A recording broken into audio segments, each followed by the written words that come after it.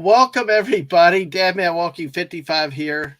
Dadman Walking 55 here. On the East Coast of the U.S. at 2 minutes after 9 tonight. Appreciate y'all being here. Looking forward to a really incredibly special show tonight. Something definitely different. You know, everybody knows I'm a normal Star Wars person and stuff, but really a chance to branch out into a different universe, a different galaxy, and you know, really something special that brought back some childhood memories and a very near and dear show to my heart and the heart of the people that I will have here. And, hopefully a lot of you that show up and really means a lot to you guys. So, hey, just thank you in advance for being here. I'm going to make sure the tweets are out. Everything's been notified, and we're going to babble for a few minutes. So I want to say a little bit. Thank you again for everybody. Make sure if you're on the Twitch side, you follow us on Twitch. We're at 91 followers on Twitch. On this YouTube side, make sure you smash that like button, tweet it out, share out the stream to others to help our algorithm. But hey, most of all, make sure you're still subscribed.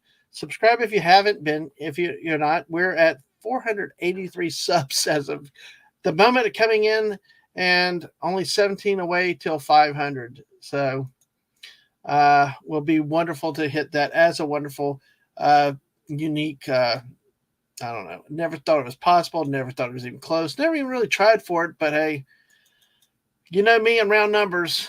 You know, I like round numbers. So that's kind of the thing. And who else that knows me and round numbers that likes to give me a hard time about those round numbers other than the great Lisa from YouTube? Hi, Dad, man. I was laughing about your your round numbers. Exactly. I know. The two, you give me hard, the round numbers and multitasking. Come on, 18 people, get your neighbors and the local drunks and the cats and the dogs so we can give them 18. All right. Hey. So he can stop worrying.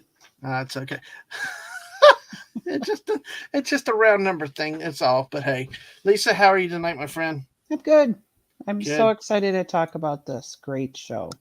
I am too. I am very much so too. So I know. I hope I don't frack it up. There you go. Oh yes, I learned several things watching the classics again that I never either knew back then or did not realize. So hey, welcome, my friend Lisa. So thanks for having me. Absolutely. Well, the next member of the panel, I'm going to bring in like my buddy the other night when we decided to be the showman and put the showman in the background so he could rest a little bit. It's nothing says showman like an accountant and an IT guy. It's the great JT Kirk. Hail, JT. Hail, Dadman. Hail, Lisa. Good evening, everybody. JT. Dadman, I have been waiting for this for 2 or 3 weeks now. I am so excited to be here. Yeah. Well, I really want to talk about this. And I was doing a marathon rewatch just so that way I could get the show in front of my mind that much more too. So wow. Admiral Teague is already being controversial in the chat. Baltar did nothing wrong. Oh. Yeah. Well, we'll have to talk about that a little bit more. Hey, that's like some people like Darth Vader did nothing wrong, but yeah, Baltar. All right. That's a good, and of course there's differences, I guess the theatrical release was different than the television release, but maybe we can touch on that a little bit later. So, but I guess Admiral Teague might like the poor misunderstood guys. So, well, welcome. I'm glad you were excited for this. All right. So we can go as long or as short as you guys want tonight. So I've got caffeine, so we are good. We are good, right, sir. All right. Well, we will greet the chat in just a second. Thank you for 7 people that are already in here tonight. Make sure you share it out. We'll see how many people get here tonight. But hey, most of all, let's have fun. Let's enjoy looking back at the original that started the old Battlestar Galactica series. So with that said, JT, Lisa, we got to bring in the showman himself, the showman of showmen, the guy who has rested up. You said you binged for days and stuff. This guy's probably been hyped up for days for this and has saved himself up on streams and all just to come in.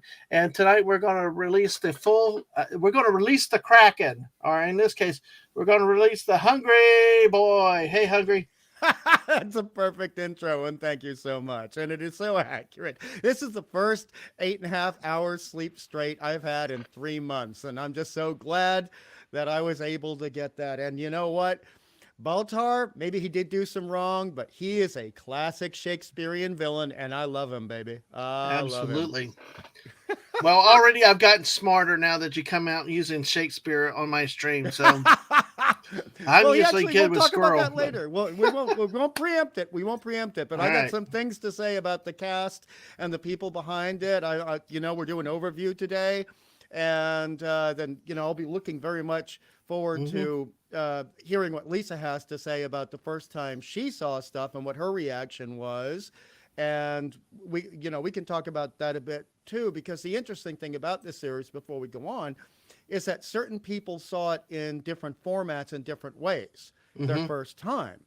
And it's always weird to have somebody see it in the theater in a certain recut way, not censored, but recut way, and then the rest of us saw something else. Right, exactly. We can touch on that a little bit later, because I did read that and some of the stuff I was catching up, because I've only seen the television version, and we had Baltar.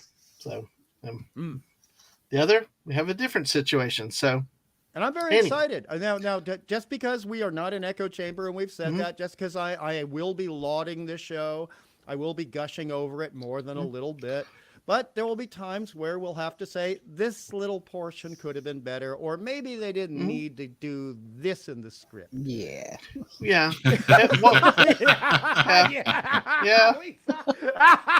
It's not perfect. No. But I tell you what, it gives me my pew-pews and bang-bangs. That's what I want. Which also goes to a little bit of the controversy back then, because there's some things I learned about it between that and the other science fantasy. Oh my God! I gotta say, Archer Collin, yay! Caught the fracking stream. Good to see you, Archer Collin. I got it because I know he's 5 hours across. So let's get to the chat. Archer Collin, great to see you here for I think the first time I've seen you. So let's get through the chat. Okay. Castle came through earlier. He had a meeting. Had to shuffle off too. Great. Always see the Castle. JT, you're here. Are you? Hi. We'll see. All right. Atwood. Hello, Atwood. And hello to Sci-Fi Mombi. Welcome. Good to see you tonight. Sci-Fi Mombi. Yay. She's great. Exactly. Yeah. Oh, yes, exactly. So I'm waiting to see the interaction. And it's the great Admiral Teague, who is actually going to fill in about 2 weeks on college football with me. Oh, great. Yes, Teague will come in and he's going to research. He's going to be Teague. I'm excited about that. We actually talked NFL. Enjoyed it. So, but hey, the congrats Jets on fan the Jets. in the room. Yeah. And thank you, the Dallas Cowboys. Thank you, Teague. Well, also, when Teague is talking sports, I'm just going to advise everyone to have an extra vitamin B shot that week, because, man, he goes fast and furious. Oh, that's the only way to do sports. That's the only way. I'm not going to digress, but that's the only way to do sports. Fast, furious, and balls to the wall and hit it hard. So, Ouch. Anyways. So, yeah, exactly.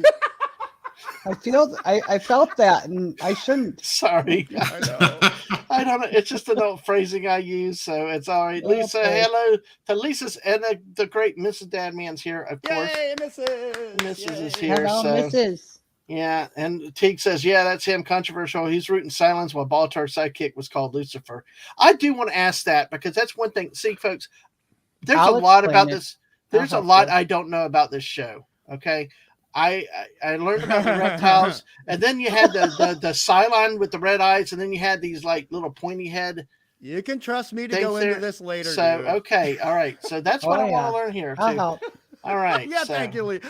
Sorry, my apologies. Trust us, okay? Look, We're here to help. It's like the Three Musketeers and then the Four Musketeers. Everyone has a specialty. Yes. Right? Exactly. I have boobs. Well, there you go. There you go. All right. That is a specialty. Well, we got balls and boobs in the first 10 minutes, and so there we go.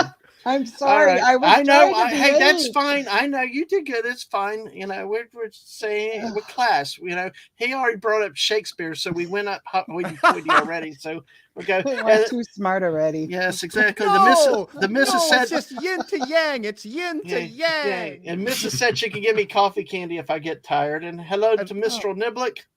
Good to see you. So And Lisa, Yeah, you my don't get buddy. to. Lisa, you don't get to say yin to yank. You don't get to do that. Oh, oh that's not gosh. fair. Okay. Hey, listen, JT Kirk did a big marathon. How many episodes did you watch in how short a time? I watched the whole season in about a week and a half. All right. See, So, there you go. 20-some. Yeah. There you Depends go. on what you count as a two-parter and what's not, so. Exactly. Right. Oh, So, Archer, I'm sorry that it was not Roddy McDowell, but that was a good guess. Oh, hold on. I'll get there hungry. Remember, I'm on StreamYard.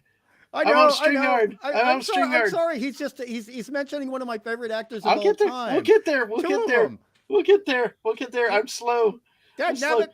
We took a squirrel moment already on a non-squirrel. Yes, yeah, Archer Colin, good to see you, my friend. And we've got the Squeaka calling you perfect, Lisa. I love you, Squeaka. We all Mwah. love Squeaka. Exactly. So, all right. So, But No I'm blue still cheese. not going to No marry blue you. cheese. that's No good blue to see you, cheese. Squeak. Okay, Art Collins says the original gave us Jane Seymour and later Anne Lockhart. What more do I need to say? Yes, exactly. Don't start that because I have better ammo than you guys do. Hey, listen, I got a great first poll question of the night.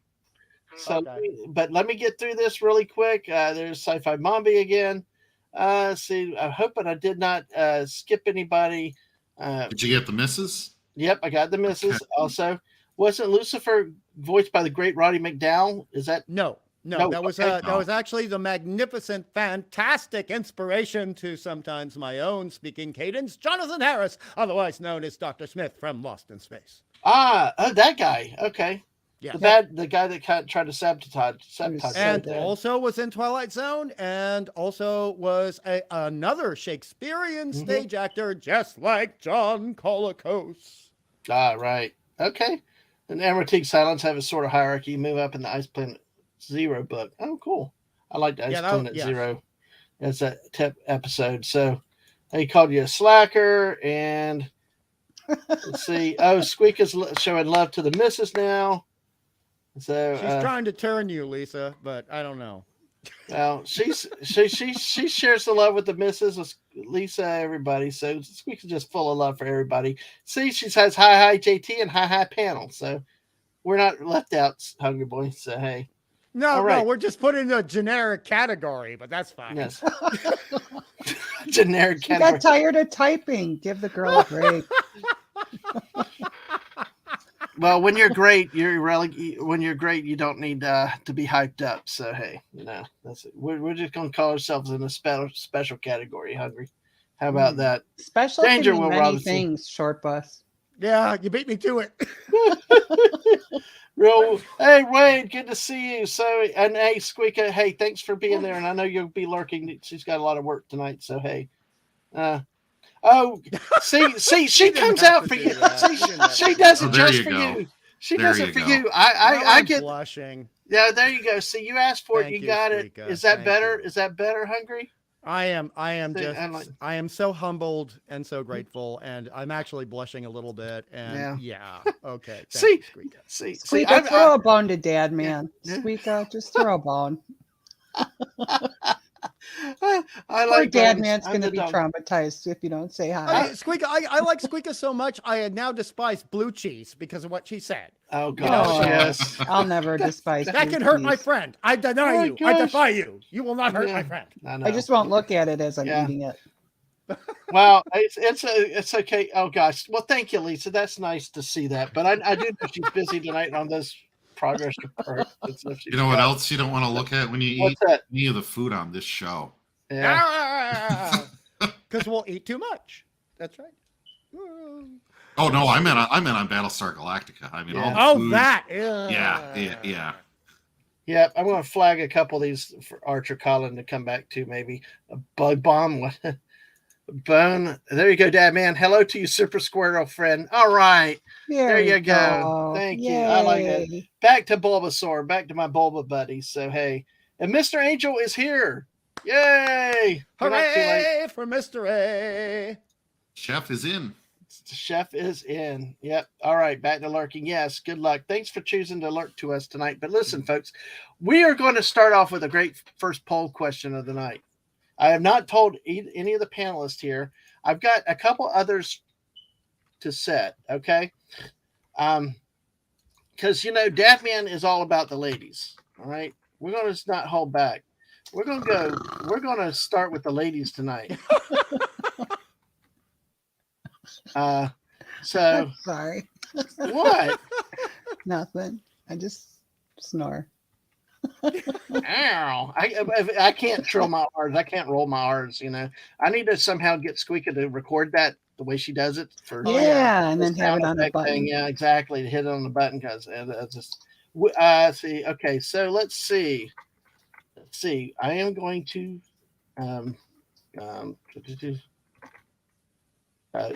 of course now I cannot type and talk. I will you're doing the ladies, so I assume you're going to do Jane Seymour. Yeah.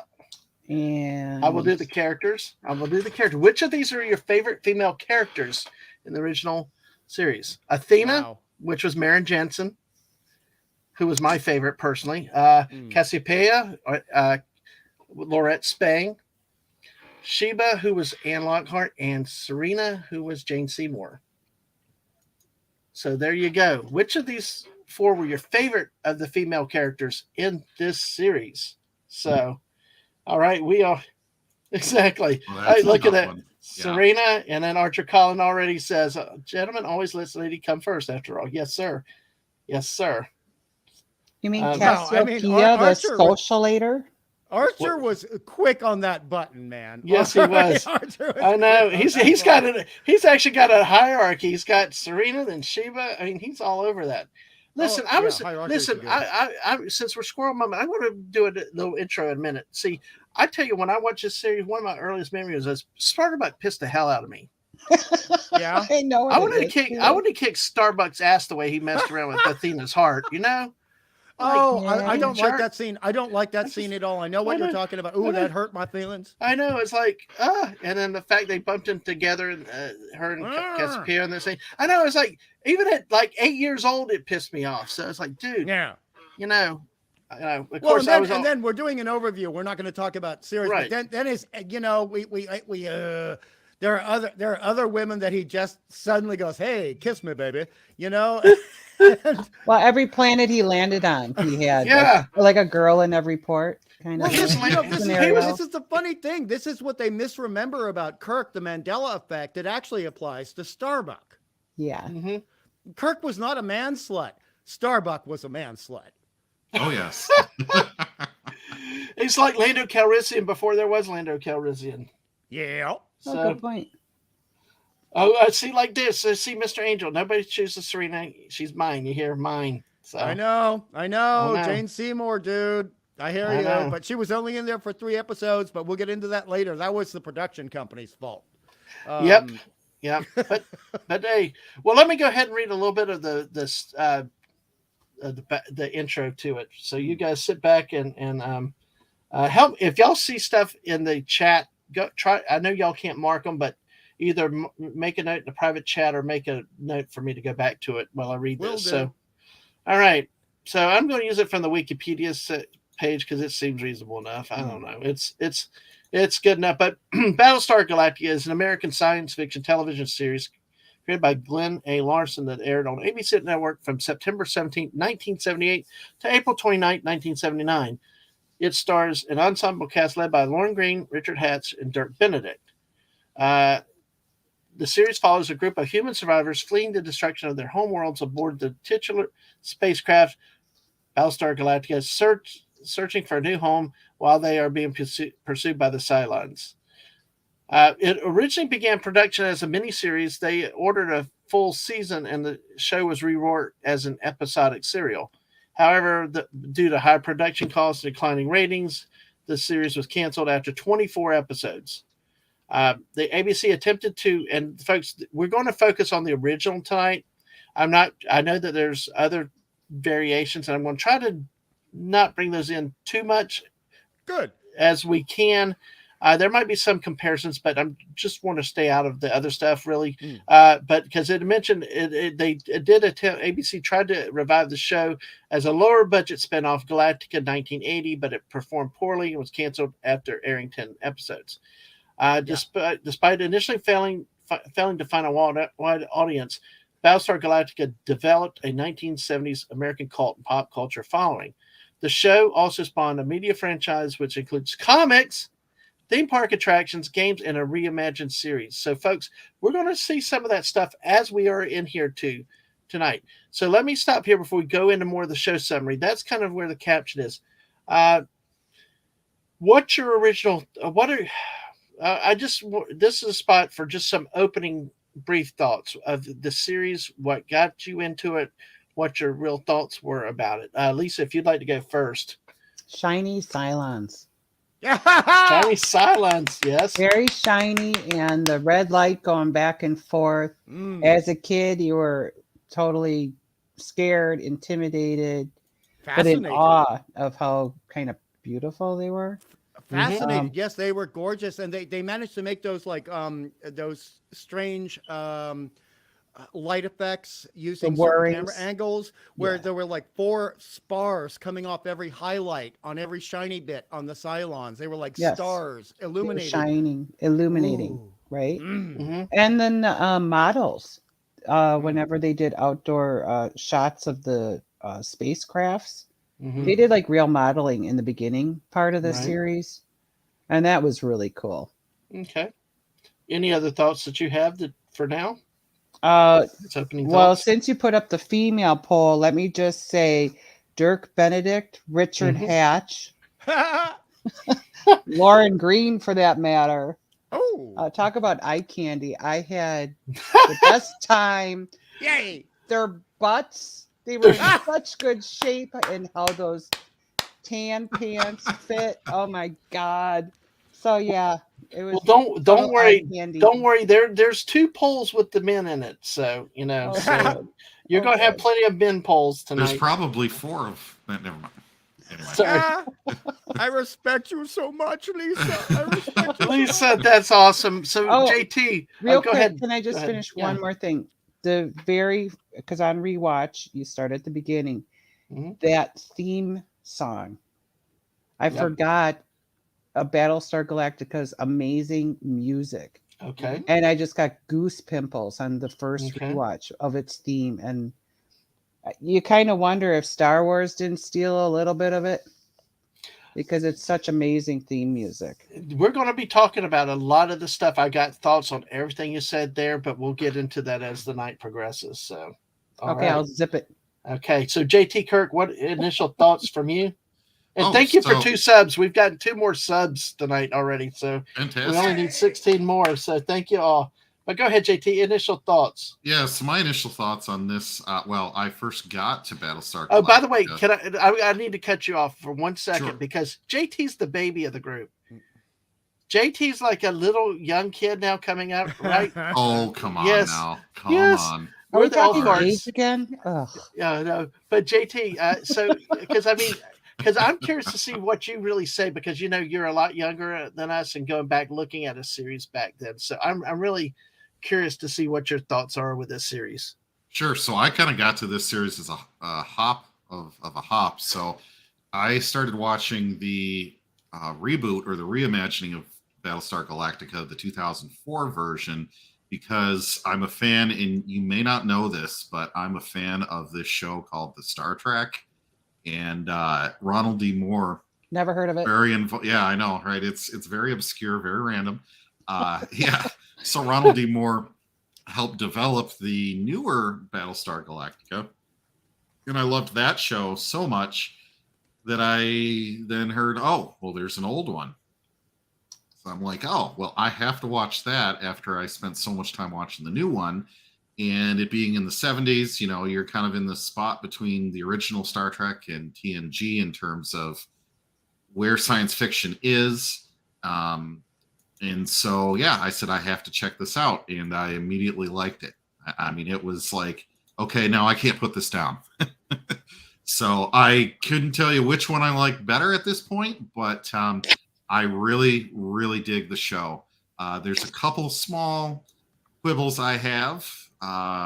We'll go into that later, maybe. But overall, I like what they did. I can see a lot of parallels with Star Trek and Star Wars at certain points if you want to make those comparisons. But the show does its own thing, which I enjoy. It's not afraid to be its own thing. It's not trying to copy anyone else.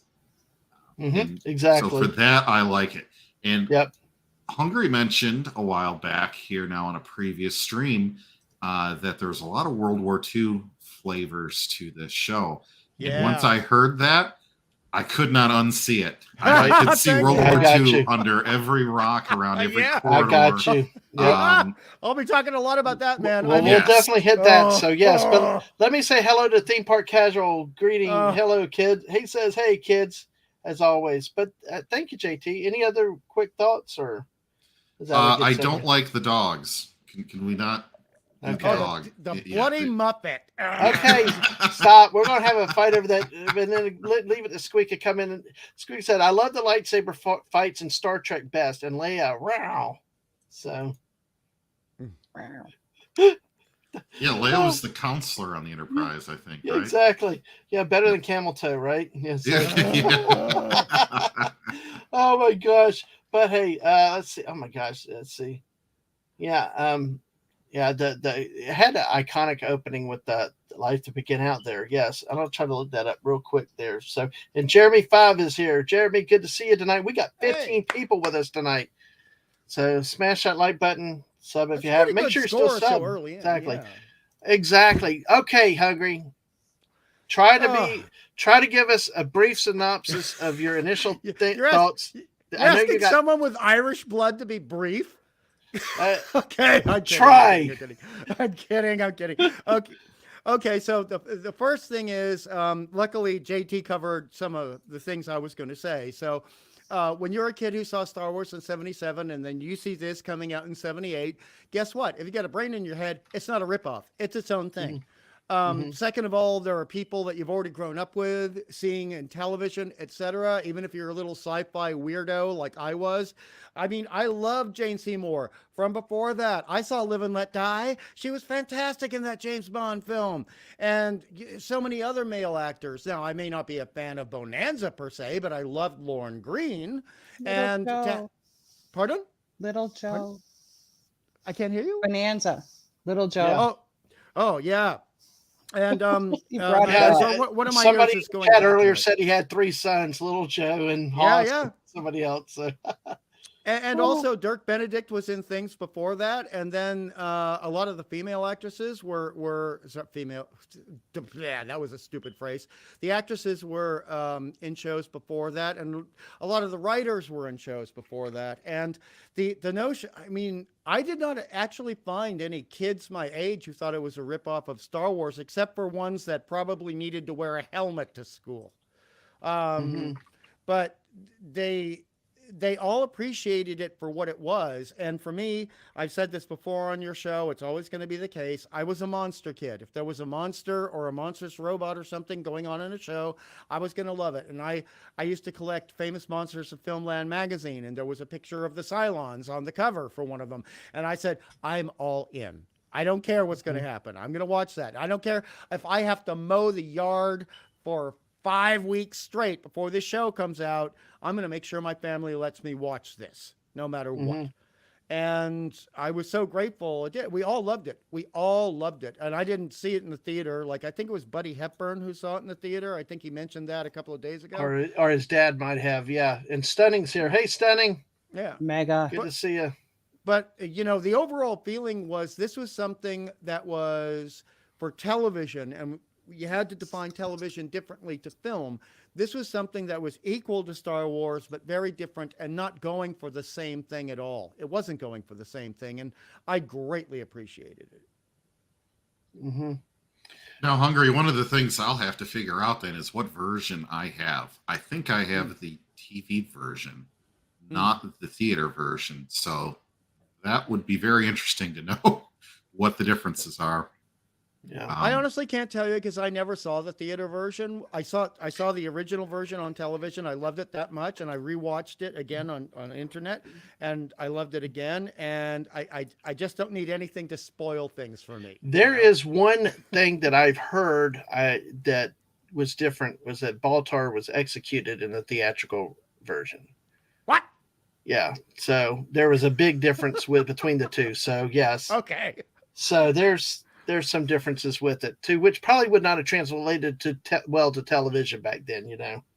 True. So, but hey, let's see. I'm going to focus that. I do want to. Yeah, exactly. Admiral Teague said that right there too. Yeah, that's what I heard. Yeah, well, for YouTube parlance, we'll say deleted. Yeah, it's okay. Yeah. It's a war. It's war. But hey, listen, what somebody said, and I could not find who spoke this in Hungary. You may know it, but it has the iconic opening. Like Lisa talked about that music, that fanfare that hits you right at the beginning. Oh, you mean the voiceover? But the narrator was the white That's disc. Patrick McNee, who plays the Imperious leader, who was uncredited. That's what I thought. I thought I recognized the voice, but Patrick McNee. What else did Patrick McNee do? He was John Steed in the Avengers. Okay. Oh, that guy. That guy with the bolo hat. Okay. Don't say homo hat. Don't you do that. No, I said bolo. I said bolo. Bolo. The bolo hat. Here we go. I said bolo. Clean out your ears. So, oh, jeez. Bolo. Buy one, live one. Okay? Bowler hat. Bowler hat. I thought it was bolo. Okay. No, anyway. Maybe it's I'm thinking of a weapon or something. It goes back for over 125 Okay, years. bowler hat. Okay, at least I didn't say polar hat. I thought it was bolo. Anyway, all right. But hey, well, Snorta Poopas isn't here. It can't be a polar hat, right?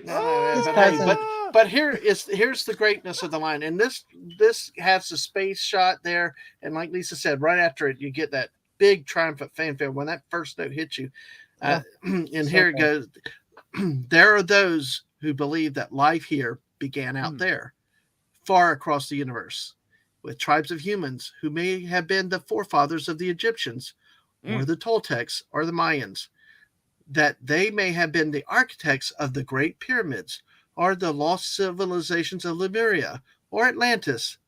Some believe that there may yet be brothers of man who even now fight to survive somewhere beyond the heavens. And then boom, you got the fanfare. How about that? That has got to be one of the best introductions in television history for any TV show. And when you saw it, there were these beautiful special effects for the time, you know, with different star fields and different cosmic ray effects and different gaseous celestial effects, the best they could do at the time. And it really brought you into the mood. It did. Yeah, you got the feeling of outer space, but you know what happens too is that, so many of our modern shows, the intros are just like a flippant thing. I mean, and I'm trying to be careful how much we compare to different things, but I think in this case we need to kind of spend some time because, like Lisa pointed out, how majestic that fanfare was, how it comes in and it sets the tone and it gets you into the mood for the show. It does.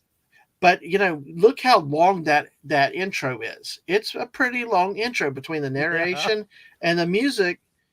And then, but you look at modern shows, you might get 20 seconds of an intro. I mean, heck, Cheers has a great song, but it's like, it's in and out and all. But now, like the Star Wars shows that come in really have no introduction like that. You're kind of like, you might have a sound effect, the show starting and a couple credits.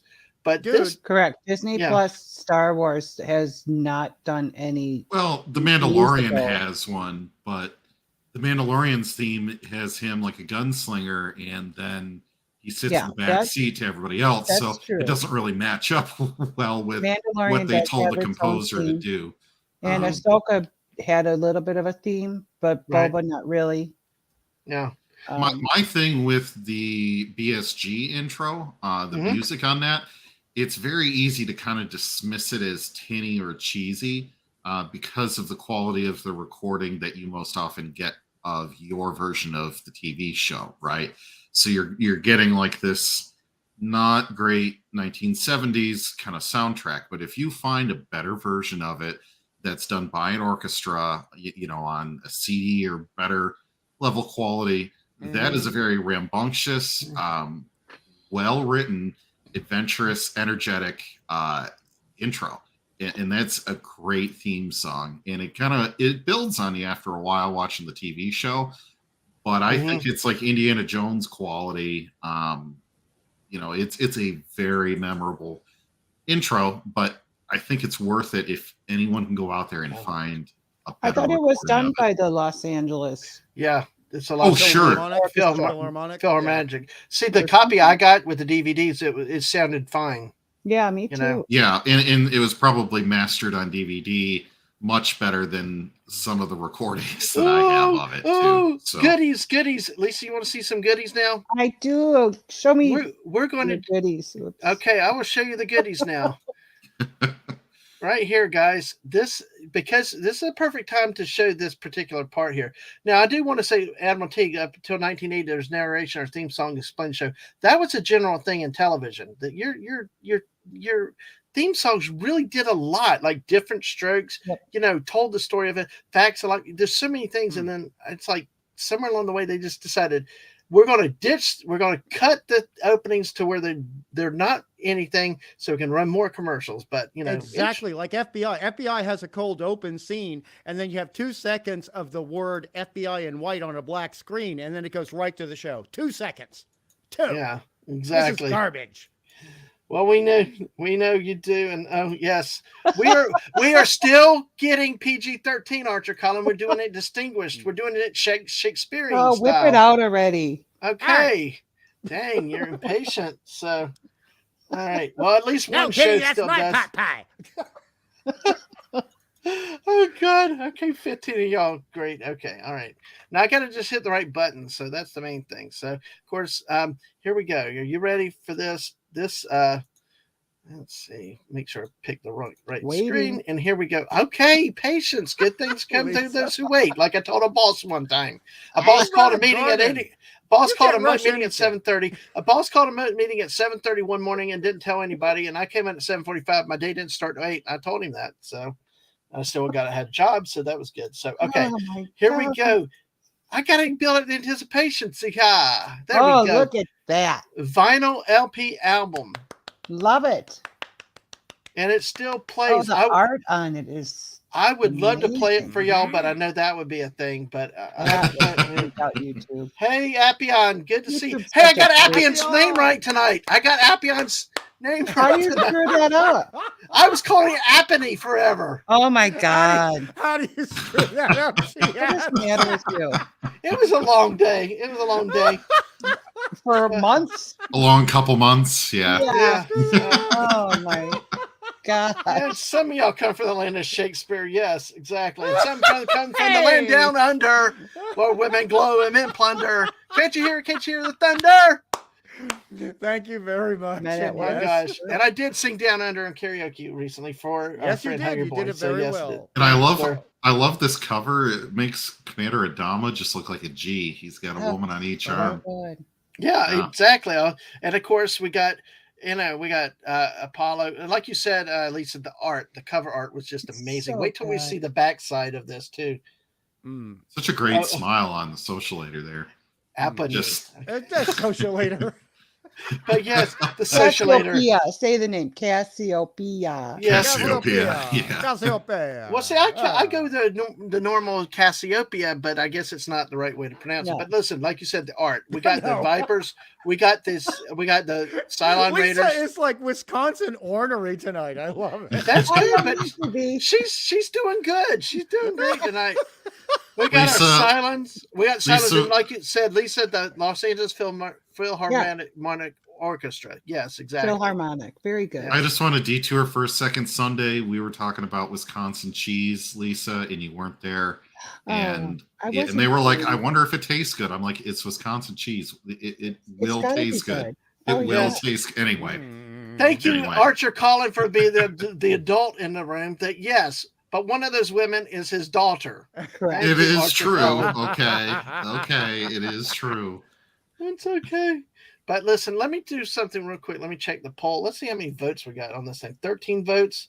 Wow. Serena leads it with 38-31 over Sheba. Athena 23. Cassiopeia 8%. Wow. I'll leave that open just a few more minutes. Wow. I'm a little surprised by that, but hey, I'm kind of curious with that. So, but the art, it was amazing. Just and this is a bad photo picture. So we got our Vipers, we got our Cylon Raiders, we got a base star. The ships were so cool. Mm-hmm. Exactly. Vipers. Oh my God. Exactly. So we got, of course, the good likenesses of Richard Hatch and Dirk Benedict. Really. Mm-hmm. Of course, we got Boxy and everybody's favorite Muffet. Muffet. Yay. Little Muffet. Muffet. I like the dog. I like the robotic dog. Are we going to go to the dogs right now? Oh. Well, we can wait a little bit longer. So, but yeah. So we'll do that in hour 12. Yeah, Lisa. exactly. Hour 12. I like Admiral Teague is chiming in. There's a little weird. Joan Lockhart's daughter ends up with Ben Cartwright's son. So hey, there you go. Oh my goodness.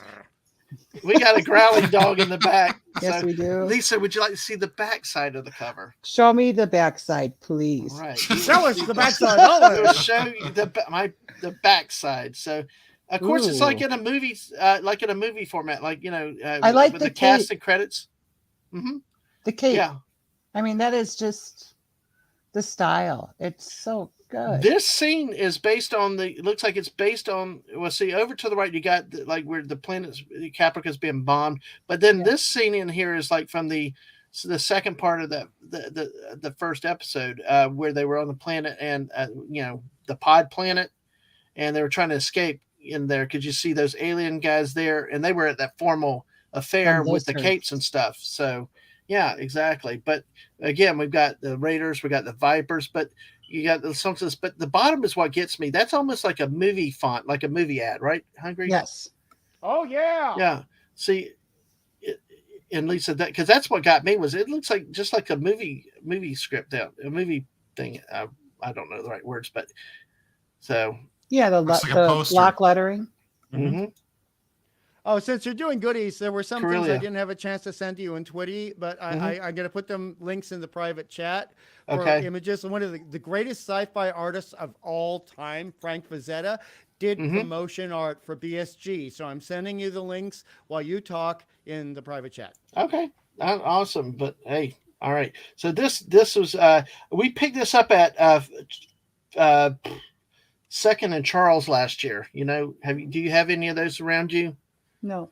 They're like a used bookstore, used book, used records, albums, LPs, and they're like a gift store. Yeah, exactly. So I mean, I got this. I also got the album for Space 1999 also. Oh yeah. Yeah.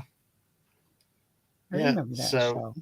I know. So, and Mr. Angel says that the artwork, the surviving storyboard art, is worthy of a museum. Yes.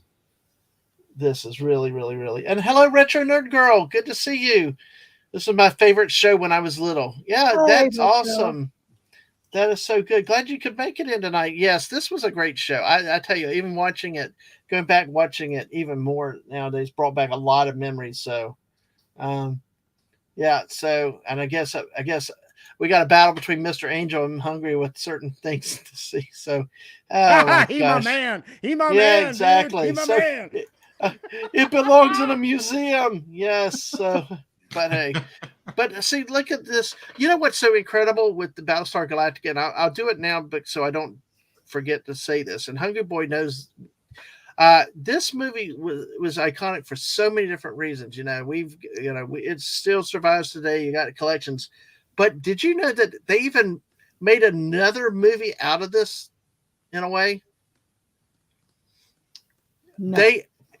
Riff Tracks, and Hungry Boy knows what I'm talking about. Riff Tracks tore apart a movie called Space Mutiny.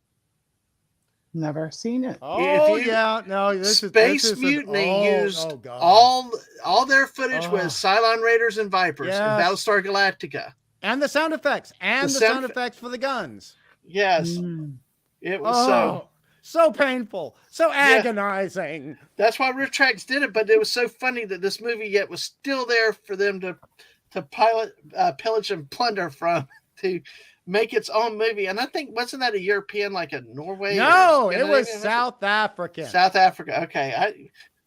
I knew it was something over there.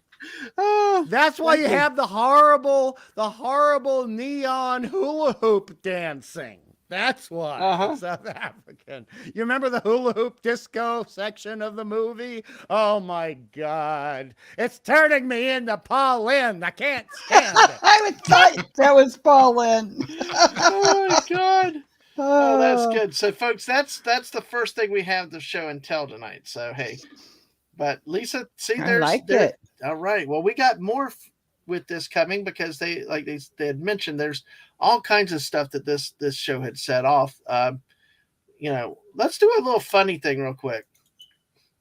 All right, because this is kind of what I think of you guys tonight. Of course, we need one more in here, but it would be good to of do me this personally. This is what you think of me personally. Well, all of you guys, together, all of you guys together, like this. This is what he's saying it, Lisa. He didn't say y'all. He said all of you guys. Yes. Yeah, there you go. But here, we're the fracking toasters. I like that. Yeah, I back this up. Even though it's digital art, I back it up. Courtesy of Mr. Angel out there. Very nice. Cool. Very nice. So absolutely. But hey, so let's look at go into the synopsis a little bit more with this. So if you have memories of the show in the chat, feel free to share it what you want. We'll try to hit as much as we can. Got a lot that we're got on the agenda to talk about. And so, Retro Nerd Girl. Yeah. Like Space Mutiny, Guilty Pleasure. It was bad, but fun. Yes, exactly. It was. You can only watch it on MST3K or Rift Tracks. You cannot watch it alone by itself. No. Seriously, it's that bad. It's pretty darn bad. Yes. They use retrofitted golf carts in a chase. It's that bad. Yes, it was. What do you have against golf carts? But hey, look, Admiral Teague is on fire too. Now there's a real metal band. Hey, oh God. So, and of course, remember they didn't appreciate Baltar's vision for humanity. Well, we will see. With 16 of y'all still here with us already, thank you for being here. Hit the like, subscribe, all that stuff. Yeah, he is. I think he's a big fan of Baltar's. I'm a fan of John Colicos, who played Baltar, but I'm not sure I'm a fan of Baltar himself. No, I wouldn't be. I mean, geez, can you trust the guy?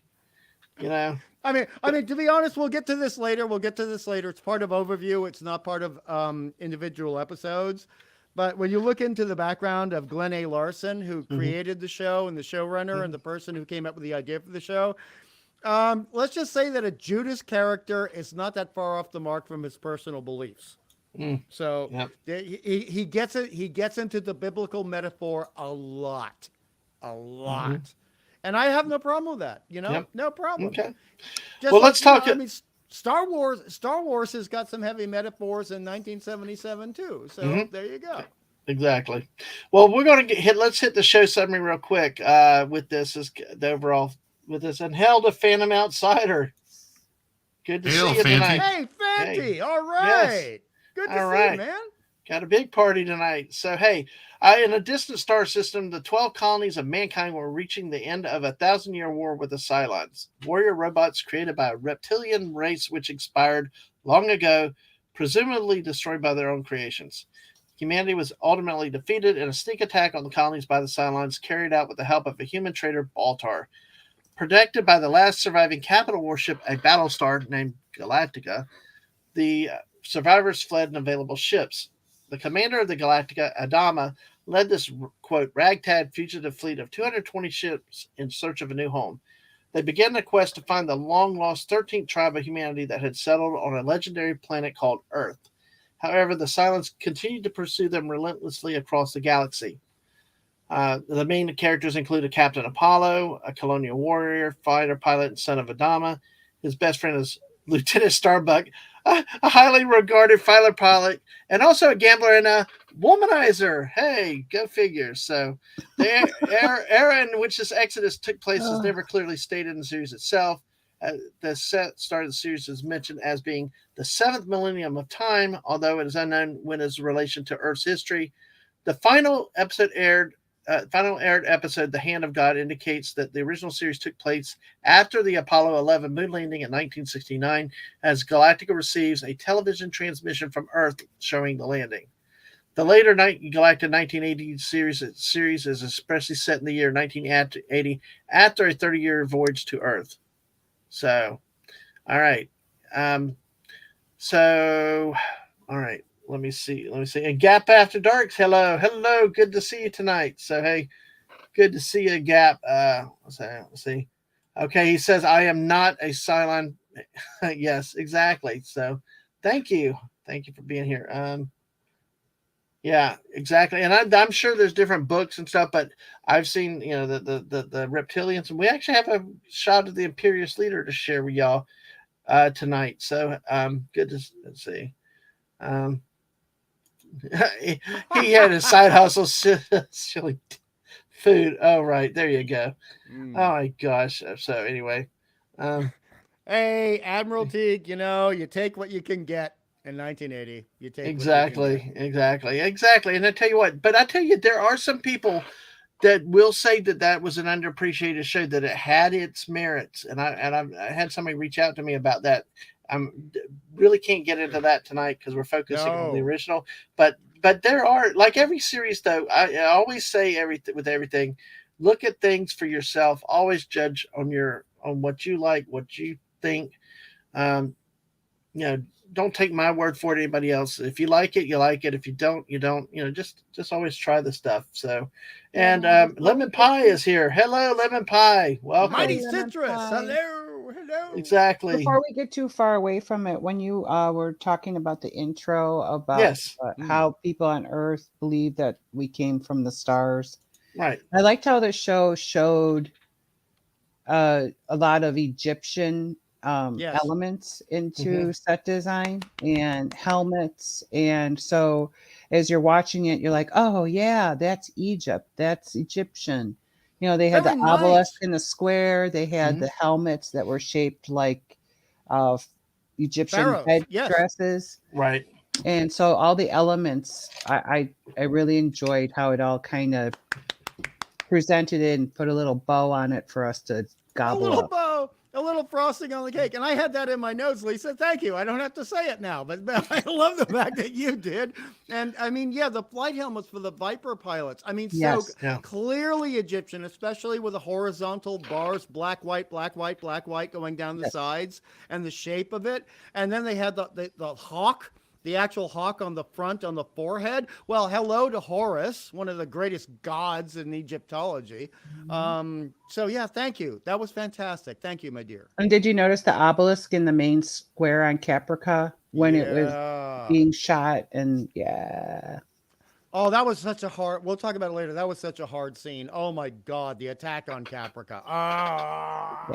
Yep, exactly. But I also like all the names and stuff. Like Cassiopeia is actually a constellation in our hemisphere, and then you take Athena and Apollo, that was from like the Greek or Roman. As is Athena. Right? And Sheba from the Bible. Yes. So a lot of little bits and pieces of our own history is dabbled throughout this show. Which intrigues our science fiction minds, even when we were little kids. Yes. It made it believable. Yes, exactly. Good point, Lisa. There's a lot of reality and mythology and other stuff based in it, because like Archer says that there is or was a real theory that life came from elsewhere. Panspermia refers to very simple life on a microscopic scale rather than involve humans. Yeah, and there's so much of reality that's come into it. You get your mind thinking it's like, hey, this is cool. Life did come from something else, and and I think when a show has that kind of base in some reality, it generates more interest, And then they have to spoil it with Starbuck always sucking a cigar, but that's okay. That's okay. Just as long as he didn't mess with my Athena, that's that. I was ready to fight as a 8-year-old punk. You got a fine woman like Athena, and you break her heart like that. Anyway, I actually hated Dirk Benedict for a long time after that. But after a while, Athena just didn't even seem to care anymore. Yeah, Did you notice that? Yeah, but I think they kind of got a neutral thing. But that's how long it stayed with me. It was even in the A-Team, I didn't like his character there. Oh yeah, no, I hear you. But also, you and Lisa do. You and I. It's like you would have been Huckleberry Finn. I would have been Tom Sawyer. Lisa would have been Becky, and we all would have cheered when Athena saw Starbuck messing around PG-13 with Cassiopeia, and she steamed him in the torpedo. Oh yes, I saw that. Yes, I like that. I didn't like him getting steamed. I liked Starbuck. Hey, look! I was an 8-year-old boy and in love with a character actress like that, and some jerk messing her over. Yeah, damn straight. Like I said, I didn't even like him in A-Team for the longest time. Steam the sausage. Steam the sausage. Hey, he was fast and furious, not only in the cockpit but with his women. I know. Captain Furious. That's all I'm saying. Captain Furious. Can't tie a guy like that down. Leave Starbuck alone. Admiral Teague said it was space tobacco. No big deal. So, and Lemon Pie said actually that he has not watched the show, but it's on top of his watch list. It is on Tubi. Go try it out. Kick it by all means. Give it a little taste. You might like it. So exactly, and that's another show, and if all that gunfire, nothing happened. So I know. All right, now see, Mr. Angel, Starbuck was his favorite character. So I'm going to go ahead and close the ladies' poll in just about a couple minutes because I want to get onto some of the guys. So it's in his name, Dad Man, Starbuck. Buck is in charge of a lot of emails. Listen, I don't care. I am Apollo by the book accountant nerd. Well, Apollo is a great man too. I know, but no, we don't need your hormonal. Great. But see, look, this guy is one step from Riker. This one guy's one step from letting his libido destroy the whole fleet. Oh God! But I gotta make a joke for Lisa. Okay, Dirk Benedict, who played Starbuck, actually referred to the new Starbuck as Star Doe to back up your joke. Yeah, I guess. But I will tell you, the parallel with him is the Riker. Let's see. Let's get the libido to get us off in that, blow up our whole fleet. Anyway. But he was a great opposite to Apollo's character. Yes. So you saw the philanderer versus the really I'm not good guy to probably you'd want to have a life with. No, I know. But at the I'm talking. It was funny how I viewed it as an 8-year-old kid, though. Oh, it was like I was so black and white, and it was like bad. But Lemon Pie, I don't know. I'm sorry. I thought you said it was on Tubi, but if you can get it to do it. But hey, look, Retro Nerd Girl had a big crush on Starbuck to the point my mom had to intervene. That's excellent taste. I totally That's still PG-13. I respect your mind, Retro Nerd Girl. I respect your intellect. You phrased that in a perfect way. That will escape the censors. Thank you very much, ma'am. Thank you very much. Feathered blonde hair. Why wouldn't you?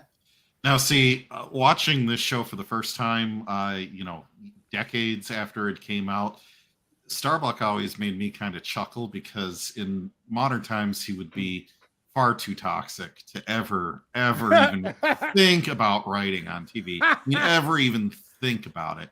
So whenever he did something that was outrageous to our modern sensibilities, I just kind of laughed and said, "Yeah, that seems like the '70s in TV, all right." There were 5 characters who smoked on Battlestar Galactica because I counted them 5. Mm-hmm. And that was fine in 1978. And I'm not even going to be an anti-smoking insert word here. I used to smoke, but the thing is, I don't have a problem with that looking at it in the contextual lens of 1978 to 1979. I got no problem with that. My problem is being a geek and going, you're mixing a little bit of the modern day stuff with what should be outer space stuff from a culture that is 7,000 to 15,000 years older than us. And the Battlestar itself, according to reports, is over 314 years old once the first episode takes off. Now, that's okay, but I understand we were not people on YouTube. YouTube did not exist back then at all, and they had to do stuff for people who needed it to be relatable. You had to relate to the bulk of the American network audience. We didn't even have proper cable TV back then, for God's sake. Hey, even Muffet smoked, so why can't you like Muffet? Muffet, you're gonna torture me. So we're going to get into that. Hungry, but I don't even know, Hungry, if anyone else thought this but me, but there's an episode towards the end of the season where Starbuck goes into the lower levels on this planet with a thin atmosphere. No. We'll get there. Okay. We'll get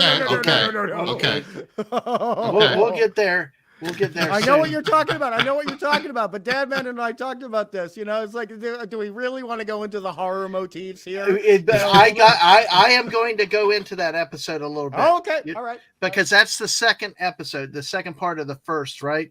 Well, I was just going to say the guy that smokes all the cigars goes into the thinnest atmosphere. And I'm like, oh, this could be a problem. Oh, my gosh. Well, let's see. Well, hey, Phantom Outsider said there was a Galactica nod in the original A-Team Open when face signals at a Cylon. And look, Retro Nerd Girl comes up. Love the two boys having fun adventures in space, like Apollo and Starbuck. Need to see something like that again. I agree. And also, it's classic Americana, and I have no problem with classic Americana. It reminds me of Huckleberry Finn and Tom Sawyer. One was a little bit naughty, one was a little bit too goody two-shoes, but together they made a great team. Heroic. Exactly. Yep. And King Tut's Treasure toured America the year the movie was made. That's why they went with the Egyptian aesthetic, according to Admiral King.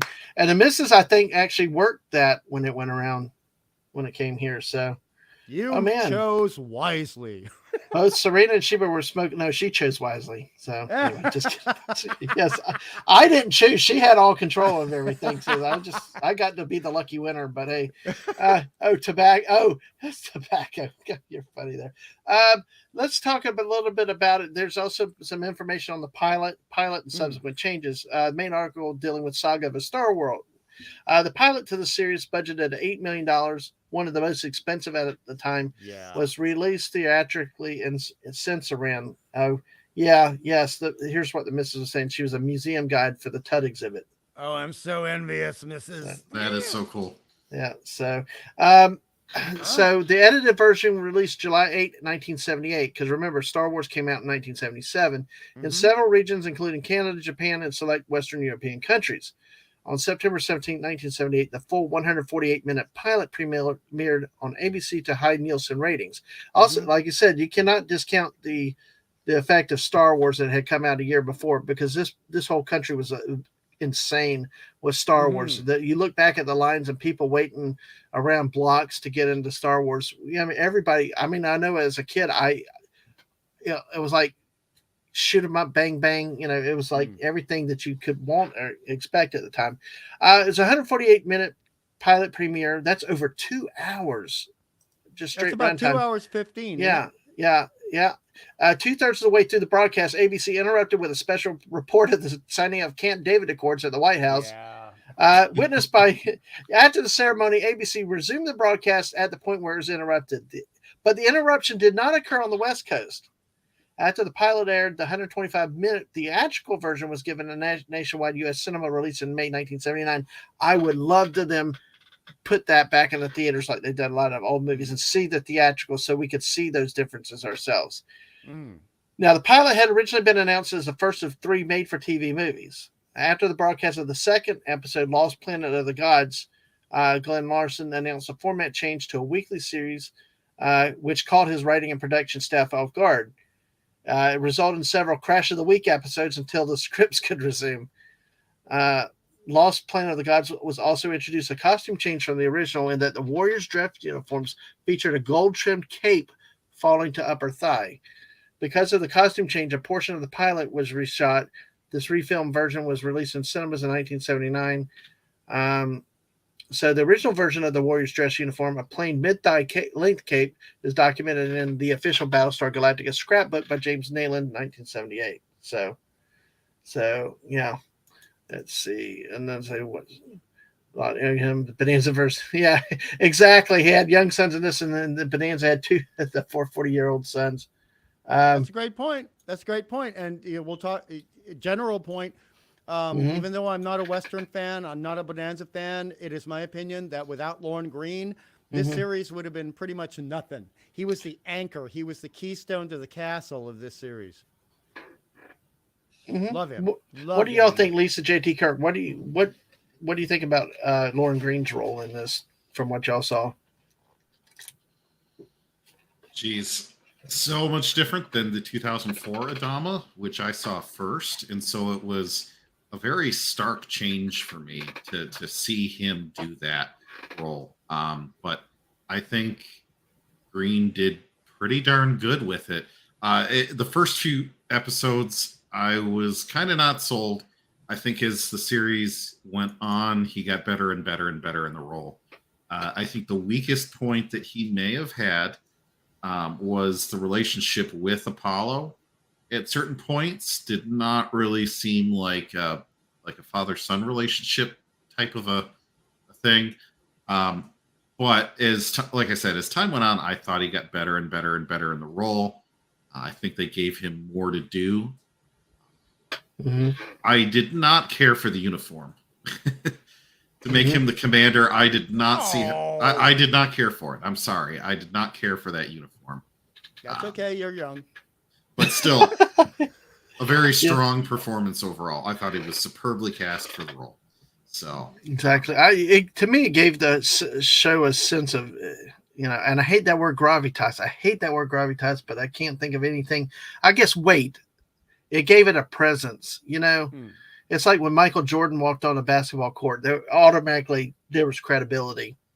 And having a veteran like this in this role gave it instant credibility. It wasn't just, rip off light of other properties or stuff like that. You actually had a serious, well-respected actor in other dramas and stuff coming into sci-fi. Because folks, and Hungry, you're old like me, and I know Lisa's up there with us too, but as I remember the time back then, they sorry, Lisa, didn't mean it like that, but sci-fi was looked down by the people, my parents, not necessarily my parents, but the older people.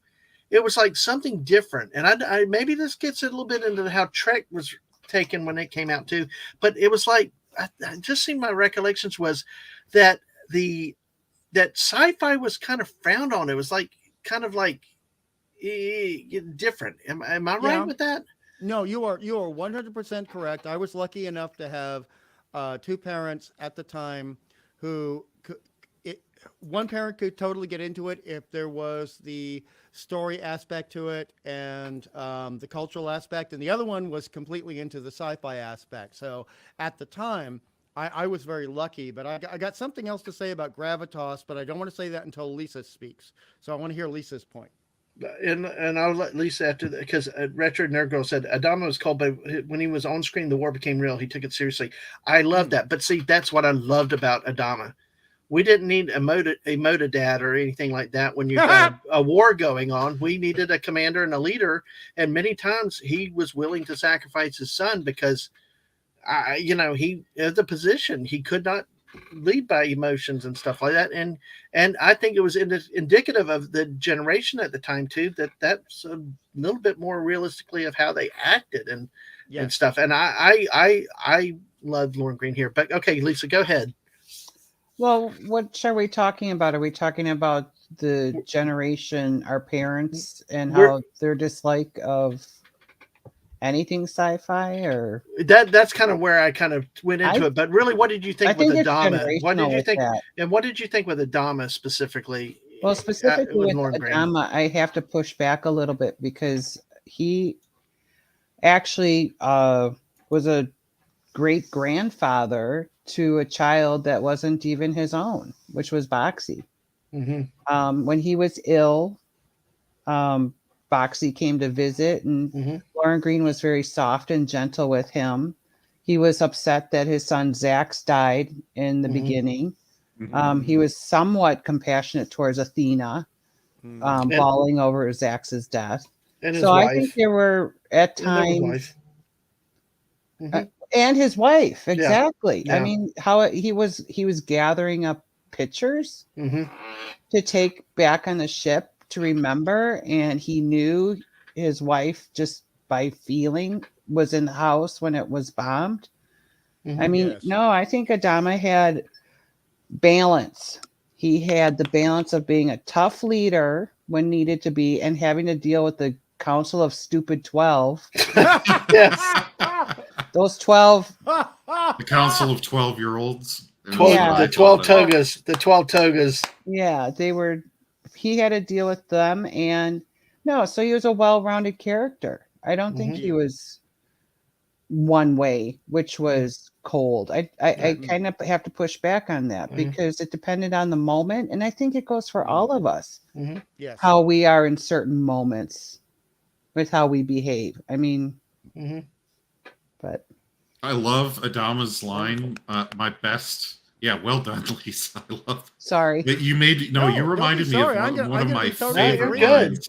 One of my favorite lines of Adama. You kind of reminded me of when he was in front of the Council of 12, and the doctor flat out. One of my favorite scenes in the whole series. The doctor flat out refused to do a certain procedure on some people, and Adama said, basically to the effect, I'll paraphrase, that the doctor just made our species worth saving. Yes. And I loved that line. It just smacked down that Council of 12. He saved the humanity. Yes, right? exactly. Or he showed humanity where humanity was lacking. Well, and I think, and let me clarify, I think really what I liked in terms of the cold aspect of Adama and those are points and valid, and thanks for the reminders on them. But it's like when it became the time to be the commander, when it became time to be the warrior. Yes. He got serious. He was willing to sacrifice even his own son to do those when needed it for the greater Apollo was willing for the whole thing. Yeah. Exactly. And because he was willing to go. So many times, though, in these shows nowadays, we get all this over emoting and over philosophizing and stuff. But this, and I think this made these characters even more powerful. The fact that they didn't, I mean, you knew they were reluctant to some degree, but they knew what they had to do. You can see his reluctance to just do stuff crazy when he was confronting Commander Kane in many of those, in a couple of those issues there. But but he was also humanity. The moments with Boxy, like you point out, the moments with the wife, the pictures of his wife on Capra, just there's so much. I mean, like you said, I think it was a very important point, Lisa, was the balance. He loved when he had to love, and he had to lead when he needed to lead. And he knew when to run away from Brett Summers. You knew when to hold him. You knew when to fold him. Yeah. No, anyway. I tell you what. Before you get too joking, can I comment on Adama for a moment, please? Yes. Well, first off, I come from I have a family with 3 veterans in them, so I understand that sometimes some people mistake cold for saying, no, I have to protect the family right now. This is what's going on. There's a situation here. I need to take the time to evaluate. I need to take the time to take many lives into account. Yeah. And I don't feel that is cold. I feel that is responsibility. When and number 2, Adama was established almost immediately as a military person to the Council of 12, whereas the rest of them were civilians. Right. And that makes a big difference. And that's why his costume was so different. And that's why I appreciate that his uniform was so different. Beautiful. And I appreciate that he was dealing with his family in a very different way, because his family is a military family, not like, Ray Milan's character, who was an architect. Is it Sire Ure? Yeah, Sire Ure. So, I mean, and Adama even says, I loved it, and appreciated, respected Sire Ure when he was younger and virile and took into account the appreciation of what the culture needed. But now he's just sitting there sucking the wine and enjoying the barbecue. Yeah. And so, Adama is holding true to his principles, where Sire Ure is like, I'm old. I earned my retirement. Screw you. The food is mine. Yeah, right. It's my stuff. Yes. No, yeah. And I just want to bring up gravitas. That is something that is often misused in current pop culture, because it comes from the Roman virtues, and gravitas is one of the Roman virtues, but that does not actually apply to Adama. The one that applies to Adama is dignitas. having dignity in any situation, having self-control in any situation, and working for the best result for the most people versus the few in any situation. It is dignitas, not. And I think I think what I was talking about was more the presence, and I appreciate the clarification on stuff like that too. But like the presence, the whole presence though, to me, it's when you get an actor of his character with his track record, it was like you got a bunch of really it was a ragtag cast at the time, but then you had this unified fleet. They said at the beginning of the show, exactly. But then you've got this veteran actor, and it just his presence gave the show, I think, a chance to get off the ground. And that's the one thing, and I won't go into the reboot series, but that was the one character that I was concerned the most about when they ever tried to reboot or anything, was how they would do Adama. And don't get me started on the reboot. No, I'm not, but I'm just saying that was the one that character that I had to have. But I love the reboot, so yeah, exactly. I know I actually did not. As do I. I did not mind it either. I thought the Adama they found the right actor real for quick, the reboot actually expanded and lifted up the original. No, I agree. It's so rare to have a sequel or a revisioning, a reboot actually be better. Mm-hmm. Well, and it honestly, I mean, I was not annoyed by that as much as I thought it would be. There were things in it I did not like, but I mean that happens in everything. But I think it did a good job with the general spirit. Even though they did some changes and stuff like that, I personally would have preferred, because what they at about 1999, because I know Mr. Angel reminded me of this, that Richard Hatch tried to pay to make his own trailer to reboot and bring back the original that looked more like the original. Well, the studios didn't like it. They decided to go this new way. I personally would have preferred that idea of more traditional of what the other was, and less of the modern look, the modern feel of it. It kept the pew pew like it is instead of the more modern warfare. But I'm trying not to get too far down that road, but more focusing on, is that I like that idea. It's an interesting point that's going to lead us to, again, overview, not individual episodes. I know, but in the original series, because you said modern warfare, the thing that was so great about the first series is that it was so much a respectful nod of the head to World War II in so many ways, in so many episodes. Oh my God. And when you have relatives who went through World War II and told you about things they had to go through, and you look at a few documentaries, you're sitting there saying, okay, a lot of people may have problems with Brett A. Larson, who created the show and was the showrunner, but dude, he did some things right too, So let's just take a breath and say, hey, Brett's not an evil demon. Yes, he swiped a couple of story ideas from other shows, but he did a lot of beautiful things for this show as well. I think, there's a balance, a little bit of a balance. Exactly. One of the other things I loved with the show was that the fact of I'd mentioned Brett Summers. All I ever remembered her doing was a recurring guest on Match Game. Yep. Do y'all remember that? But it's like, I remember Match Game. We had that episode there where she insisted on going down because they needed that vehicle, and then she went down and she was obsessed with the dog. Wasn't she married to Oscar Madison? Jack Klugman, yeah. I believe so. Yes, I think she was at one point. Yes, sorry, I couldn't think of his name. Yes. Well, at least you didn't say Quincy. I best I would have. I love Quincy. Don't get me started. We might have to have a stream on 70s TV shows. So hey, oh my goodness. So we talked a little bit about some legal actions and things like that, and some parallels, which I never really saw. I don't know. I think it's a stretch to say a lot of this went parallel to Star Wars, but apparently, and hey, he woke up. The bear has arrived. Hey. It is officially a party. We talked about polar hats earlier. Polar. Bowler hats. And we have a polar episode, which is one of the best episodes. Exactly. And, I mean, that was actually made when they thought they were doing a mini series like TV movies. Oh, and that's a whole nother kettle. That gets back to what I just read there about how they were surprised, like, what, we're doing what? But yes, because there's a point I want to make about that specific episode when I was watching that the other night, because we talked about music earlier. But in terms of the overall legal actions, the Wikipedia goes on, and all this is documented. But basically, in 1978, 20th Century Fox sued Universal Studios, who are the producers of Battlestar Galactica, plagiarism, copyright infringement, unfair competition, and Lanham Acts, claiming it sold 34 distinct ideas from Star Wars.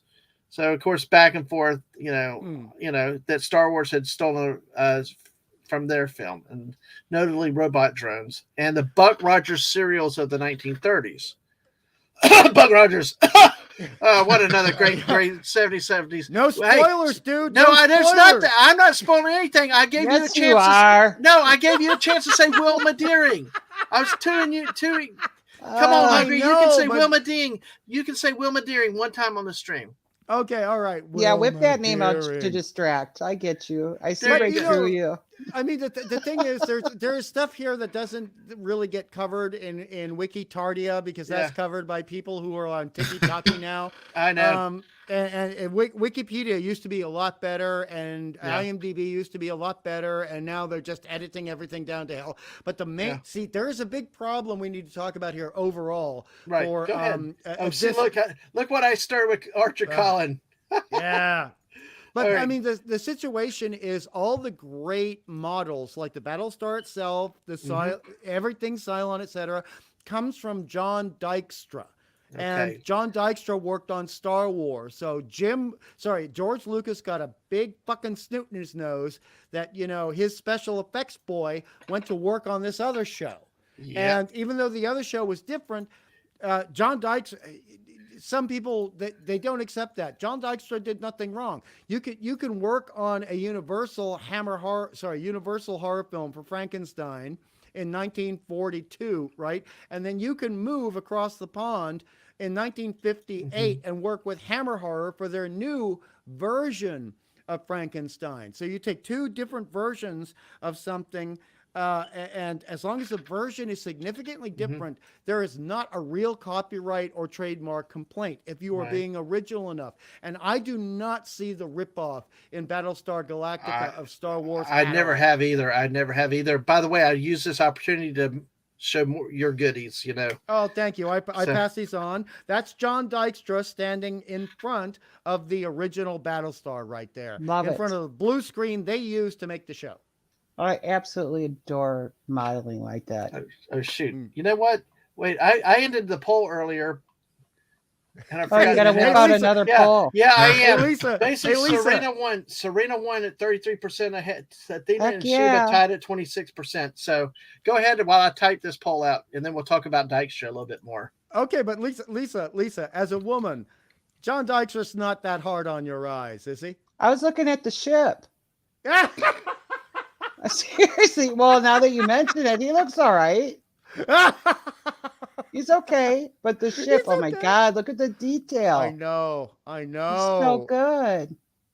It's delicious. It's delightful. It's just everything you want. And the amount of hours it had to take to build that. He actually designed the way the cameras would work, because to make the ships move, this also was in Star Wars, to make the ships move, he designed the way the camera would move across the ships, and then that gives you the illusion of movement. Yes. And that was what actually made the show, is all the fighting scenes between the ships, and seeing the Galactica, and in the very first one you saw it, what was it, the Atlantis? Yes. Was the first ship that they actually concentrated on, and it had the name on the side, and then it went to the Galactica. That was cool. I mean, that went to me, just sucked me in. I loved it. Ditto. Yep. All right. Do they do model making like that anymore? Doubt it. On occasion, but it's very rare, and it's very independent, or it's for YouTube. Because the here's another shot. Have this. Yes, thank you. I love that shot of him. Look at it. Look at the pride. Such a large model too. Okay, now that you mention it, he's fine looking. Yes. By the way, talking of fine, I'm going to put the new poll out. Okay. Oh, it's going to be whipping male that poll pilots. out. Who is your favorite 2 pilot? a.m. at the 2 a.m. at the pub. Lisa's not saying. Who is your favorite pilot? Who's your favorite pilot for whatever reason? I don't care. Is it Boomer, Starbuck, Apollo, or Green disregard Bean? Starbuck hatred from Green Bean. Does anybody know who played Green Bean? No. I gotta look this up. Does anybody know who played Green Bean though? No. You don't know. Hungry, you got to know, right? Honestly, at this point, I'm having so much fun, I forgot. Ed Begley Jr. Oh, I remember. God. Okay. That's why I forgot. I hate him. Yeah. There. Well, gee, tell us how you really feel. Can't stand it. Han Solo, we're still getting votes for Sheba. Who was the chubby guy? Sheba's all right. Sheba's okay. All right. Sheba was a pilot, though, right? Yeah, exactly. So, yeah, she was. Well, I'm talking about the males. This is the Mr. Angel. Bitty, bitty, bitty. Yeah. For whatever reason. Tricky bibbity. Yeah. Okay. But and Retro Nerd Girl says, I agree. I never saw any commonality between Battlestar Galactica and Star Wars, except for the fact they were set in space in alien worlds. Now their blaster pistols do look quite similar. They do have some resemblance. Yeah. There's no way around that. I never thought so, though. But that goes to something that I was saying, JT, before, where you have to make allowances for, I don't like this term, but the normie audience, where if something doesn't actually look close to a gun, then they're not going to really accept it. And you look at Han Solo's blaster. It's basically a retrofitted World War II pistol with a silencer. Yeah. You know? Yeah. And you have something that looks like a Mauser from World War I, then people who don't know World War I will think, oh, that's an interesting design. But all of us that know what a Mauser looks like says, you're just using a Mauser. Come on, try harder. Right. Exactly. The other thing I think actually looked fairly similar to Star Wars, but I think Battlestar Galactica did it far better, was the paint scheme on the fighters. Yeah. And I know Star Wars people are going to be mad at me, but you know what? Tough. You look at the X-Wing paint jobs for Red Squadron, and you look at the, Mark I Viper paint schemes. Vipers did it better. I do agree. Look at the work, I like Lisa. Yeah. Look at the work they're doing. Look at how the care, the consideration. Look at that. After my own heart. Love it. Mm-hmm. So good. I actually chose that photo for you specifically, Lisa. Is someone standing in the back of the PBR? Pardon? What? It looks like someone in the background of that picture standing back there with a PBR. Oh, the little short glass there. Yeah. Right up there. Yeah. He just got off duty. He was thirsty and he needed a beer. Yeah. Oh my gosh. That's so what's really killing me is they've got the styrofoam coffee cup right next to the models. I know. Oh, yes. Oh, wait, it's on the model, isn't it? Village. Oh my God. That's like Mark. That's like Mark not wearing gloves. For exactly. Those but Hungry, it's probably pure alcohol, knowing the Hollywood folk, right? So a little pure that will dissolve plastic. That will dissolve. I know. I'm a painter. I work with acrylics. That means there's more of a reason to get it all away. Water-based. God, y'all. All right, so folks, make sure you vote in a poll. We only got 7 votes this time, but I got another poll to come up a little bit later. But hey, this is for you. I voted for Boomer. I don't do a poll. Which is your favorite male pilot? Okay, sorry, I forgot to put the word male pilot, and I thought it was implied, but for whatever reason, Starbuck, of course, is leading. Oh, he's only at 50. Oh, wow. We got 9 votes. He's at 56. And Boomer and Apollo tied at 22. Sorry for poor Ed Begley Jr.'s character out there, Flight Sergeant Green Bean. It was either that or Jolly, But hey, anyway, y'all vote early, vote often, and we'll give it a few more minutes. And I got another one. There's another poll that I'll be a little more cerebral about. These first 2 were cool, fun ones. Oh God, Snort Pips, paint that cup gray and glue it to No, we got to give them credit, dude. That's an MST3K joke because they did that. They yes, no kidding. Yeah. So yeah, thank you, Snorty. Thank you, bro. Yeah. Oh, you're a normie. Well, you're really, really young. It's really a cool series to get into if you ever get a chance to watch it. So, what? No vote for Porkins? Just vote for Starbucks, Donnie.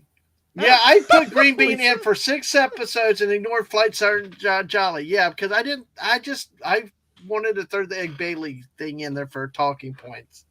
But yes. Oh, he's a talking point. Yeah. Sure. Yeah, I know. But Jolly was like a workhorse. I mean, we all here see Boomer. I mean, Boomer had a lot of time, really. And, in addition to not being a lead character, but he was almost like a lead character because he was always all there all the time. Around. But when they needed somebody to do the work, it was Jolly. Jolly was right on the spot all the time. And always sweaty. Yes, exactly. He did. I was sweating like a pig. Always. Yeah, speaking of that, Stunning's bringing up Porkins for the Twinkie, but oh gosh. But but one thing that did get me to thinking again also about, we talked about the intros, okay? We had the music, we had the long the word, the narration, the long intro and all, but they also did something that like the 70s shows used to like to do, where they would you saw the stars in the main intro, then you had that little epilogue intro with and they showed Colonel Ty, Athena, and Jolly, and then then special guest stars names after that. That was that was just something I noted. It's probably not a big deal to y'all, but it was just interesting how the 70s intros to shows were. They spent so much time introducing the actors and stuff compared to modern television. Well, yeah, and that goes back to the 60s additionally, because you look at the intros of Lost in Space in season 2, they actually show every face of every actor or actress gets a little moment in the intro, the credits of Lost in Space #2. And that is, I consider that artistically and emotionally very important. And when you don't get that, it just feels like the company or the studio doesn't care. They just don't care. And if they don't care, it irritates the crap out of me. No, I got you. That was a point that I want to make. And here's some more models. Yeah. I knew you'd like that, Lisa, because you remember how well they made the Cylon Raiders move and how they twist and turn? Yeah. And, they were just, I love them. And that goes back to, it's just like Star Wars. No, these are completely different starships. And creation of starship designs goes back to 1931 in pulp magazines and comic books, okay? So these were unique designs, and they moved beautifully. They required 3 people to drive the Raiders. Well, 2 actually, with 1 giving out orders. And they had that beautiful ultraviolet light inside the Raiders, Lisa, that made the Cylons look so juicy. And they were still shiny, but there was that delicious blue hue to it. Yeah. Exactly. So good. Exactly. So Retro said that was nice. Thank you for showing these pictures. And so now, and hell to you, Pop Culture Republic. Hey, good to see you tonight. Hey, exactly. PCR. Thank you for being here tonight, everybody. Hey, we still got 14 of y'all here. Make sure y'all smash that like button, sub if you haven't. We appreciate your support to this channel, and thank you all for being here with us tonight. We're still having some fun with this, and we're gonna go in almost any direction. So like I said, make sure y'all hit that like button and help us out here with this, and share it out with others if you can. Let's see, let me go ahead. We talked about the alien reptile link, and here we go. Here's another one Hungry Boy sent us earlier. The Imperious Leader. Yep, creepy. So creepy. I love it. It so much. Oh yeah. I have to say, this is remember when we at the top of the show when I said there can be a few honest complaints about a show we love. We have to be honest, right? This is a beautiful, beautiful costume model sculpture, whatever you want to call it, and we never got a full shot of it in the series. No, and not at all. That was a mistake because Yep. it was so good. There was nothing to complain about here. Nothing. Okay, You couldn't okay. tell it was a lizard. They didn't use it enough either, in my opinion. No, because Well, it's Gibraltar. Lisa said what I've been thinking, because I was like, when you sent this picture to me, I'm like, what? I remember only the red robe and the hair, but I never saw the distinct full face, like Lisa said. They never showed it as a lizard. No, they did not. There was an intimation, but it was very dark. It was an upshot, and it was very indistinct because we were dealing with analog televisions at the time. And various ways of filming things at the time, so you couldn't make out the details, but they could have focused on it, just like in 1960s Outer Limits. They focused on the makeup, and it was fine. No one complained. But this is a magnificent design, a fantastic sculpture. It is. I say A+. I would give it an A+ rating. The only thing that bugged me because of the time period was you see the hood around the head. I couldn't figure out as a kid if that was supposed to be hair or a hood. Yeah. And it kind of like lit up like a little bit of a Christmas tree. Yes. You know, so it was kind of like magical, but you didn't really know what you were looking at, which I guess worked. Because then it left it up to your imagination to decide on what kind of creature. Is it a Cylon-esque? But actually, with this picture, it's not. It's like a lizard man or something. Exactly. So that was obvious to the first time I saw it on television. I could tell it was a lizard, but I could tell they were not shading it lightly, because this goes back to the 1950s, where people don't trust the design that was given to them, the costume that was given to them, and they say we're not going to show it. And then you see photos of the models later. They were fantastic. There was no reason to feel that insecurity whatsoever. And with this, I just this could have really made the series better if you just had one well-lit shot on the upper chest and face of the Imperious leader. And it might have conflicted, though, with the storyline that the lizard-type people that created the Cylons were long extinct. So it might have confused the audience. Okay, that's the only thing I can think of. That's a very good point. That's a very good point. Like you're saying, normies who don't watch science fiction may not get it, huh? Yeah. So folks, keep putting your memories. Folks, if you have specific memories or thoughts, put them out in the chat. I'm going to star them and come back to it once we kind of go through our original, go through everything. So, Lisa, did I cut you off? I got a joke for Lisa. At least they didn't put Robbie the robot in a cameo in this one. Oh, Robbie the robot. Oh gosh! Hey, look, we got comedians out there. So Snort Poopa said, "Has anyone heard of the 1,000-year war between the Cylons and the Imperial Stormtroopers? There were 5 casualties, 3 of them self-inflicted." Yeah, reminds me a bit of a Regal character from Farscape somehow. Nice one, Archer. Nice. But you know what? Back to this thing here. I will tell you, I always gave the Daleks hell on Doctor Who, like salt shakers. What the hell in a plunger? I mean, how are they so dude, how are they so evil and bad? I did think the same things with the Cylons, because it's like, dude, they're like robots marching back and forth. How just you outrun them, trip them or something, you know? But it was, Okay, no, I got to reply to you for that. Okay, I got to reply to you that there is only one similarity between Battlestar Galactica and Star Wars. Stormtroopers can't shoot with good aim. Cylons can't shoot with good aim. That's the only similarity.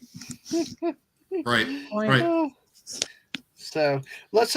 Pop culture said since he's coming in late. This may have been covered. Was the Cylons the name of the reptilian race that wanted humans dead, or the name of the robots they built, or both?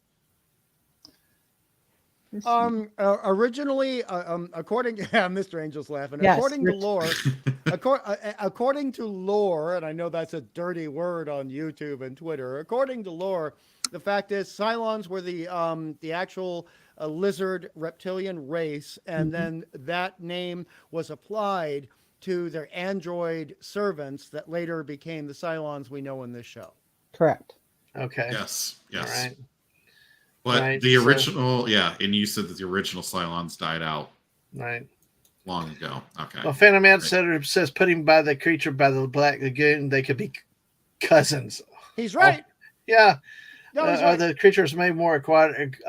Appears leaders more likely land lizards, robots, and water don't mix. Which we had an episode. There was also one of the episodes with the other of the pointy-headed Cylon robots that they were rusting. Their Cylon guards Centurions were rusting out because of the water on the planet and all, and they finally decided to leave the planet. So, I made Mr. Archer mad. So, do not insult the Daleks.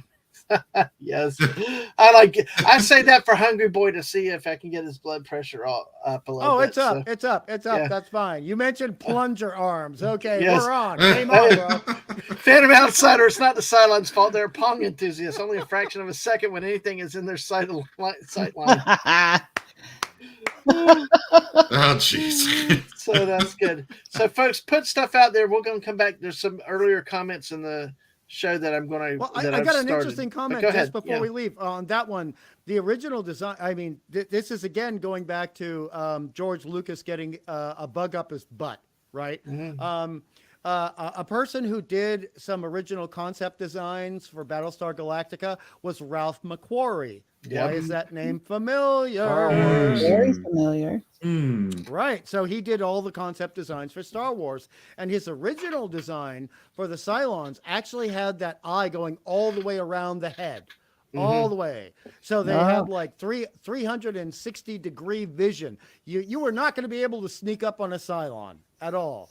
But that provides certain script problems. You know, I mean, if Starbuck is coming up behind a Cylon and, you know, his eye can go, wow, wow, and then see him from behind, well, you can't really write that scene. So I understand why they went with the design they used versus one of the designs that Mr. Ralph McQuarrie, who was an art god of mine, provided. And a lot of things changed. From that original art onward. But I'm very happy with the end result we got. Yes, exactly. I think, like you said, there's little bits of sensitivities on some of that too. You know, and hey, Buddy Hepburn is here. Buddy! Red Eye had great aim. Okay, Buddy is right. Buddy is right. Red Eye had the quick draw and the good aim. He's one that had a good aim. And that's the second full episode, I believe. It's after the two-parter. So, yeah, exactly. Which was a weird departure from the first episodes. Like, you get all this action going in one direction, and then bam. And you got to throw back to westerns. You got to throw back to a western setting, you know. So, Phantom Outsider said his father's problem with silence, all you needed was an electromagnetic and a car compactor to solve the problem. It's okay. But hey, speaking of Cylons, Hungry. I think one last of the things that you sent to show, and then we'll get back to some of the other general stuff, is this thing. Oh, yes. Explain it to us what this is. Okay, so as a credit to Mr. Larson, Glenn A. Larson, I don't think he was ripping things off.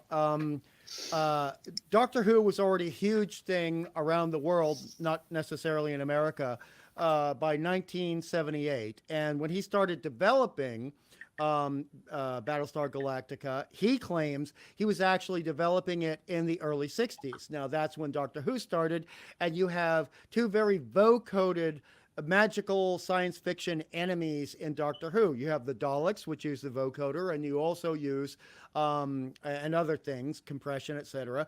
And you also have the Cybermen, but they needed a new sound. They needed a new thing. So they hired a guy who was very good at this kind of stuff and did the original voices for the Cylons. And he took the American version of what the Brits were using, the EMS Vocoder 2000, and that is how the Cylon voices were created. Yeah, Mr. Angel, gimme. I hear you, man. I would kill for one of these. They're not even made anymore. They're going for thousands of dollars on eBay. They're so rare, and they do the job. And I'm just always an analog guy. I like solid state technology. And, you know, just using an app to change something, I will tell you, it just working with vocal stuff, Mr. A knows what I'm talking about because I shared some stuff with him. It is not the same. Working with solid state is always better and gives a more distinct effect than just using some app that some guy created that gets thrown up on a various website or comes out on freeware. So when you think about the Cylons, and I think Lisa would agree, one of the creepiest things was actually their voice, their cadence, the reverberation of their voice. And this unit right here is what allowed that to happen with a man who knew how to use it to the best effect. By your command. Yeah, by your command. Yes, exactly. You can't even try to replicate that thing. No. Yeah, it's just... The Holy Grails is Mr. A. Yeah, I know, exactly. Could you imagine what he could do with something like that? Oh, yeah, I can. Very Trolls easily. everywhere, be ready. And look at this, he's drooling over it, you know. Gimme. So, it's just... Yeah, and he's, like you said, the people would go insane if one of these was found in good condition. Well, I actually checked it out before the show, and apparently, I mean, across the world, with what I can find on my little shitty laptop, there's only about 18 of them in decent condition left, and they're not being remade. Now, that's worldwide, and, you know, people say it's in good condition. It might not be. I would estimate there's probably like 5 that could work as well as was used for Battlestar Galactica. Maybe 5. And And Stunning says that's how they did Soundwave's voice for the Transformers. Oh, nice one, Stunning. Nice one. Yeah, exactly. Our knowledgeable Transformer. That's what I love with this group. Everybody, subscribe and thanks for being. I love you guys because it's such a diverse chat panel and everything else. We got so many people with so much knowledge from so many different walks and stuff. We got the Doctor Who's, we got the Star Treks, we got the Transformers. We just got a bit of everybody. And thank you for spending some serious time over here with me and my guest, and just for helping us have fun and contributing to the knowledge pool here. So, but that's awesome to know how they did that. Dude, that includes you with your knowledge of military history, including 1800s military history. Because I'm not going to say which episode, but I am going to say there was at least one Battlestar Galactica episode where I really felt they were looking at things from the 1800s and concerns of the 1800s and how battle might have to play out in the 1800s when things were very limited. And I mean, the show has so much to offer. It really has a lot to offer. Is that the Commander Kane one? Yes. Okay, I know exactly what you're saying. Yes, exactly. So, you know, I know exactly what you said. But I'm going to shut up on that one. I want to hear you talk about that. I know. Stunning can say you can talk for hours about Transformers. Diff. JT Kirk's trying to be MacGyver out here with the few paper clips and rubber bands. Exactly. Stunning. So much of so many of these franchises like this tonight. We can't unpack all this. I mean, it's just so much. And then don't get carried away, you know, MacGyver. That sounds like a challenge. So, oh God, Patty and Selma. Oh God, the Simpson sisters. But hey, you know, 15 of y'all here. Make sure y'all hit that like button, and thank you for coming in. And we appreciate all of your support. Make sure I closed the last poll because I want to get to another poll. What is your favorite male pilot for whatever reason?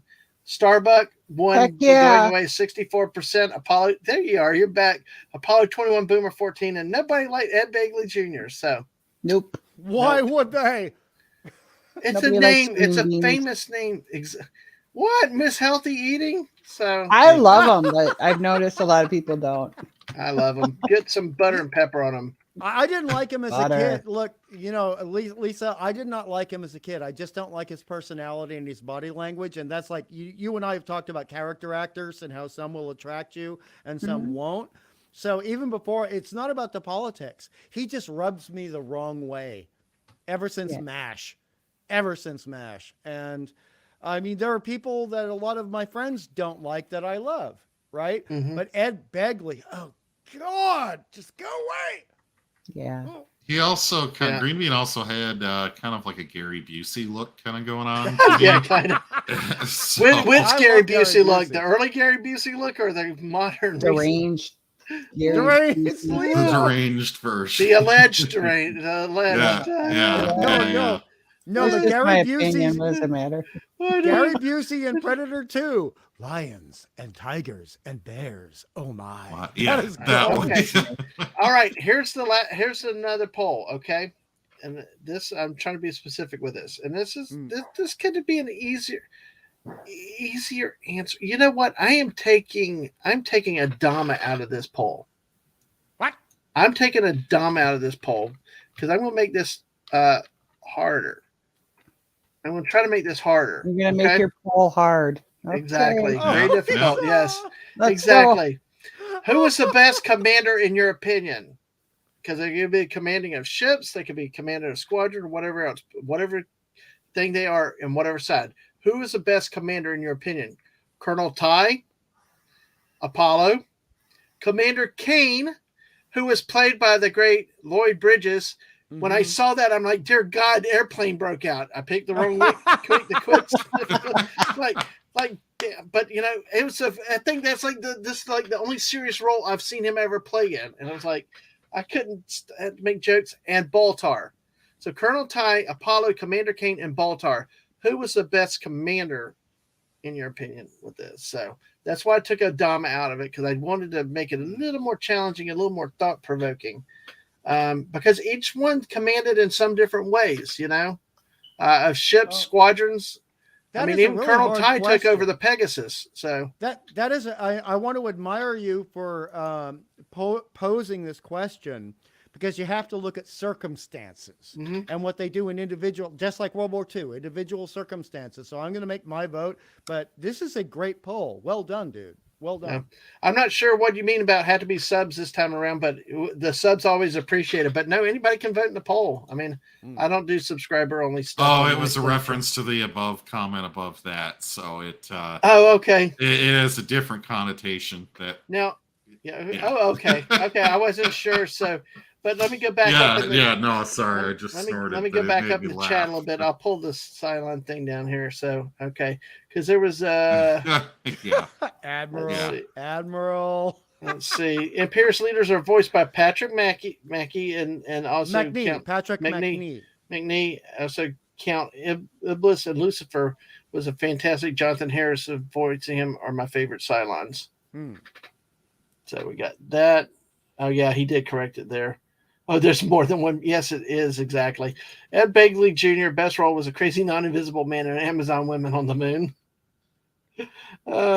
Never go full BC. Ed Begley Sr. could play a good villain and hang him high.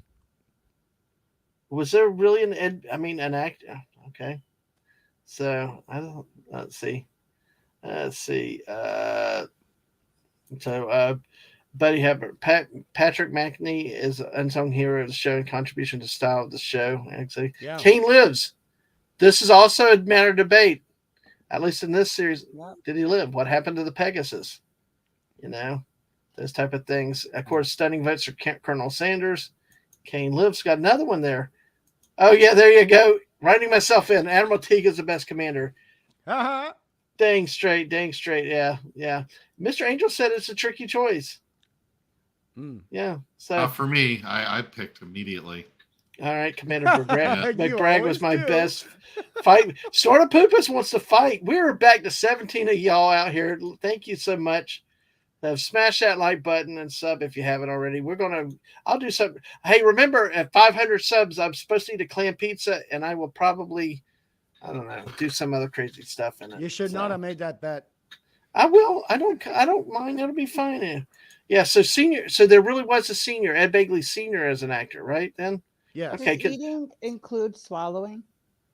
Yes, it does. Okay.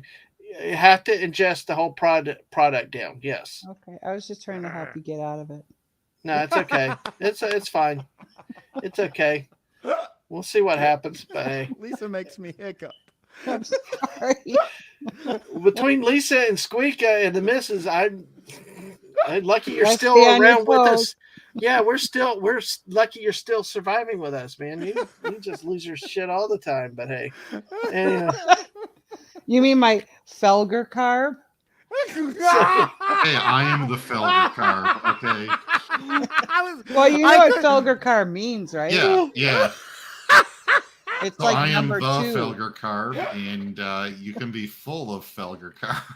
Oh my It God. works. What? Anyway, we can use it as a noun and an adjective. Yeah. Well, while we're still talking about stuff I have no clue about, I believe it was bullpucky. It was like the word they used, bullpucky, like sectons, microns. Help me understand what this Snort Poop is addressed in J.T. Kirk here. To Paul was only good when she was wearing her underwear.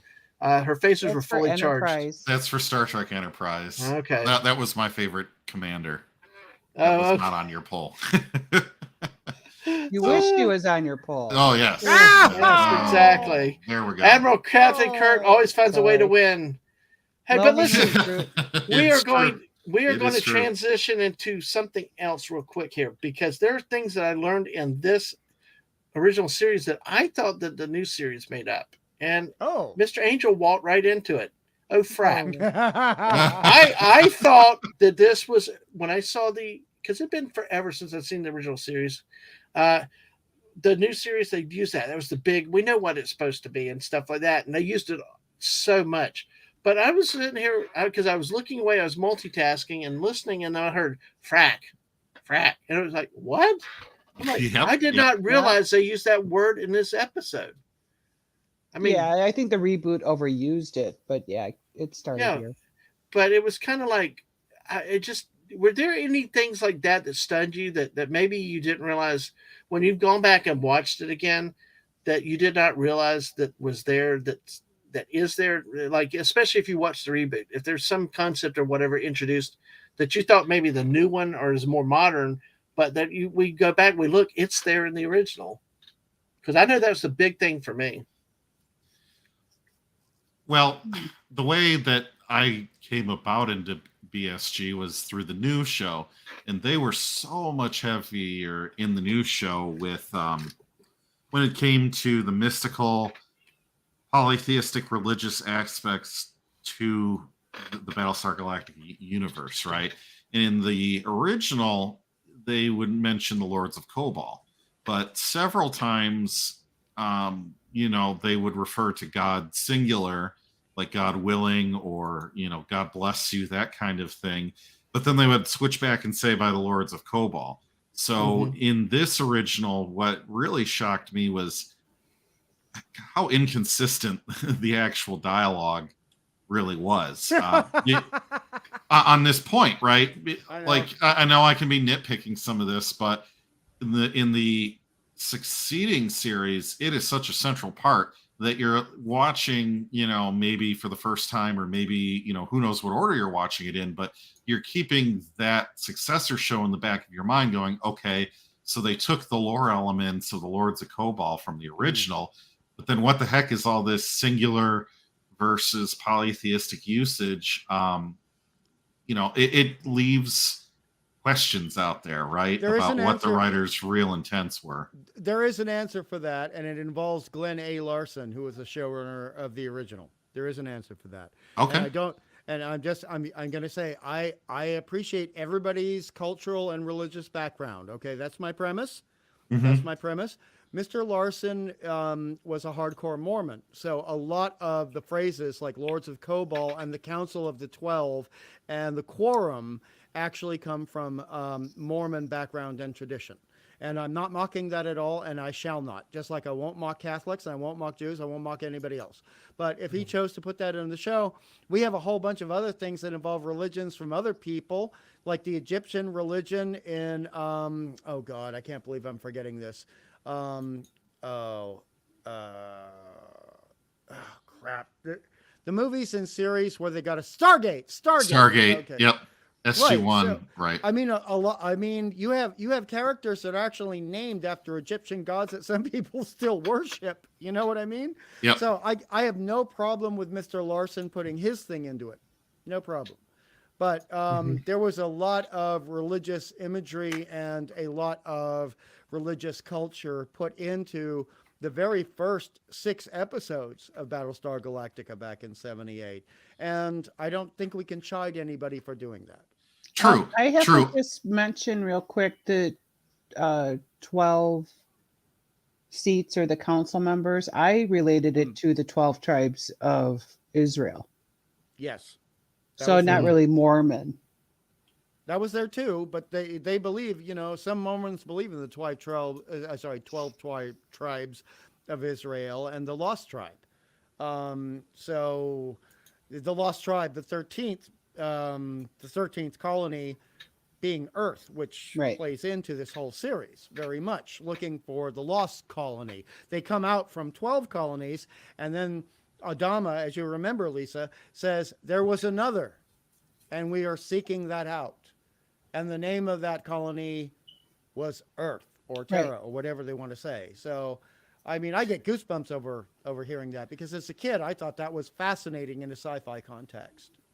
Right. And then there was also other religious, right off the bat, wasn't that head Cylon guy Satan or Lucifer? Right. Lucifer was the first one, but then the secondary one on the wet planet was Satan. Yeah. Remember that? Yes. Oh, yeah. And so, going back to it, I just, one of the things that shocked me was just there was not a lot of consistency in you think that there would have been, right? I was like, okay, well, is it one God or is it many? And the dialogue just did not match up. I think the episode that had the angels and that did a lot of clarifying, where the bright lights were angels and then there was the fallen angel. I can't think of his name. Well, it was originally Count Iblis was the cover for it, right? Iblis, right. And he's been around for like thousands of years or whatever. And he supposedly created the Cylons at some point with probably the Cylon race, is what I got from that episode, was that he actually created, or this evil dude, right? The fallen angel. Created or helped create the Cylons. Well, do y'all remember, Admiral Teague had asked about, did they drop the Centons in the new show? Because I think I believe they did. Yeah. Okay. Then Centons, Microns, and Yarans for year. Yep. But see, now the Admiral Teague said they basically live this concept from Star Trek Voyager. They're alone. They're running away, semi-robotic space zombies looking at the Earth. But you know what? The problem is that I think this one's well ahead of Voyager. Maybe Voyager stole it from. Maybe the Voyager writers stole it from. Well, at least with the age of these ships, they actually had to find more fuel to run. And exactly. I mean, they had a whole thing with Commander Kane about fuel, and the Cylon base to go. And Snorpoop said Iblis is one of the Arabic words for Satan. So and you could get away with that in 1979. Yeah. You could put that into the script and most people would have no idea, right? Snorting, most people would have no idea at all. I wouldn't have known. So. Also, Yaren for time was hilarious because that's just a German conjugation for years. So I'm like, okay, are we going all German now, like in our measurements here? They make some great clocks, but anyway. Great clocks. Yeah. Well, folks, looking at going on a little bit more, the show had initially had great ratings. Because this is on ABC, so the CBS counter program by moving its Sunday block of All in the Family and Alice an hour earlier to complete with Galactica in 8 o'clock time slot. So basically, All in the Family averaged more than 40% of the 8 o'clock audience. Galactica is 28%. So, but in mid-April 1979, ABC executives canceled the show. Let's see, the series had been broadcast irregularly in recent weeks, attracting slightly over a quarter of the audience in its Sunday night time slot. I tell you, time slots are important with these TV shows. And basically, Larson claimed it was a failed attempt by APZ to reposition its number one program, Mork and Mindy, into a more lucrative time slot. Cancellation led to viewer outrage and protests outside the studios, and some other tragic events with it. So for years. Yep. For the 1978 and 79 season as a whole, Battlestar Galactica ranked 34th out of 114 shows airing that season, averaging a 19.6 rating and a 30 share. So, it was a great time. I mean, it's so sad for the reasons for its downfall, and so many times it's about your time slots and stuff, and programming and advertising dictates, and plus also it was an expensive show to make for the time. Very expensive. Think of how much money it would take to make all those Cylon costumes, even if there were only, say, 16 of them. That's a lot of money. And then you look at the sets. My God, well, we're not talking individual episodes, but the sets for the Ice Planet plasma gun. My God, those were some huge. Yeah, they didn't rip them off like Space Mutiny ripped them off. So yeah. No, exactly. And you look at all the costumes that had to be provided for the extras for the clones. I mean, that was a fun episode. It was beautiful. It was so World War II, but it was beautiful as well. And there was so much sentiment, Lisa. So much sentiment. You remember that beautiful moment where they say, "We're having children now too." Yeah. Yes. I got goosebumps, Lisa. Yeah. It's just like, oh, it's so sweet. I can't handle it. Archer Collin, come to think of it, some ways you could refer to Battlestar Galactica as wagon train among the stars. Yes, you could. That's what they said about Star Trek. Yeah. That's what they said about Star Trek at the beginning. But I think Battlestar Galactica more so, definitely wagon He had train. 200 ships he had to be responsible for. So speaking of that, let me go look at our commander poll.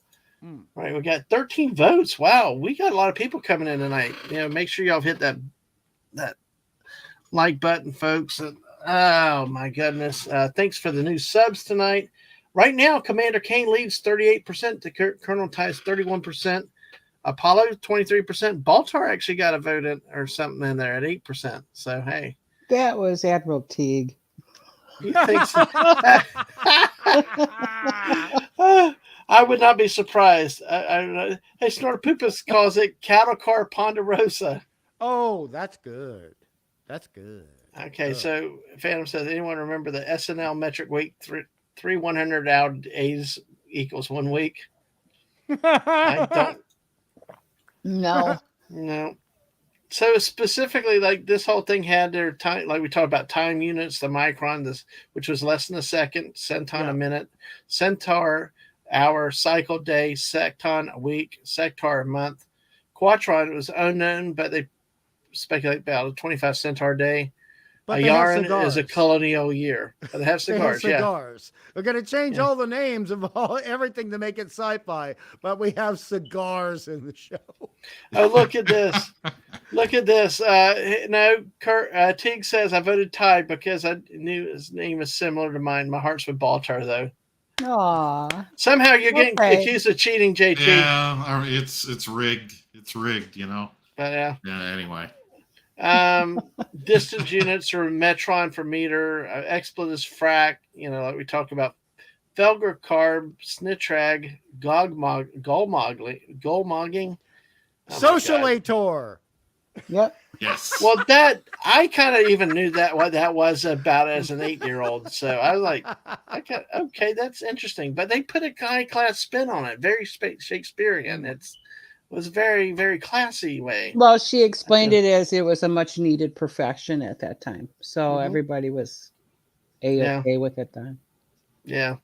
But I am kind of amazed that they were so open with it, considering the censors and the stuff at the time, that you could get away with a character so openly that that's what it was. Now you didn't do it in the show, and things like that, but so it's more just of a reference to it. Correct. But, yeah. So I think her dress or her outfit was the telltale sign. Okay. Yes, exactly. And also, again, going back to like ancient Middle East dress senses for women of the night, shall we say, to be polite. Women of the night. Socialator. Yeah, socialator. Yep. And you know, you have 12 colonies with planets that are probably more overpopulated than our own. Guess what? I think that's going to be a profession that's going to be lasting a while. I think it's the oldest profession. If I that's the connotative. Right. That's the connotative. It's in contention for it. Yeah.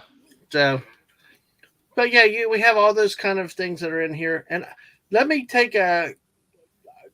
You know, like I said, I'm trying to be careful how much we compare to the new stuff, but I do think Snortopoopas hit a very huge high point with me. Yeah, me too. One of the problems I had with the new one was the way they did Colonel Ty, because I tell you what, watching the series again. This Ty was kick-ass. He was respectful, but he wouldn't take crap off anybody. He was dedicated. He was a warrior. He was just so professional, and he was a damn good actor. I thought Jefferson. It was hilarious when he got caught taking all the uniforms. Yes, that was a wonderful scene. I thought it was hilarious. Yes. Or how about the scene when they were going to have Apollo a bachelor party, and the security guys were about to bust him, and he walks in on them, and you know, and just that whole fear of, oh, sir, you know, because he said, yeah, I gave him the permission, and it's like security turned 3 shades of green, and you know, they didn't bust any time getting out of there when they were dismissed either. Right. Like, and I thought it was I thought that was a very respect. I just loved the way those. I was a great character. He supported Adama perfectly. Mm-hmm. He did, but also, Lisa, when he thought there was a question to be raised to Adama, he would raise it, and that is what a good second in command does. He was a great number one. Yes, absolutely. Yeah, he didn't let his libido run his way. I'm sorry. I could not help that. Oh my God. I'm sorry, you Star Trek people, but God, Riker needs to be. You have like a one-track mind, Dad. No, I know. Riker would destroy the whole ship because of you and the Riker damage. Well, it's the first time I can voice it publicly. Usually I'm in other people's chats talking about Riker. It's just like, damn. But you really have a hard-on for that guy. No, I don't. Pun intended. I take my military seriously. I take my military seriously. You know, like Stoney says, brave for hose. You know, we got to protect the fleet at all costs. You know, we got to win the war. There'll be time for playing later, but this is a great discussion. But yes, I mean, by all means, it's a great. I think that's one of the things I really like with this. That was the weakness that I thought with the new. Oh my God, that's the problem with this damn chat. I've never had chats like this. So, it's JT's fault. He keeps talking to us. You keep putting things in. No, it's okay. You can't resist. I get it. But the Decker unit, like I have to admit, I can't. I like Jonathan Frakes. I can't stand Riker, so I get that, right? Yeah, I got you. But I mean, but it goes back to Ty, and there were so many. I mean, when we were kids, there were so many characters in this original series to look up to and say, these are noble people. Look, they're sweating over the statistics. You remember when they were having, and Lisa will understand this very much, okay? When they were worried about the food count and who was starving and who wasn't, and there was the water issue. Yeah. And everybody in a uniform was completely concerned over it, except for Sire Yuri. But you know, but then Adama's son said, "No, we're taking the food. Screw you, you fat old man." And that is what a good person does. And I'm sorry, sometimes I'm a fat old man. You gotta slant in on him about his wife. Sometimes fat old men need to shut up. Exactly. I love they were like, oh, where's your wife? You look so upset. And you know, just totally. But that must have pissed off Lisa. That must have pissed off Lisa. You remember how he ducked the question about his wife, who was so respected by Apollo, and thereby implying respected by Adama. Implying this female character that we don't get to see was so important and so noble. And then his husband is sitting there hoarding food when people are starving. But I look at it as a different form of grief. Oh, tell me more. Really? Because some people don't handle grief the same way. Like we all know Adama was grieving when he was like crying over the pictures and getting them back to the Galactica. Whereas Sayuri, in his grief, he surrounded himself with booze, women, food, and other comforts to help bury grief. And to the outsider looking in, it looks like he's a pig, a swine, a jerk. But at that point, I think the loss of his fabulous wife caused him to become pretty much done with life and ready to pretty much end it. And he was not an aspirational character anymore, like he used to be. And that's why Adama looked down on him for being the way he was. And we all looked down on him for how he handled his grief. Because his wife was supposedly, I don't know her, none of us knew her, was a fabulous woman.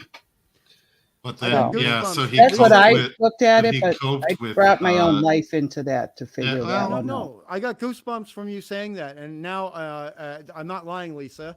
I'm not exaggerating. I'm completely retrofitting my understanding of the character, thanks to what you said. And I thank you very much for sharing that and that point of view, because that is just beautiful. And that brings more richness and depth to the shows.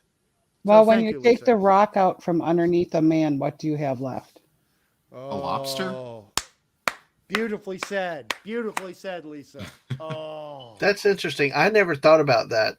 I mean, because we're usually in a rush to judge him like he's always been this way, and thinking of it. But that he was a slimy slob that used to. Yeah, that's an easy, quick conclusion to draw. You can draw very easily. Yeah, I always just assumed he was always into socialators. And, no. To back up what Lisa says, and this is why I'm getting goosebumps. Adama has a 2-minute conversation about how Sayuri used to be and how he used to admire him. And how he looked up to him when he was a younger man. So I think Lisa's absolutely correct. And I can't believe I'm changing my opinion so quickly and so fast. But, he said this man used to be a pillar of the community. He used to, as an architect, create dreams for the society.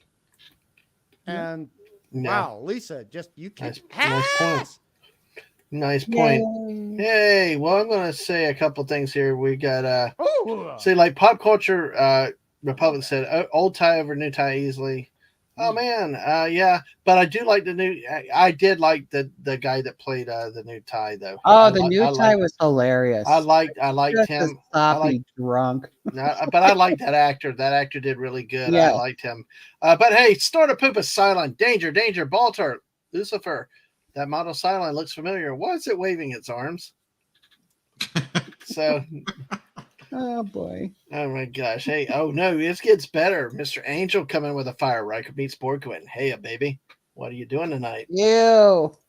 No. Riker. Like, oh, I can't. Snortopoopas is renamed the Heimlich maneuver. No, it's known as the Riker maneuver. Okay, well, it is, where you sit on the chair going the wrong way. Anyway. I won't even bring that one up. So Admiral Teague does ask, why does Lauren Green's movie wives die before the story starts every time? Bonanza. Great point. Yeah. Now I'm in pain. Now, Mr. Angel said about this season, the one with Lloyd Bridges in it. Yeah, sir, I think you should really look at the other Battlestar. Yes, Centurion does have a sense of humor with that in that moon. Yeah, it's like because Baltar's all fixated on we got it. Oh no, there's another Battlestar. What the heck? But it perfectly delivered. Delivered. With Lucifer, and you got Jonathan Harris doing the perfect voice for it. With Baltar, there was a moment where Baltar said, "You should pay attention to my words very carefully," and Lucifer just says, "I always do." Yep. I want to get into those in just a second. Let me. There's a couple of things with chat, and I started some things earlier that we'll come back to at the end of. But I wanted to hit see. And Pop Culture acknowledged your point, Lisa. Definitely to give some depth of character to Yuri, for sure. Let's see. See, but he did turn completely nihilistic. Yeah. After the death of, because he had chances of redeeming himself or improving. Yeah. But with the Council of 12, no, he kept up his crap. Well, oh yeah, till the end. Really. Oh yeah. Well, hey, would you like to see something else? Yes. What do you got? Okay, I got more. And I hope folks. Famous last words. He might pop out the Ark of the Covenant, folks. You never know. You never know. Nah, not quite that. But hey, but listen. Let's see. We'll go into here. This particular I'm going to show you this. I got several here to show, but this one I'm going to do because it actually features Sire Yuri in it. Because unlike a certain franchise that said it had nothing to do, this franchise actually, we talked about some references earlier about books, comics, and stuff, but here, this is original Marvels from the 1970s, 80s. This is episode 7 in the Battlestar Galactica comic book series. Nice. And you have that? And I have that, yes. And see, this is one where in this one, Adama, I did not have a chance to read the whole plot of it, but basically I flipped through a little bit. Adama went into this memory machine to try to, I think, figure out where Earth was, but Sire Yuri was left in command. Ty was having to work for Sire Yuri, and and Apollo was distrusting. Well, Yuri actually got double crossed by all the guards and all that, started taking command of everything, and so but it was actually one where Sire Yuri finally had a point of reason dealing with Apollo, like, oh crap, this could be really, really bad, because they were threatened, and he knew that his guards were going to like kill everybody, and really Adama needed to come back, and so he like ran off the bridge, and Apollo chasing him, and that's when they tried to bring him back. Yeah, but actually Yuri actually changed. Yuri was trying to shut everybody down, ground the pilots and Apollo and all this, had Ty under lock and key, and very limited of what he could do, but Ty did what Ty did in the original series. He just kind of did his own thing in the background and actually took out a few of the guards,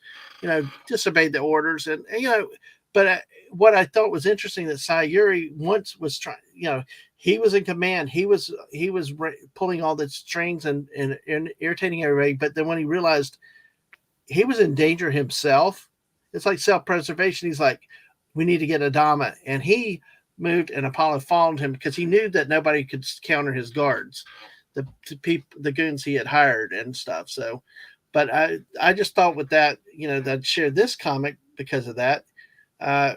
These are some of the things that we got. Do you wear gloves when you handle your comic? No, because see, these things are just sat out for so long anyway. They've been exposed. They're not packaged. So, I probably should, but see, I don't touch them very often. They go and they stay, and they're not really bagged and boarded. No. No. I only have a couple of them. I only have a couple with this one. I know. No, Lisa, what I really am upset. Do not bring the spirit of Klobby into this conversation. Yeah, right. No. It's a comic book, and you're collecting it. I know. Saying, I it was just these. I didn't collect many back then of this. What really breaks my heart is I did not take care of my Shogun Warriors comics. Those are Shogun Warriors. I know.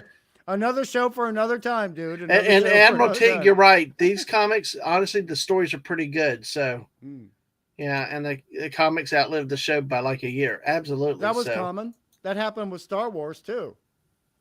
Yes, exactly. So it's really cool, and I've actually got Star Wars comics too. So, yeah, it's bags and boards are getting expensive, especially for the Mylar. But I tell you what, if you're going to invest in them, you better off to not cheap out. So yes, you heard Shogun Warriors.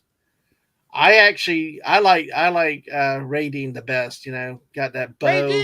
Raideen. Yes. Exactly. I love that daggum thing. So I prefer Memory Zeta, the collection of Star Trek information I just Oh my God, Dadman Walking, you are fined 1 credit for violation of the Clobbering Times Comics Code. LOL. You know what, Phantom? I wish our friend Daisy Blossom was here tonight. I really wish she was because she and I talked about that stupid Demolition Man. You know, we looked at that, and I love that reference to that movie that you threw out in there. So, But also, Dadman, you brought up Ray Dean, and the funny thing is that Ray Dean comes from a Japanese anime, which became a manga, and which became a toy, which became the part of Shogun Warriors in Marvel Comics. The thing is, Ray Dean is also, to keep it back on track with Battlestar Galactica, based on Egyptian motifs, visual motifs. He's like a giant pharaoh robot, and that brings us right back to the thing that Lisa brought up, which was the pharaonic Egyptian designs of the Viper pilot headdresses and helmets and all the other stuff. And it just, Ray Dean is wonderful. Those comics were fantastic. And it's so nice when certain people in the United States do something science fiction in comic books or a television show that actually takes a little bit respectfully from other cultures and makes it fun. But it's got to be fun and not nagging, So Ray Dean was magnificent. Oh my God! I'm just, you people, I keep forgetting we got lurkers too. So you guys are great. And I appreciate y'all being here. We at least have 16. It looks like, maybe more, because you know how this number on StreamYard goes. Whether people are chatting or not. But yeah, I just had to throw out a credit to my great movie co-host. There when that parallel was made, it just. I love that Phantom Outsider. I love when people can do something like that, throw out something from one movie to bring it in like that. That was great. By the way, we're going to hit a little bit of controversial stuff right now. Okay, and I'm just my channel. We'll do what I want, and we'll take the lead with it. I know that you struggle with it a little bit, Hungry, but I mean, it was the second part of the first pilot. Where they left and they went, and then they got to that little party planet where Starbuck decides to get his mojo on, where Starbuck tries to get his Riker on, and he's like, having fun. Dude, he tried to hire the 4-eye. I know that. Yeah. That was so sleazy. Like, damn, dude. I mean, honey, you're my ticket out of the fleet. Yes, that's the exact line. Yes. Oh, dude, that was like, no, just let them sing. Because we get the impression that they know exactly what the planet is doing, and they're just doing this to keep themselves alive. Like the locust people are basically saying, you keep singing on that stage, you keep bringing the food to us. There were a lot of implications in that segment of that episode. Yeah, Dad, man. And okay, I mean, if you want to go there, I'm going there. But I hope we didn't jump too far over. We got to talk about Shogun Warriors at some point. I got to find a way to find it digitally and read it. I love that. It's actually a series I loved, and I really wish that I had taken care of those. That's me. But hey. But let me jump on this with what Mr. Angel said. The BSG Comics did one thing right, expanding the lore. Exactly.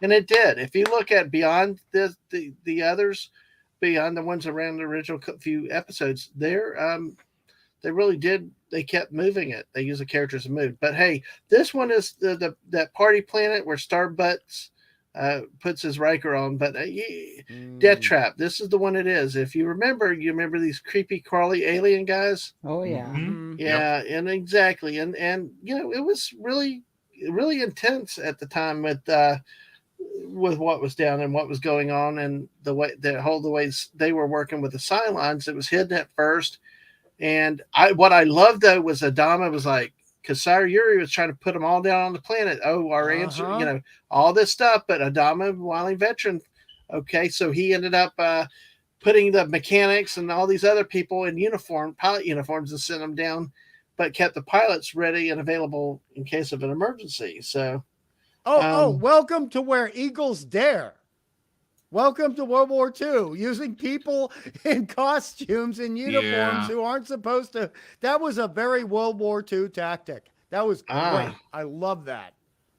Oh, yes. Oh, I love that part. Adama was just a champion in that moment coming up with that idea. That was fantastic. I loved it. That was cool. And with this episode, though, we see what happened. And then listen, for the people that like comics out there, I'm kind of throwing this out there so y'all can see, because this is great art. Hungry, I know you're the artist guy of all this. Oh, so yeah. it's just, you look at the comic book art, and I'll let you talk about this cover if you want to for a minute before I show a set of frames from this episode. Well, I actually, you can move to the frames. I'm just going to say that Marvel was smart to have some of their best people working on these covers at the time, and one of the people who is a hero of mine, who is no longer with us, and Claudia and I talk about him a lot, is a guy called Rich Buckler. So he was a penciler, and he could ink himself, but you had a production line in comic books. So generally you have a guy do the pencil work and draw it in pencil. You have another guy go over that in ink for the photographic reproduction process, right? And that just keeps things moving on fast. You can get everything out every month. And Rich Buckler was such a good penciler that you had to be a really bad inker to make him look bad. But when you had a good inker on Rich Buckler, he looked great. And so they would often choose him for covers, sometimes interior art, but oftentimes for covers with someone else doing the interior art to sell the comic books. And I thought that he did a magnificent job with Battlestar Galactica comic books when he did the covers. And some of them are not by Rich Buckler, but a lot of them are. So there's my spiel. And now let's look at the inside. All right. Well, I want to say one thing too. Like I would always expect that there could be differences. Mr. Angel has a huge difference in the storyline between the Death Trap movie and the TV show. Oh, I think that gets back into the difference between movies and TV shows. Yeah, the movie Insect Race has a bigger role. Well, I believe in this comic that is more like in that regard is that you will see it. So let us. This is one frame. So. To the benevolent galactic overlords of YouTube and everybody else in the Twitch side, this is just entertainment purposes only. You have been warned there could be some disturbing images with this. You are on your own. We're 18 plus and blah, blah, blah, blah, blah, all this other stuff. In case you want to come back, if you want to come back 5 years down the road, if I do monetize or whatever, just blah, blah, pick this episode. But you know what? It's comics. It's what it is. And, here it is. And this is the art that's in here. Hey there. Okay. Exactly. And what's then wrong with this? We do see the aliens. Well, Bugsy has to shut his eyes. Just you never know. You never know these days. But see, Hungry, can you talk to the art and look at the dialogue boxes? Yeah, the speech balloons. Yeah, the speech balloons. And you tell what, it's not stupid dialogue. It's not juvenile language. And I didn't have a problem reading it at that age. Yeah, well, the thing is, they're doing what they can, having to put out a comic book every month. So comic books would be monthly or bi-monthly, and Marvel at this point had a dictate that it had to come out per month. So you look at how good it is. It could have been better if the artist had been given more time. We won't talk about that. But the dialogue is very true to what we saw in the episodes, and that is actually very rare for comic books. Very, very rare. And the art is trying to look at what the show might not be able to show, but a comic book might, because the censorship situation for comic books was very different compared to television at the time.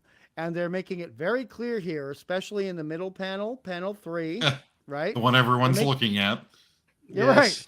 They're making it, they're actually expanding it a little bit, although the artist was not able to, draw the juvenile forms of the locust creatures correctly.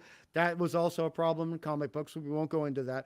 But the thing is, it is made very clear the concept here, which is coming out before Alien 1979 came out. Right. This is a hunter wasp culture. They look like a locust, but basically they're taking living creatures, they're stunning them, and then they are allowing their progeny to eat the food as it is still living. And there is a reason for that in nature, because if something rots, it's not edible. So you have to keep it alive. And so what's been going on with these creatures, and it terrified the living crap out of me as a kid, is that hominids like us, humans like us, are being used for living food stock. and we're being kept alive while we're being eaten piece by piece by the progeny of the locust creatures. And that is made very clear in this comic book, and it was also made very clear in the episode. Exactly. But what other franchise did you and I look at with a similar theme? You're going to have to give me a hint, man. It's been 3 hours. Nearly. Cotton Candy? Oh, Killer Clowns! Yes, exactly. Killer Clowns. Yes. And they did the same thing, except that was more like spiders webbing their victims and then dissolving. But still the whole principle. So yes, exactly. Oh, same thing, same principle, and equally horrifying. But yeah, exactly. This really was horrifying to me because there were scenes in the show where you had, particularly, it was women being pushed into the capsules.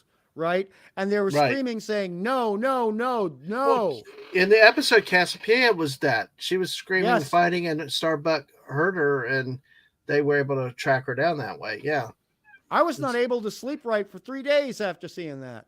Wow, yeah, that was messed up. And there was one scene. There was one scene where you actually look into one of the capsules, and you see the remains. Of one of the victims, which are just bones that are webbed up, right? Yeah. And you see the larvae looking out from the capsule. So you know, well, that person was alive. They were being eaten bite by bite until there was nothing left. Right. And that was terrible. For 1978 television, God! That was. I mean, it really, really was. And here's one more comic that I had. So I love that. But yeah. I know. Well, real quick though, the women screaming when the elevator doors opened. Yeah. Talk about goosebumps. Ooh. Yeah, Lisa. I want to know what they saw, because nothing I saw, I would have screamed that bad. You're tough. I mean, it seemed like you had to go through the caves a bit in order to get to the really gory parts, but that's a good point. From the angles, the camera angles, they probably would, from the elevator angle to the camera angle, they probably would not have seen that, but maybe just seeing the lizard people were bad enough.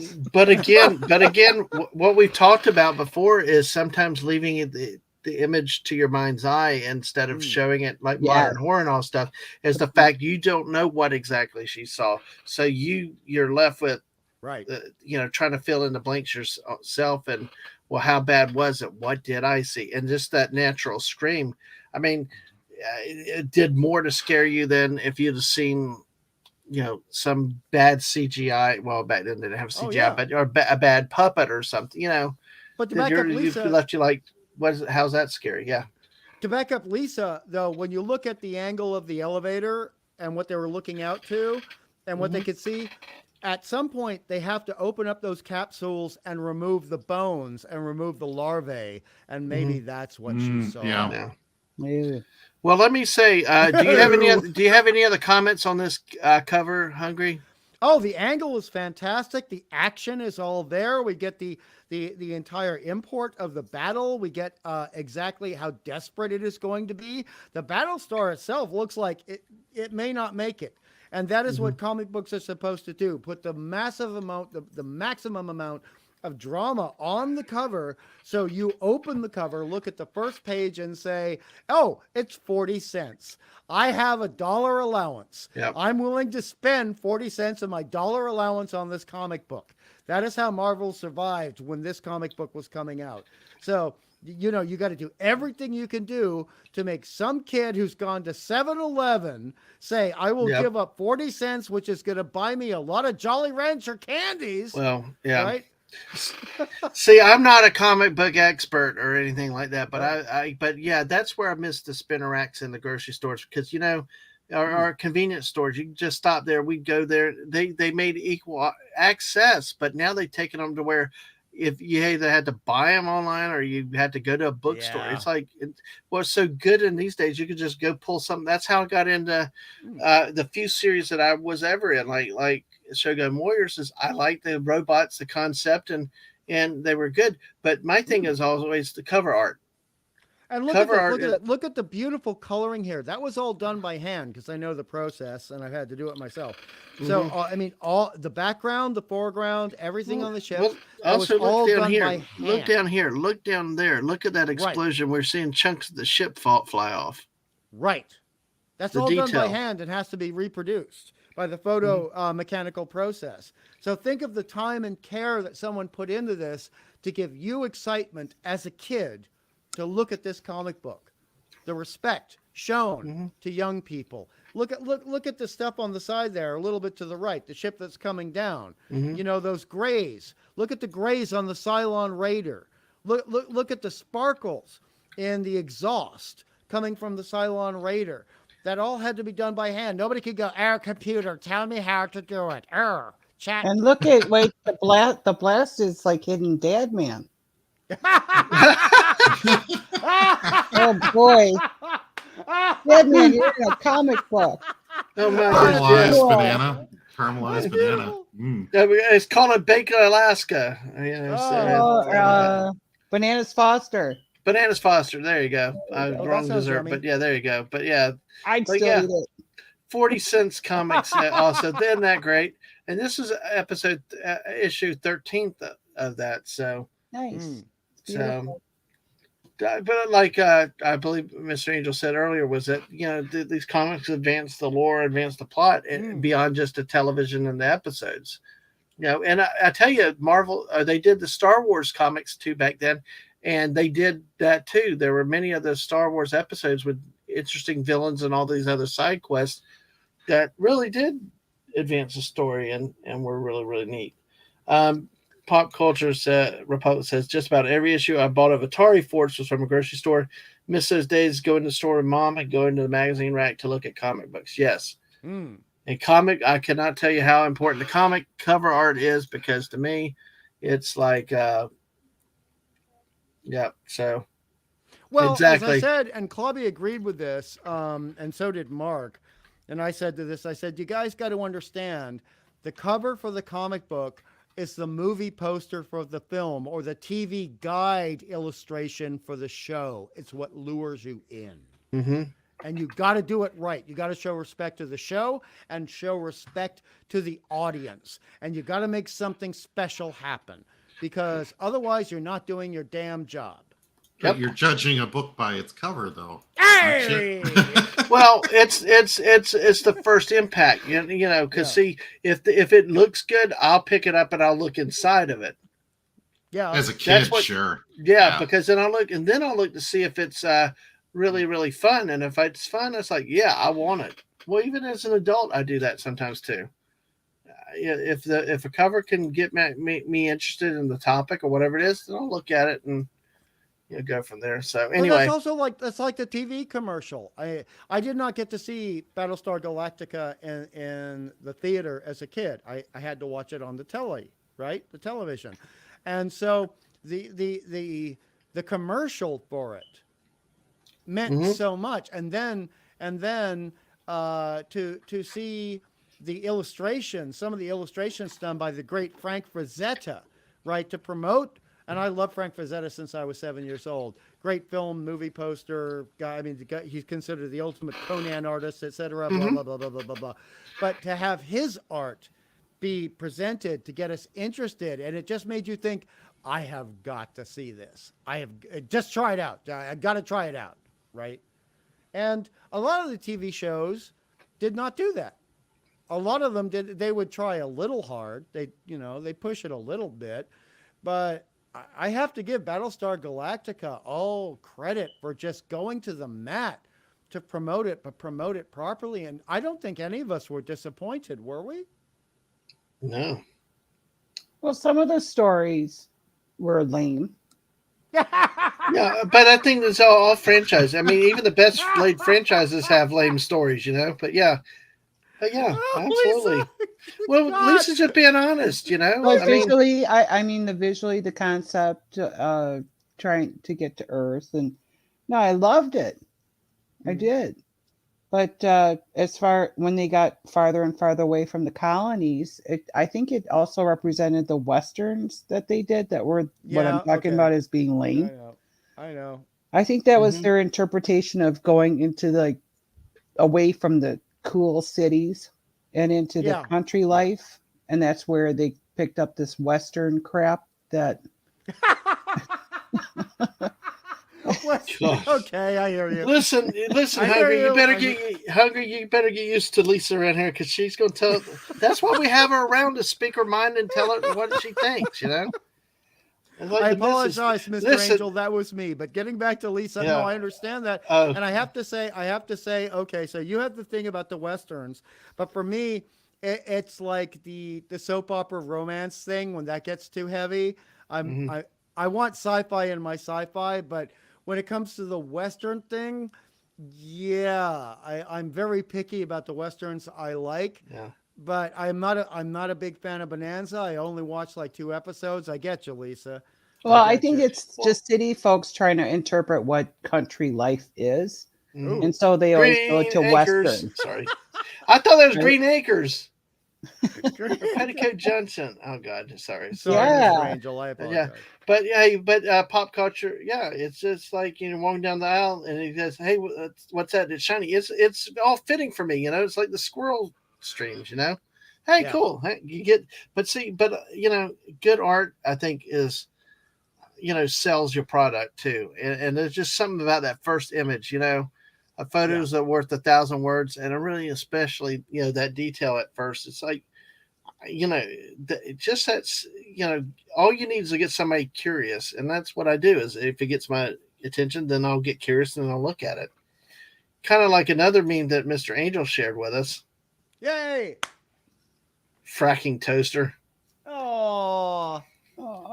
But toaster was never said in the series. We came up with that, didn't we? I know.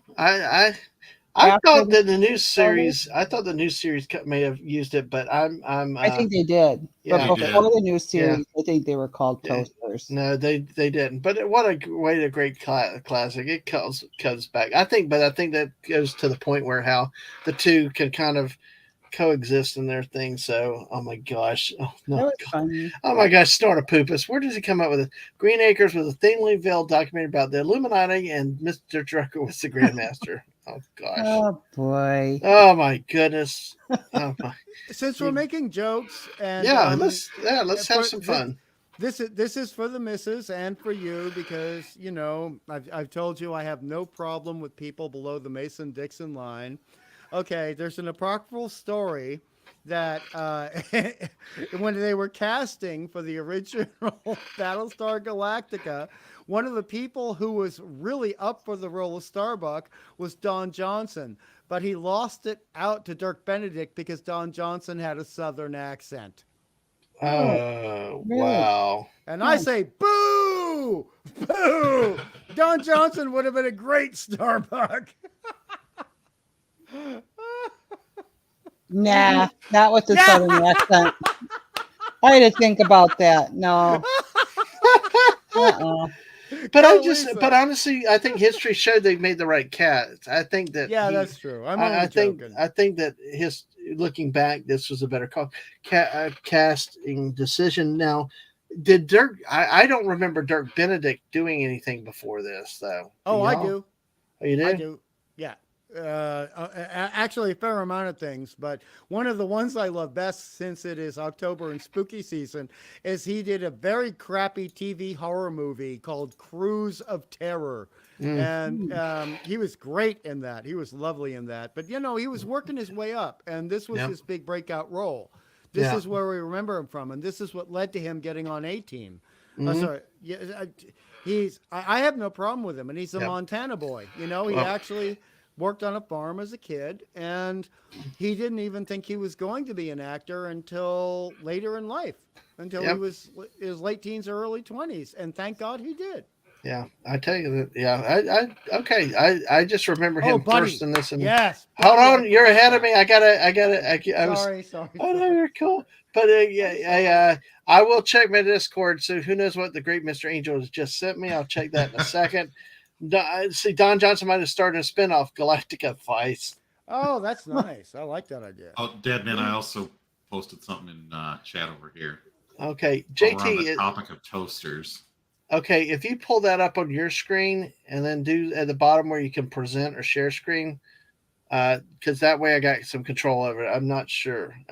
I don't want to overload my computer at sometimes. So no problem for you. And this is this is going to be a little squirrel moment for you, comic book geeks and stuff out there, or is it nerds? I don't know. Sorry if I used the wrong word.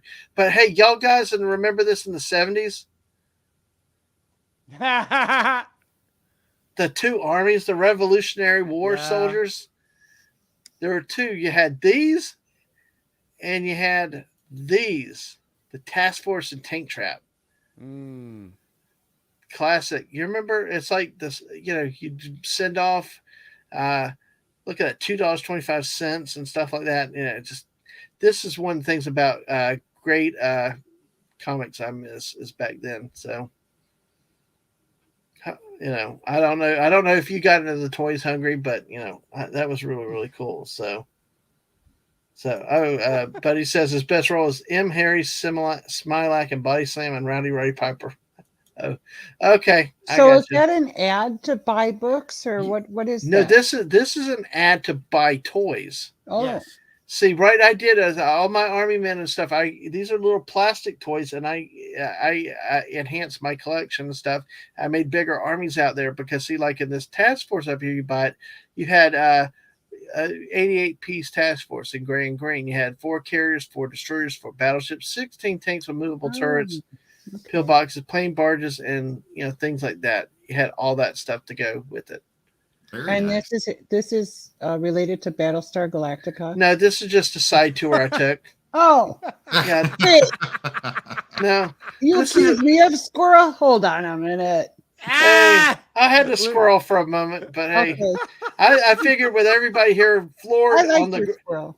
I thought for everybody here that's listen, I'm out to just smash this reputation of Fortnite and football is all that I do. Because I like to have fun and do different things. I hope that people watch us for football. We try to make it fun too. But I do have streaks like this. There are comic books. There are things that we can really put in there. Hey, squirrel, yeah, Snortopoopus called it. So, Squirrel. all right, well, let's see. Pop Culture said I remember the second ad, but not sure about the first one. Okay. I remember the first one. The Revolutionary War one. So right here. So this is. I mean, for Lisa, I remember. Lisa's gonna love this. Buy your own authentic Spanish acoustic guitar for $2.99. Really? Yes. Yes. There are all kinds of stuff that you can send off for it. Tiny plastic. Yeah. Exactly. But you know what? As a kid, you wanted that tiny plastic, Oh, yeah. Think of it now compared to nowadays, every damn thing you get your kids, like a $60 video game or something else. Back then, we were happy with a $2 piece of plastic. Yeah. And actually, we got 88 pieces of it. I've actually pulled that one the one out again. I'm looking at it, just flipping through gingerly here. Like there's an ad for super shirts. Super shirts. It's got superheroes on it. So Spider-Man, Silver Surfer, Red Sonja, Captain Marvel, Fantastic Four. These are $4. Yeah. So you got those you could mail off for. Oh, the old good old camera stuff. And Popsicle had an ad in this for a giveaway. Then they had different. Oh, Buck Rogers Fly mod rockets. Wow, that's interesting. I mean, that was so good. I mean, they had all these ads in it. Oh, you could bulk up like superhero, like Mike, Mr. Universe Spencer's incredible muscle building plan, heavy duty. Oh, no, but Lisa's going to laugh at this. Okay, backing off what you just said, there were from the 50s to 1962. Yes, I did. Yes, I did. 1952, there were ladies don't have curves, need to gain weight. Please buy this pamphlet and then consider our product. You will have curves in 3 weeks. Oh gosh! I just remember the belt thing that women would put around their hips. Oh yeah, the cinch. And it would shake. Yes. I don't know what they were doing. Where were the water monkeys? Archer Collin asked either those are ads for water monkeys. I don't remember the water monkeys. Water monkeys were actually just sea shrimp. They were sea shrimp. Okay.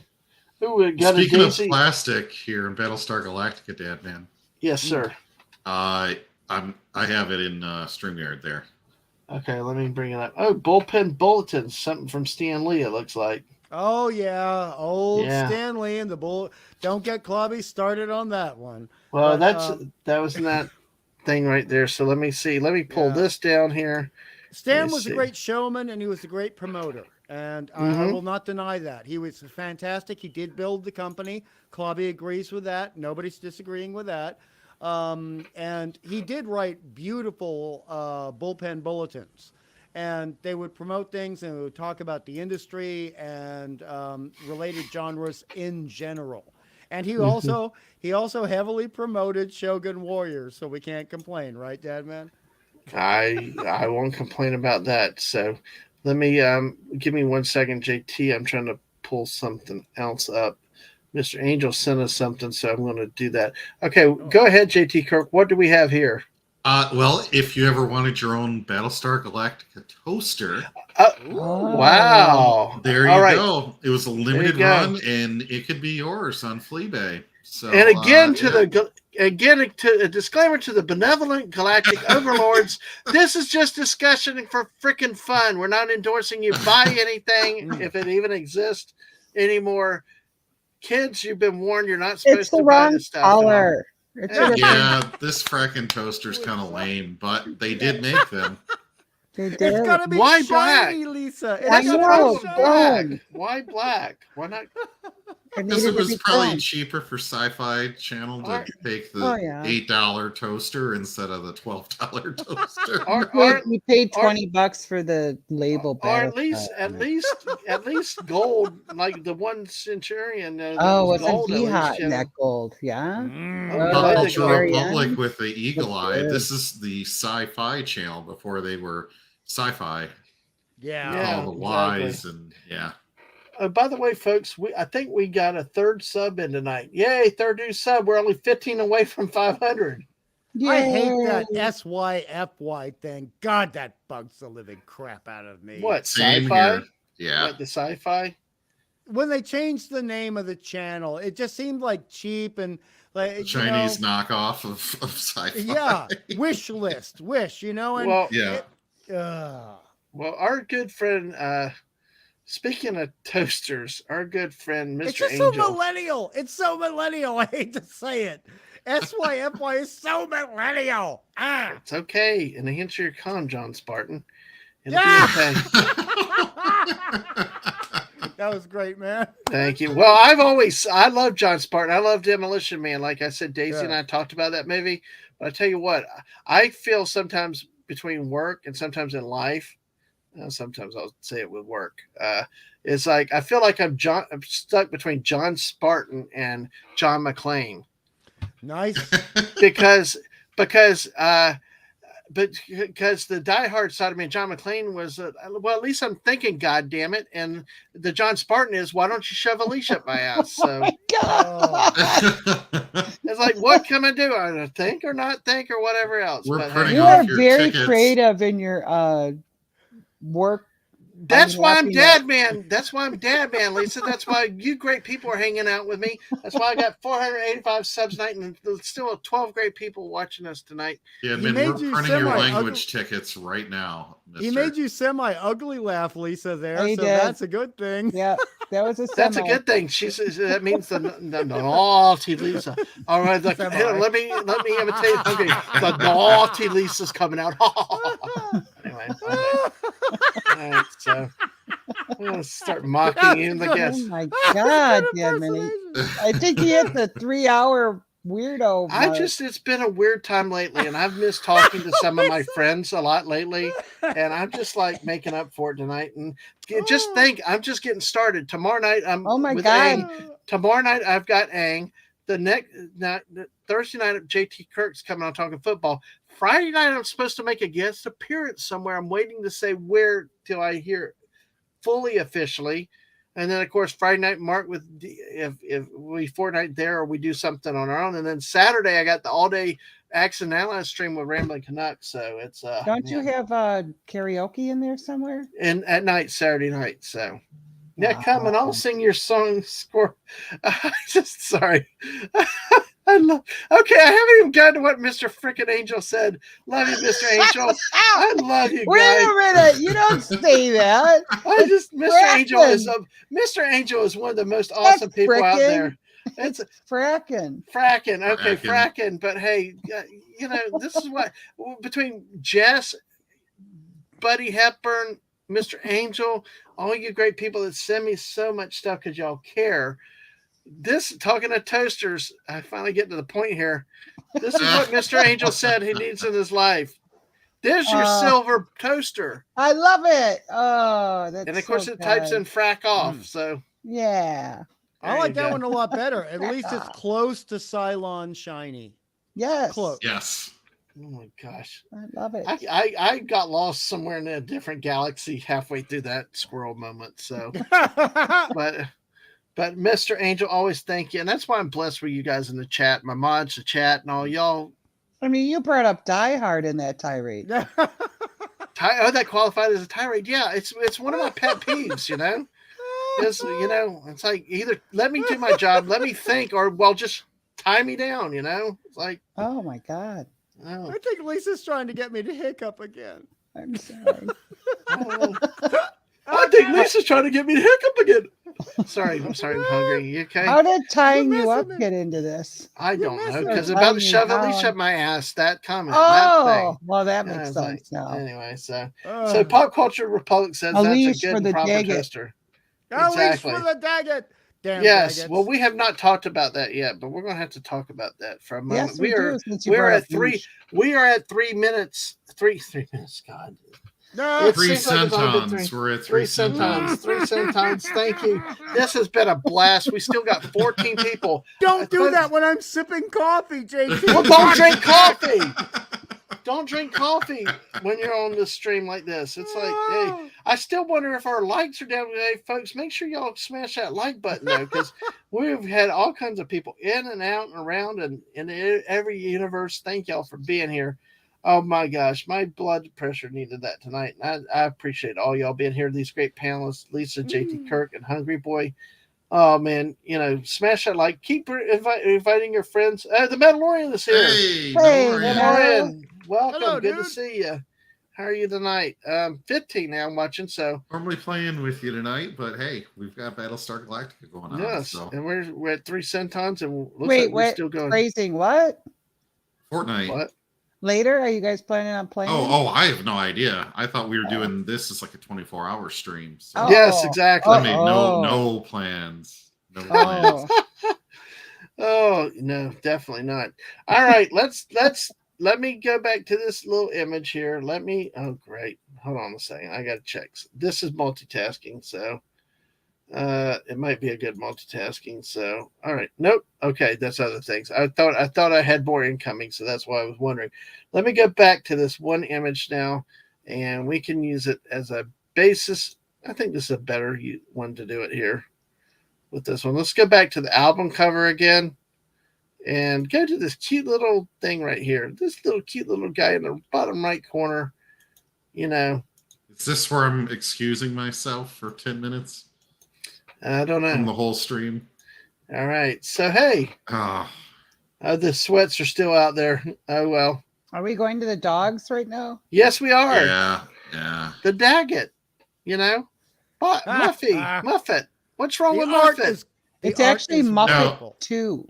Now, see, there was litigation against hello, Rosalind Hart. For... Good to see you tonight, Rosalind. Hey, welcome into Battlestar Galactica. Yes, go ahead. Back in the day, there was litigation against the studio that was making Battlestar Galactica because it allegedly had dozens of similarities to Star Wars.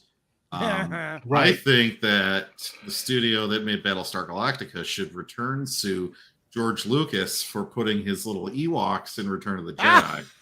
Oh, good Based point. on this, yes, sir. You're not kidding. Well, apparently there were some countersuits in that whole thing. It was Universal ugly. did say that, exactly.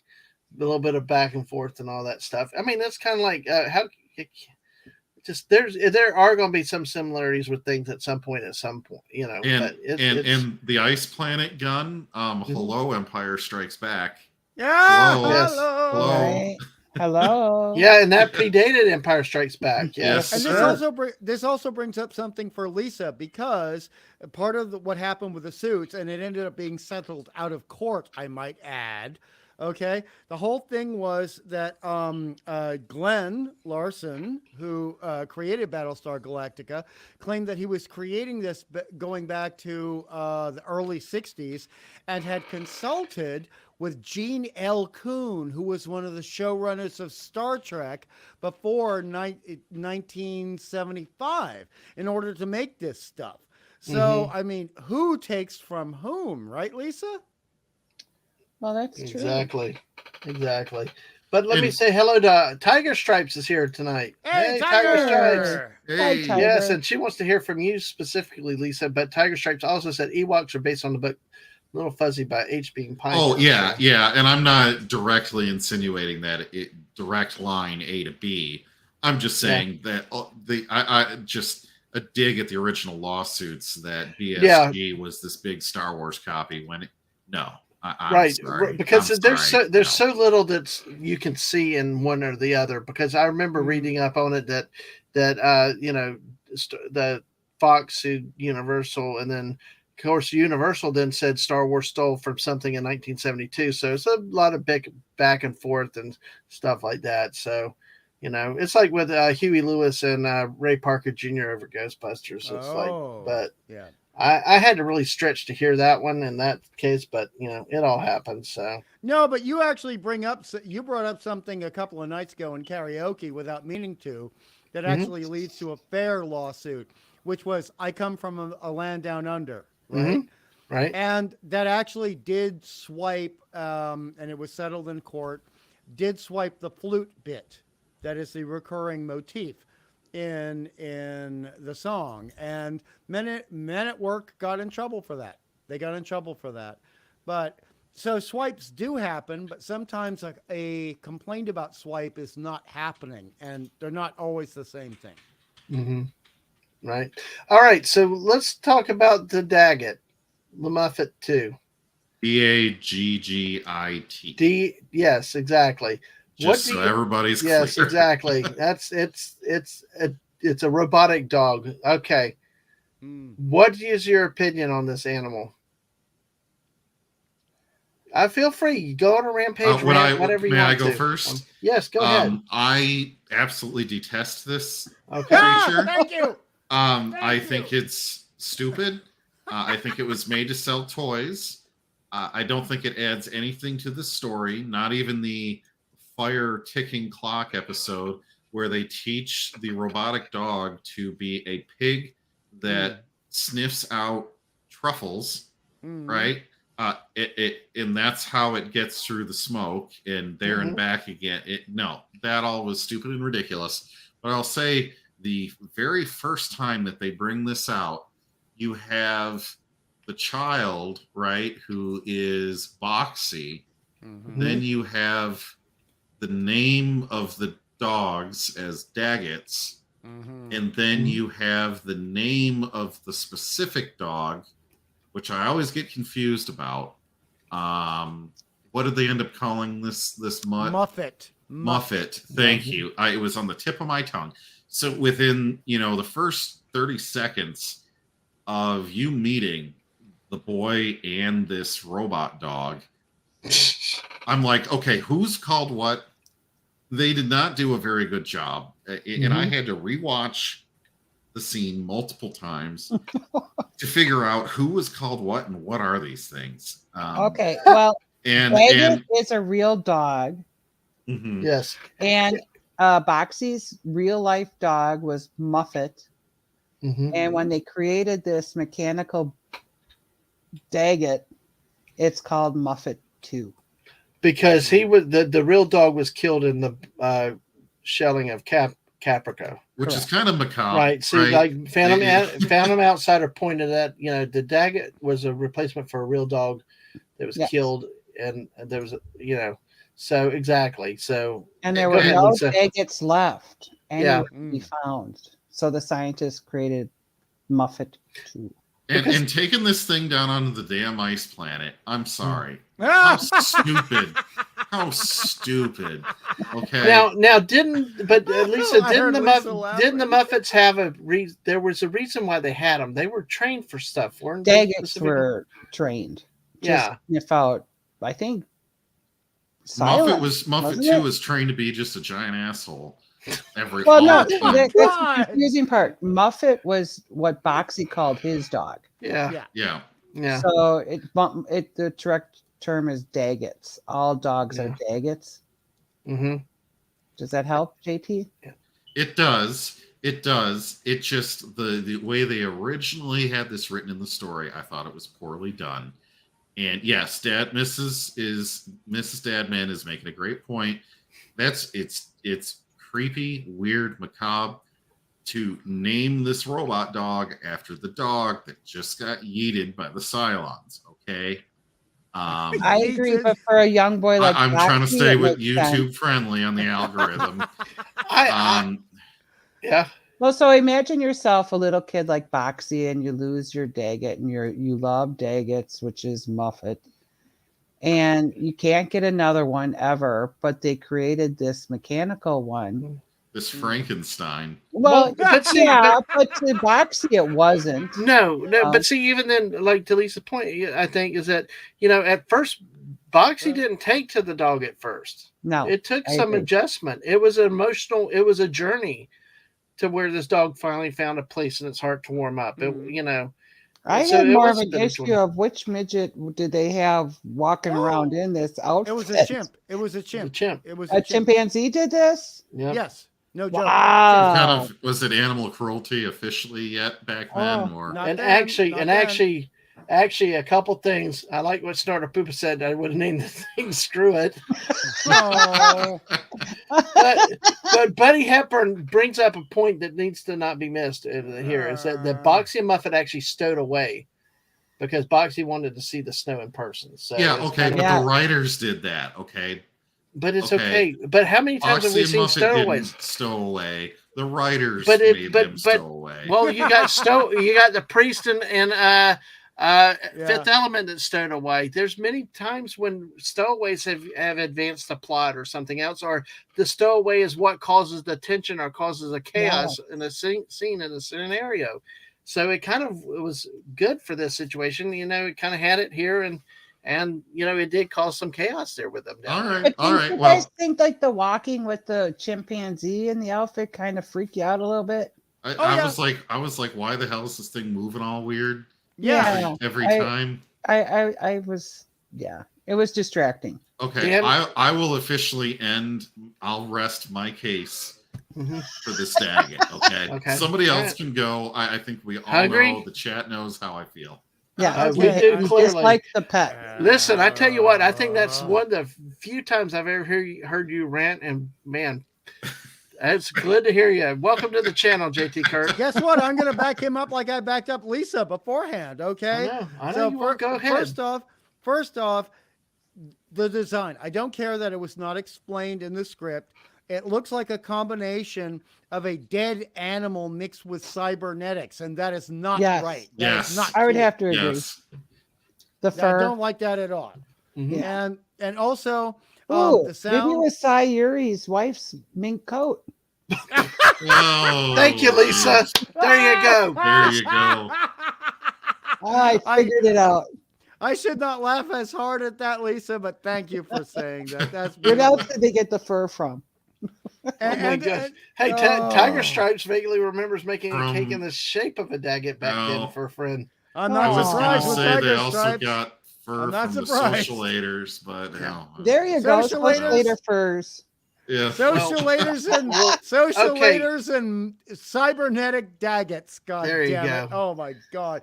But my opinion what makes it great. Okay, yes, go ahead. What's your opinion? And I'm going to get back to Lisa for her. I'll be very quick, and we'll get back to Lisa. I really appreciate Boxy and Muffet because it gives me something to fast forward on every time they're on. You have to go to the lavatory, perhaps. Wow. Okay, Lisa, what is your thought? What do you overall? Well, okay, so because Jane Seymour character Serena. This is her kid, Boxy. And for whatever reason, she passed away. And so you were left with this kid. Right. And this dog.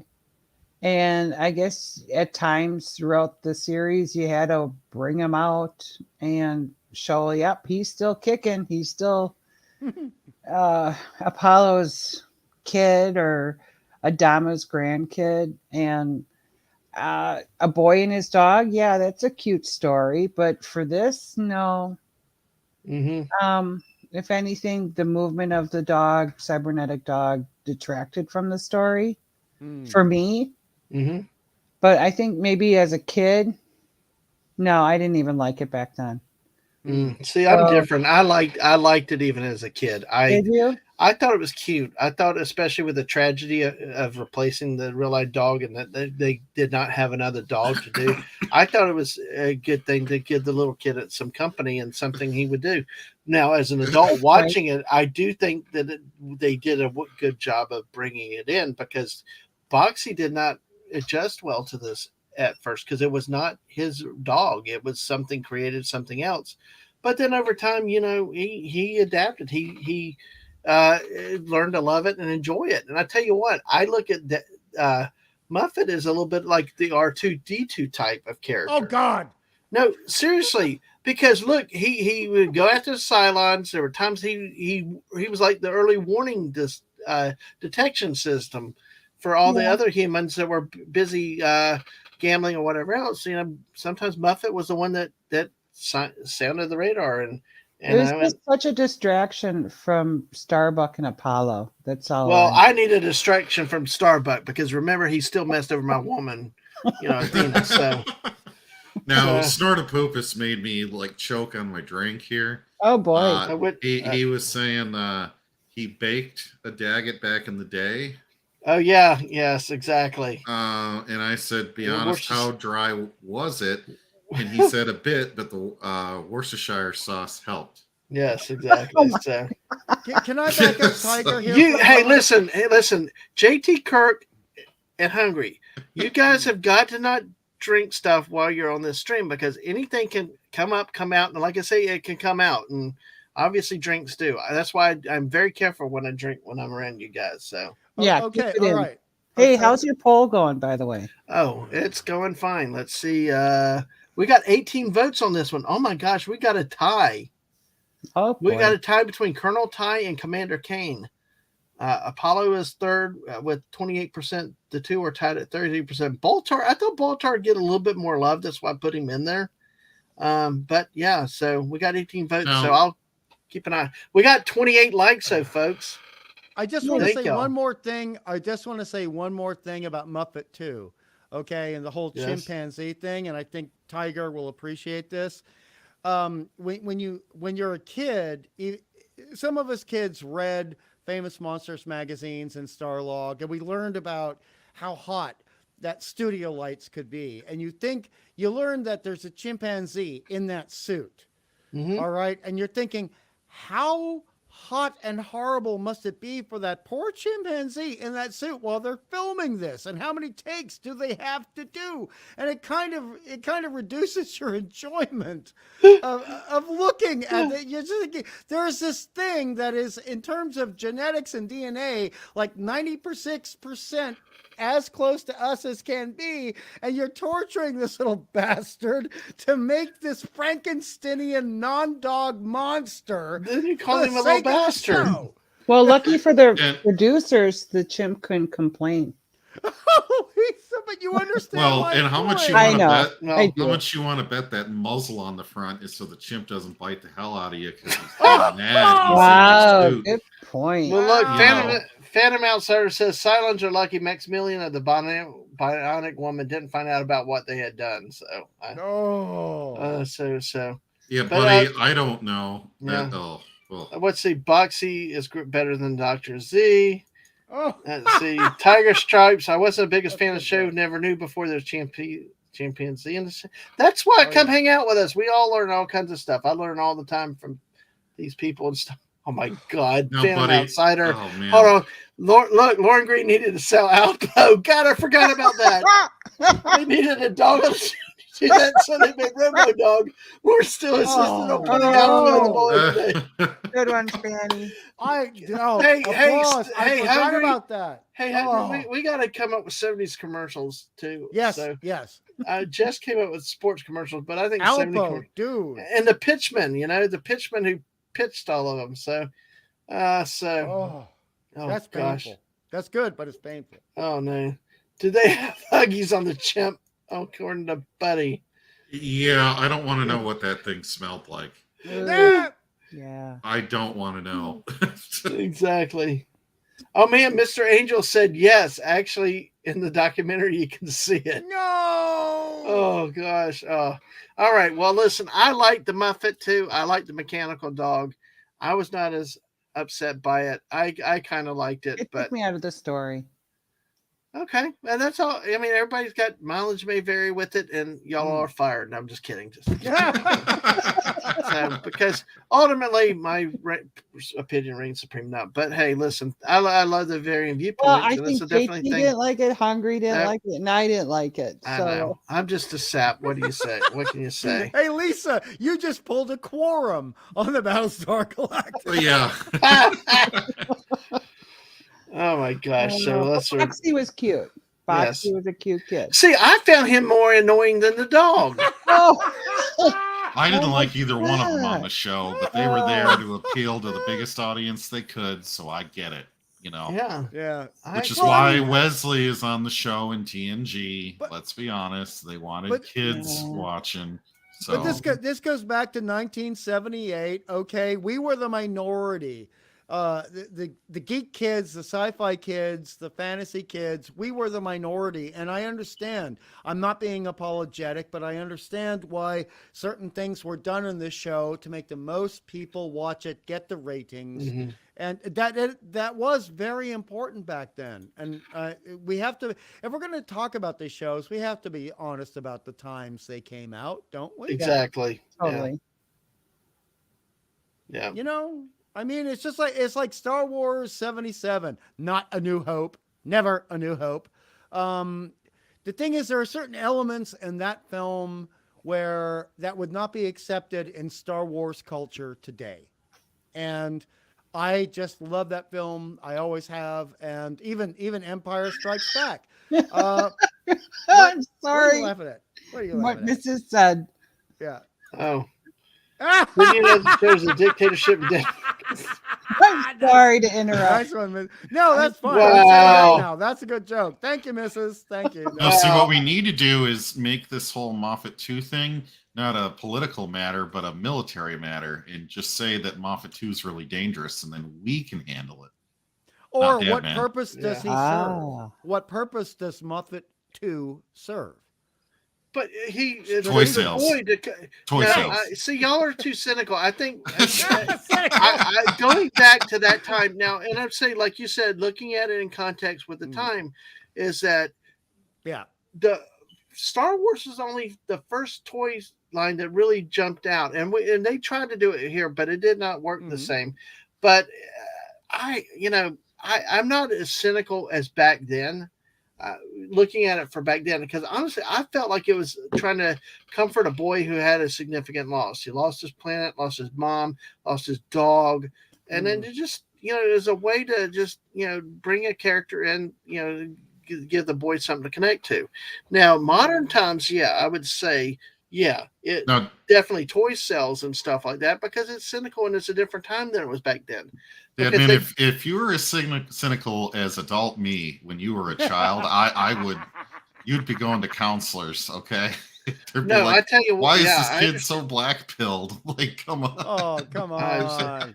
But, honestly, I like to think I'm now like I was as a kid, that I'm a big softy and big heart. And it's like, and I did. I just was like. Well, I agree with you that it was a good substitute for a real dog. I get the concept. It just, the design of it, but how much was technology then? Well, I mean, how much were they limited by? Maybe just have it sit there and not walking around. I don't know. but to agree with Lisa, there is something so Frankensteinian Yes. about that design. Thank you. Great word, Frankensteinian. If that's even a word. They should have made it look like a regular dog, except for the eyes. You could have put the Cylon red laser eye going back and forth, and it would have been a better move. Or even like, wasn't it in like the 1990s, those little metal dogs that they had on the market? Remote I remember those. Yeah. I mean, something like that would have been fine too, I guess. Yeah. Better. But my next question is, Dadman, did you like the Ewoks? I was okay with them. I mean, I was not. There you go.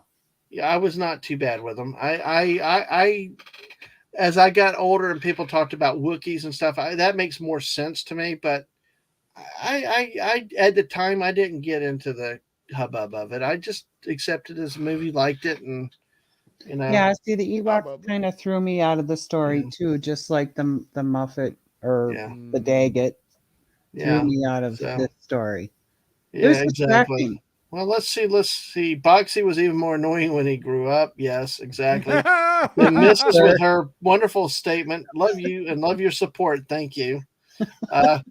They were running running war zone, and they could have given Muffet a defensive system of Daggett with lasers that shoot out his head like K9. Yeah, that's true. You could have done something like that.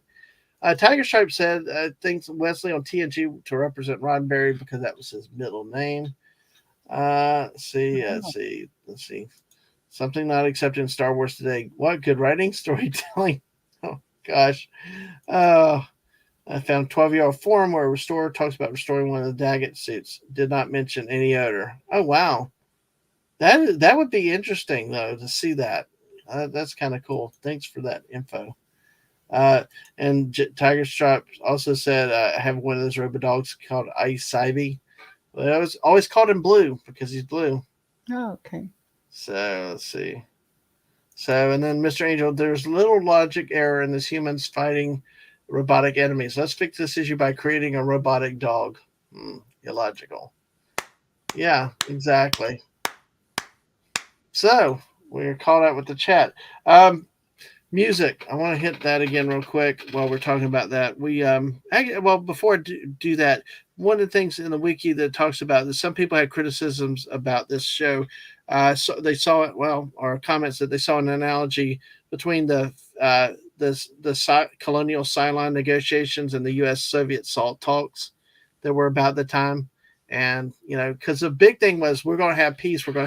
And then they're like horrified that they were betrayed. There was a lot of that in the political environment back then. Who do you trust? How much do you trust? And things like that. So they did bring some of the modern political themes into the show in a way, pretty quickly, but they didn't dwell on them. I don't think for too long, but it kind of gave you the background for the whole setup of how Caprica was destroyed. Music. All right. Lisa, you talked about that earlier. How important was music to you in this series? Well, the opening is just majestic. It puts you in the mood for some sci-fi, sci-fantasy, whatever you want to call it. It would take you out of the doldrums of the day. It was majestic, uplifting. It was a bit of a militaristic beat to it. It was perfect. Mm-hmm. It's iconic now. Yeah, absolutely. Yeah. Mr. Angel put the Restoring the Daggett in the link if y'all want to look at that. Okay, thank you. Was it just the theme song or was it music within the episodes? Mainly the main theme. Okay. Got me going. But yes, I did notice that there was throughout, which actually helps emote or lend feelings to a topic or a matter that actually improves or helps the story even more. That is missing from Star Wars nowadays, outside of Mandalorian. Yeah. Okay. No, I actually agree wholeheartedly with you. I agree completely with you because that's a point I wanted to make and talk about it. Hungry, you can jump in if you want to at some point. But the the specific episode when I finally realized, and like you said, comparing it to a lot of the more modern shows or even Star Wars, you see, Star Wars, the movie theater is different. It's that music drives it. It's it makes the John scenes, it binds Williams. it all together. Yeah, exactly. And the modern shows are really not doing that. Whatever they are, this was not a movie. This, I mean, well, of course, part of it might have been a theatrical release, but these later episodes it was like the Los Angeles Philharmonic. They used real orchestra. They were still. It was almost like a movie. They used the music so much, Yep. and it bounded. The episode that really got me was the ice planet with the gun, because I'm sitting here with my back to it because I was listening and multitasking. Oh yeah. And oh yeah. all of a sudden it hit me like I'm not don't even have to look at it, but I'm getting sucked into it, hearing the dialogue, but hearing that music. I mean, it's like it felt like it just that music, that volume did something with binding it all together. It really sucked me in with the attention and kind of added to the action that was there. Hungry, you go ahead. Oh, well, I was just going to agree completely with you and Lisa. So, I mean, obviously the Star Wars thing then versus now, I don't need to repeat what you've already said. That would be an insult to both of you. But with Battlestar Galactica, the thing is, I enjoyed the incidental music. That's the music, not the theme, but, during the scenes that plays out. Mm-hmm. And I think particularly with the ice planet, which was so important to the overall show, that it really added to everything. And it could be just a simple passage of music when people are having a moment. And we have to remember this is a 2-part episode. So we have the first part with the introduction to our dirty dozen, shall we say, criminals being conscripted into a military endeavor. And I love that as a kid. I love that as another World War II movie callback there. Exactly. Yeah, exactly. And so you need that music to have everything going on. And I thought that worked wonderfully. I can't have any complaints about the music at all. But in addition, there were very subtle moments in the music for the incidental versus the overall big themes that happened. And you need to have, and I know Lisa knows what this means because it's in cooking as well as in music as well as in painting. You need peaks and troughs. You need subtlety and boldness. And that is what really made the music sing in that particular 2-parter. And I also have to add, out of respect to what happened to the show, this was the second adventure filmed after the first one. And until it got picked up by the network to be an actual ongoing television show, it was intended to be 3 2-part or 3-part miniseries on television. Right. Basically television movies. So everything was being designed, particularly with the Ice Planet. It was being designed to be considered a television movie, and I think the music reflected that and reflected it beautifully. And then it just so happened that in viewing order, and Claudia and Raquel go into viewing order all the time, that in viewing order it was different for the rest of the world, but that's not how, when they were creating these particular episodes, how they were intended. And the music really reflects that, and it's just gorgeous and delicious, and it has subtlety, it has boldness, and it does everything it has to do. And for television, that doesn't always happen. And may I add on to that, Hungry, to say that people think nowadays, especially the younger folk, that, oh yeah, let's make an 8-episode quote unquote season where these TV shows are made with movie production values and have movie-like stories, and that this is some new novel way of doing business. Let's jettison the 24-episode season, right? No. You watch this. The first time I watched that, 2-parter, I guess, would be broken up more on TV with the Ice Planet. That seemed like a movie to me. And I had to go back in and look at it and say, okay, was this just chopped up in half and this was an actual movie? Because that's what it felt like. Yeah. So to all the people that, think that this is some new method of storytelling, no, it's actually quite old. And oh, by the way, on a smaller budget, they still got, almost 30 episodes if you split out all the two-parters. Yeah, but see with the new stuff though, it's just the way they do it, the music does not seem as incorporated as like they did TV shows back then. Where the movie, I mean, it's like now the music's only reserved for your theatrical productions. And it's right, and you're right on that. But a lot of that is because the composer has little time to write something if you're editing until the last minute.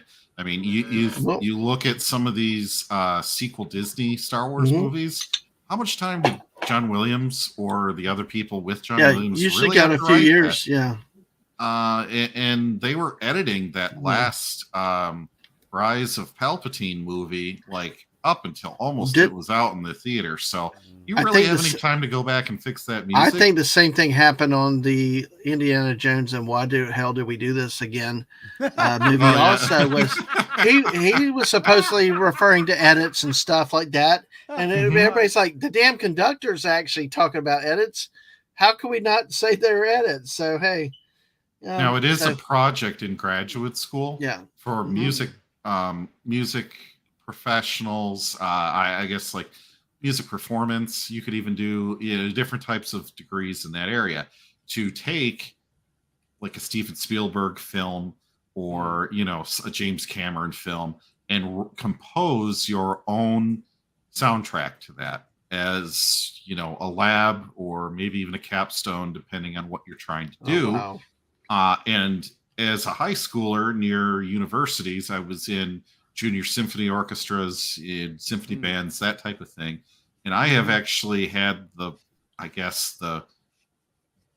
honor. I mean, it was cool to be able to do it, to take these grad students' compositions and play them at a concert with the actual movie trailer bits or whatever, what have you, chopped up, and have you play the different interpretations of emotion in these films. And these students did not write these in 10 minutes. Right. It wasn't canned theme music that you just kind of loop in over the top that a lot of the modern stuff seems to have. Right. It seems to be that way. Where Battlestar Galactica, it was written after it was completed. Right. You can tell that somebody lined up everything after it was a finished product and wrote that exactly. So, let me I'm going to go to 2 points real quick to Hungry's point about the first of 3 made for TV movies. Actually they were supposed to be that, but then they said when Larson announced the format changed to a weekly series, the writers and production staff were caught off guard. That's why you had several Crash of the Week episodes, they would call them. And also, to give them time to... that's why Jane Seymour left. She thought it was going to be 3 made for television, miniseries or television series, and she did not want to commit to an ongoing television series. Yeah. Oh, interesting. So that's why we don't get Serena anymore. And they wrote her out. Yeah. Darn. Well, they gave her a good death, though.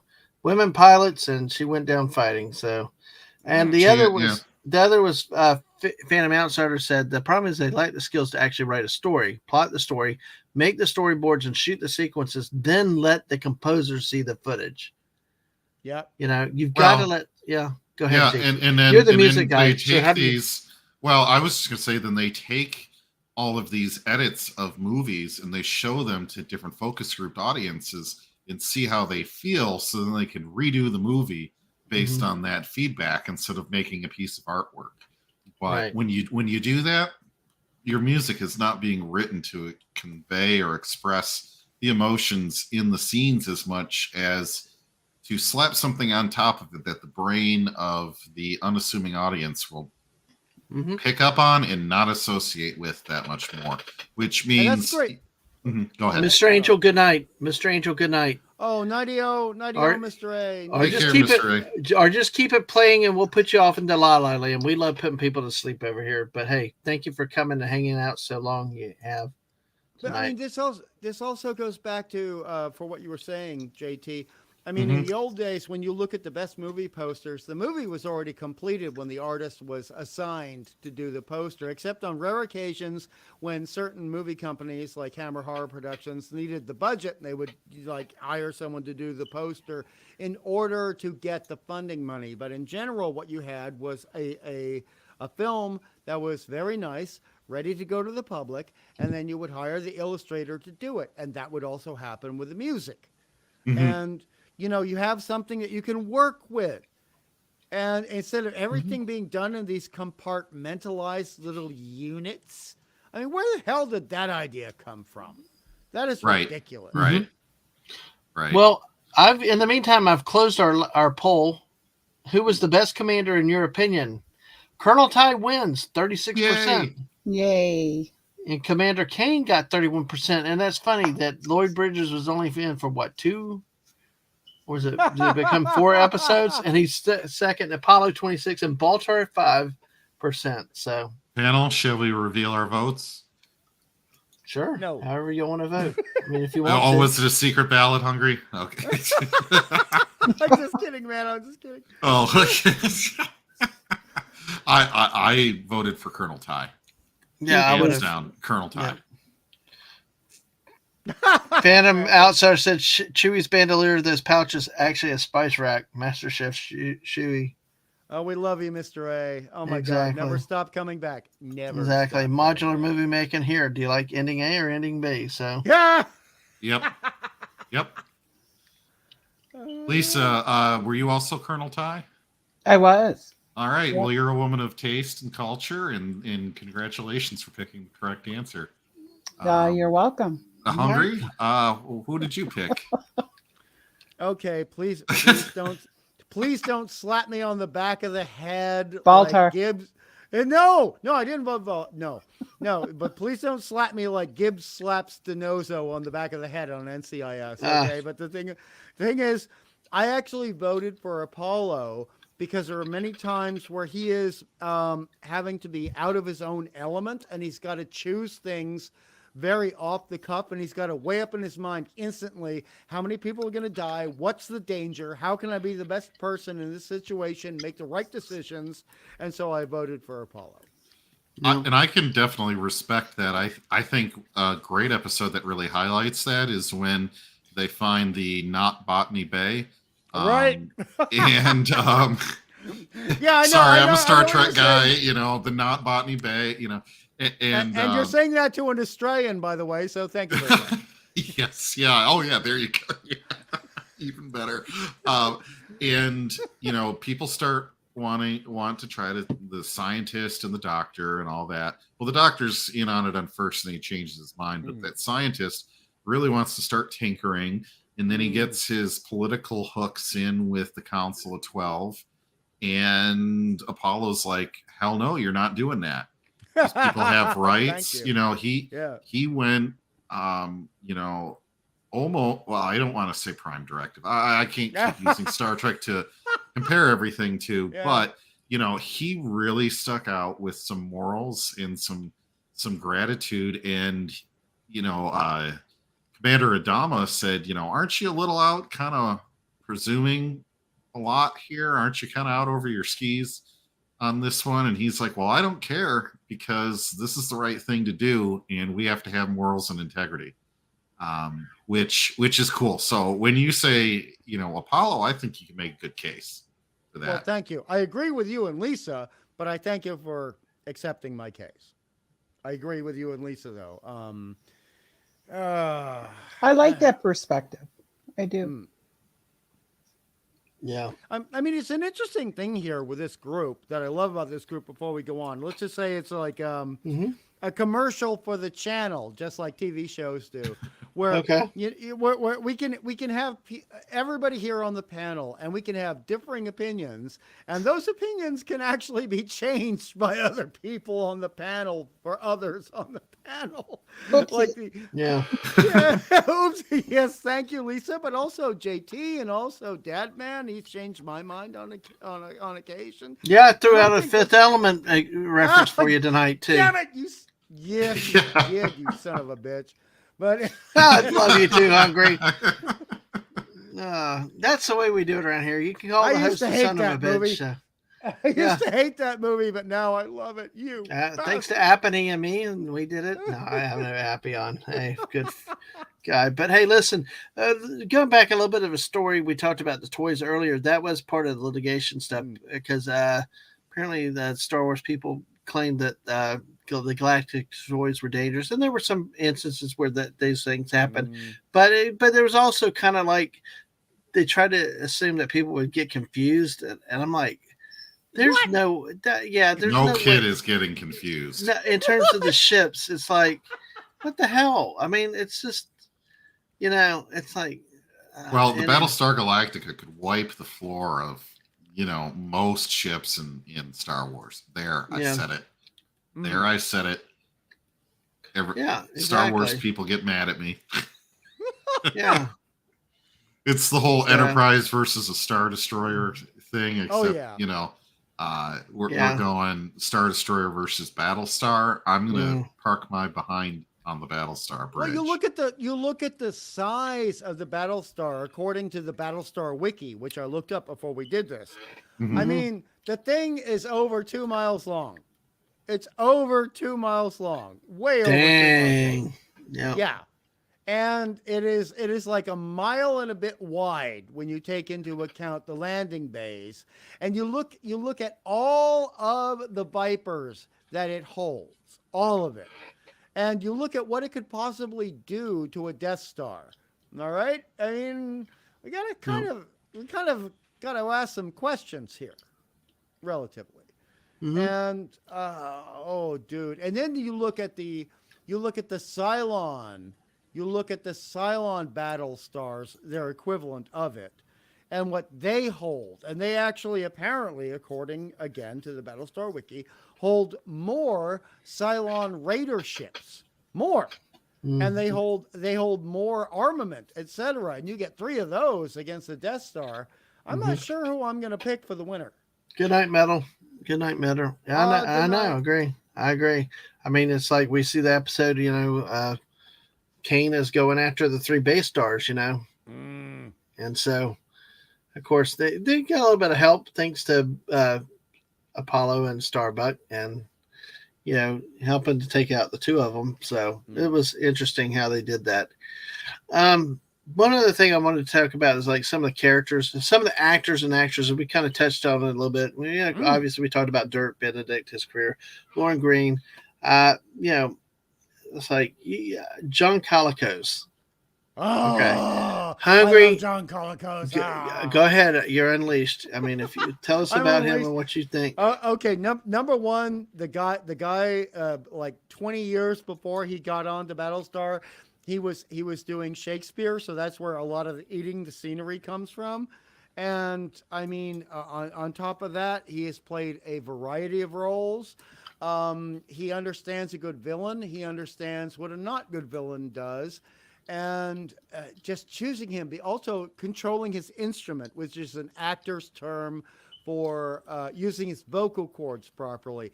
The intonations he would use, the stresses on certain syllables he would use made him perfect. And there was this range of things that he brought to us from the beginning, where we see him and he seems relatively innocent at the beginning, and then we see him talking with the Cylons and discussing what is to happen, if you know what I mean. What is to... He gets very conned by the Cylons, thinking his colony is going to be the one to survive, and he's going to rule it. And the Imperious leader says, essentially, I changed the deal. I changed the bargain. Pray alter no further. Yeah, exactly. Hey, Shooter's here. Hey, Shooter. Hey, Shooter. Hurrah. Good to see you. I mean, I will say there's nothing bad I can say about John Colicos in this series. Nothing at all. At all. No. And he passed away, it looks like, in 2000. So, yeah, he had a long career. The Phantom Outsider said a thing that kind of sparked something for me when I watched it. He says, remember being robots, the Cylons could just go full kamikaze. They can always build more. Yeah. In that scene where there's 100 or so Cylon raiders that are heading towards the Galactica. And then at a certain point, a couple of them get through and they are heading right for the bridge. Now, this is definitely a World War II Pacific Theater, 1944, 1945, reminiscing thing of kamikaze attacks on an aircraft carrier. So here's another World War II motif that's being brought in. Also want to point out that, Return of the Jedi had the same thing. But when did that come out? Oh, that was after Battlestar Galactica. Anyway. But no, to back you up, there was also a discussion in one of the episodes about what if the Cylon Raiders decided to use your term, and it's a term that I use also, kamikaze their way into the landing bays of the Galactica, right? And that could completely just but YouTubean language bugger everything up permanently, shall we say? Yeah, exactly. In 1978, kamikaze and the aspect of the kamikaze raid was still very prominent in American and Australian, not so much British, mentalities. We understood what that meant. And when you're looking at robots, they're not caring. They don't care if they have to give themselves up for the cause whatsoever. So they can always go kamikaze at any given point. And one thing that was brought up, I think in at least 3 episodes, is how in about 5 battle arenas, the Cylons had greater numbers. And that meant they could afford a kamikaze raid. And when you're not willing to give up your own humans, your own family, etc., you're at a disadvantage, I'm sorry to say. I can't remember which episode it was, but there was a bit of a concern of the amount of Cylons that were being destroyed. I think it was like the 3rd episode, maybe. Do you remember hearing about that, you guys? I think, if I'm trying to recall it, I think I know what you're talking about. I think it was. I want to say it was more of a tactical concern rather than it was a direct concern for the Cylons themselves. I think Lucifer was, worried about the amount of numbers. Or that actually came up in the ice planet episode, Lisa. And he was saying, our fighters are not going to have enough fuel to get back. Well, that was another time. Oh, okay. So you're talking about something else. I think there were at least, now that you bring it up, 2, where they're not going to have enough to get back. But I think earlier was that so many were being destroyed. Yes. So there was concern. So I don't know. I think in actuality, the reboot addressed that way better of the amount of Cylons or skin jobs that were. Well, that's what they call them. Yeah. I know. Yeah. Well, one thing I wanted to hit real quick was and then we're going to look at what some people have said also, is that the number of actors, actresses that we look back, not just actors and actresses, just personalities that became names even after. We talked about Ed Begley Jr. earlier. I know that was not your favorite, but we also had, we saw Jane Seymour in for the 3 episodes. Ray Milland, Sire Ray Yuri, Milland. Exactly. Britt Eklund actually appeared in 2 episodes. And she appeared as over 100 characters because she was a clone. Right. Okay. The Brett Summers, Cyrus Bellaby, appeared in the 1 episode when they were having to try to get the pods to plant and stuff. It was so fun to see her because it reminded me of Match Game. Exactly. Zacharot. Hey, Zacharot, good to see you tonight. I think love last Match night Game. I think last night I shut down right when Zacharot was coming in. But Zacharot, good to see you here tonight. Hello, Zacharot. But yeah, exactly. I know that's what I thought. Match game. Let me have a kiss. And I was like, oh, God. Okay. Oh, yeah. But I tell you what, I loved Lauren Green's acting in that. It was like the terror. Here's big macho. Here's big, tough, stoic commander. Right? The sheer look of terror in his face was like. When she was attacking him, I know. No, just even when he got the word that he's going to have to go talk to her. The Right? to talk to him. And then they put flowers in his hand as he had to approach her door. Did you? Absolutely. And Apollo was like, Lisa, we've all been through that. Okay. Oh, it's so cute. No, and in the 70s, I mean, there were times like, okay, the 70s. I'm a kid. I'm not exactly understanding his horror, Lisa, right? I'm looking at my parents, and they're both like, putting their faces over their hands. And then when you start dating in your 20s, you have a flashback, and you think, oh, I get it now. Yeah. Yes, exactly. Oh, kind of like when I finally get the punchline of a joke. Yeah, exactly. Yeah. It's like crazy.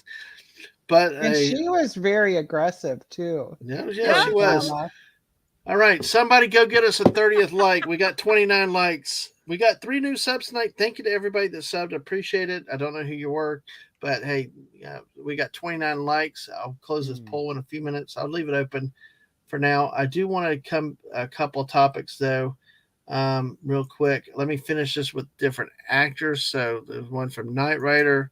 I still love Brett Summers. That was a great episode with her, and Randolph Mantooth played in an episode. If you don't remember from Emergency, that's a show I'd love to get into sometime. I'd love to talk about the Emergency and it and how great a television it was. But that was a strange episode he was in. Just point. The whole setup and the writing of it. Audrey Landers was in. That's another name I've heard. Let's see, going down the list here. That I trying to Ray Milan, like you said, Sarah Yuri was in that. Trying to go down, like I said, Rick Springfield. Remember? Oh yeah, Lieutenant Zach. He was there. One of Adama's sons. They got rid of him in the first episode. Exactly. I could not stand him as a singer, but boy, I loved him in that episode, and I was very, very sad as a little kid. Any from your home country? What? No. Australians will blame a fellow Australian before we're going to blame anyone else. That is the code. Okay. Well, he had one hit, right? Exactly. He had one hit. That's the problem. But he was like on Teen Beat every week. He was on American soap operas. That too, right? And he also because he sucked at music. Well, he did more than Jesse's Girl. There was more than Jesse's Girl. There was one other one that I can't remember the title to. It made that much of an impression on me, but it was around. I'm just squirreling. Fred, this can't be the real Fred Astaire. Yes, it was. I guess so. He played as chameleon in an episode. Yeah. And he's actually Starbuck's father. Oh, wow. It was proven that it's Starbuck's father. Wow. Oh, yeah, that is. I see the picture of it. Wow. That is something.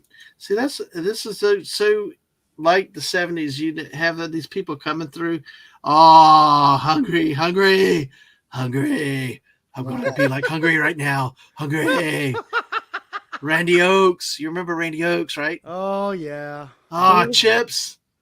Yes. And yes, that meant a lot. That did mean a lot. The blonde-haired officer in Chips from Punch and John. Well, what character was she in this? She was, let's see, just titled as Young Woman. Oh. And there's no photos, but let me see if it gives me the episode title. Let's see. One episode, 1978. Saga. It was in the Saga of a Star World.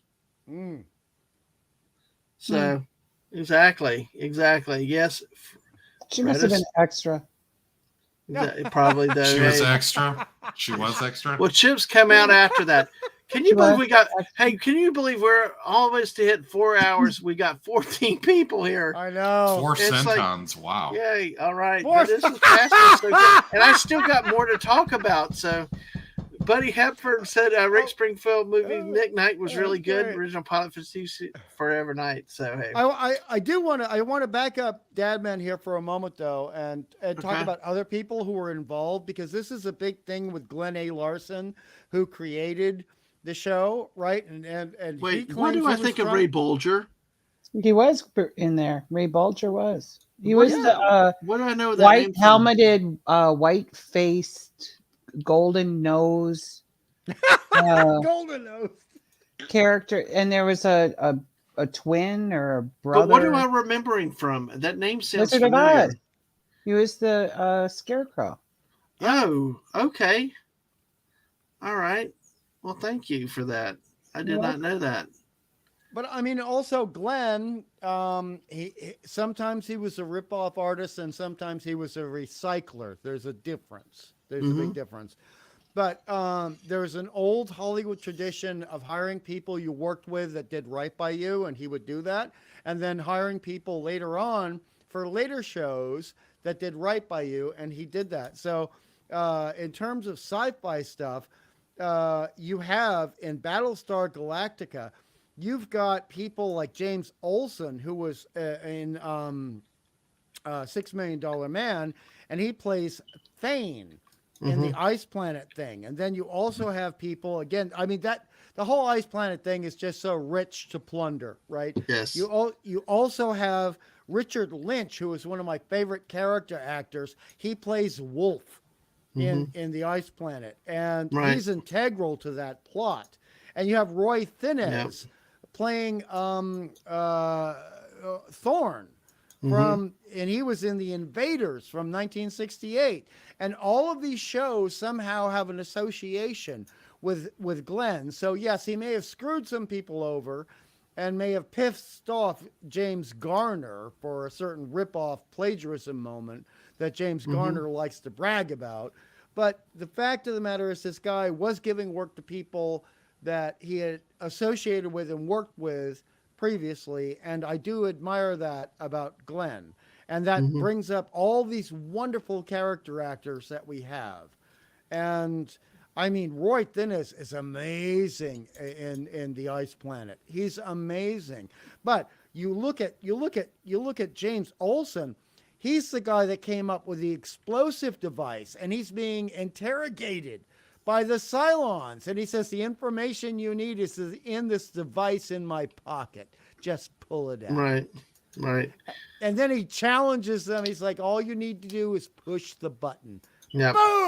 Boom. Hey, like Archer Collins says, tell him about it. I really ought to go to bed at some point. Yes, sir. It's getting, well, sun's probably about coming up where you are. But hey, thanks for hanging with us now. 4 hours. We passed the 4 hour mark. 13 people. Let's see how many likes we're at. Let's see. We're at. Now, come on. Oh, Lisa, what? You love the boom moment. You loved it when he basically sacrificed himself for the sake of the troop, right? Because he was the one who wanted to escape with Wolf. Remember? Right. I do. Yeah. He was doing Ice the right Planet thing. was so good. I think it is honestly one of the best. I agree. I Even tell though you what, Moffat was in it. but I will tell you, I think the music helped. But that was also the one that it hit me with the music.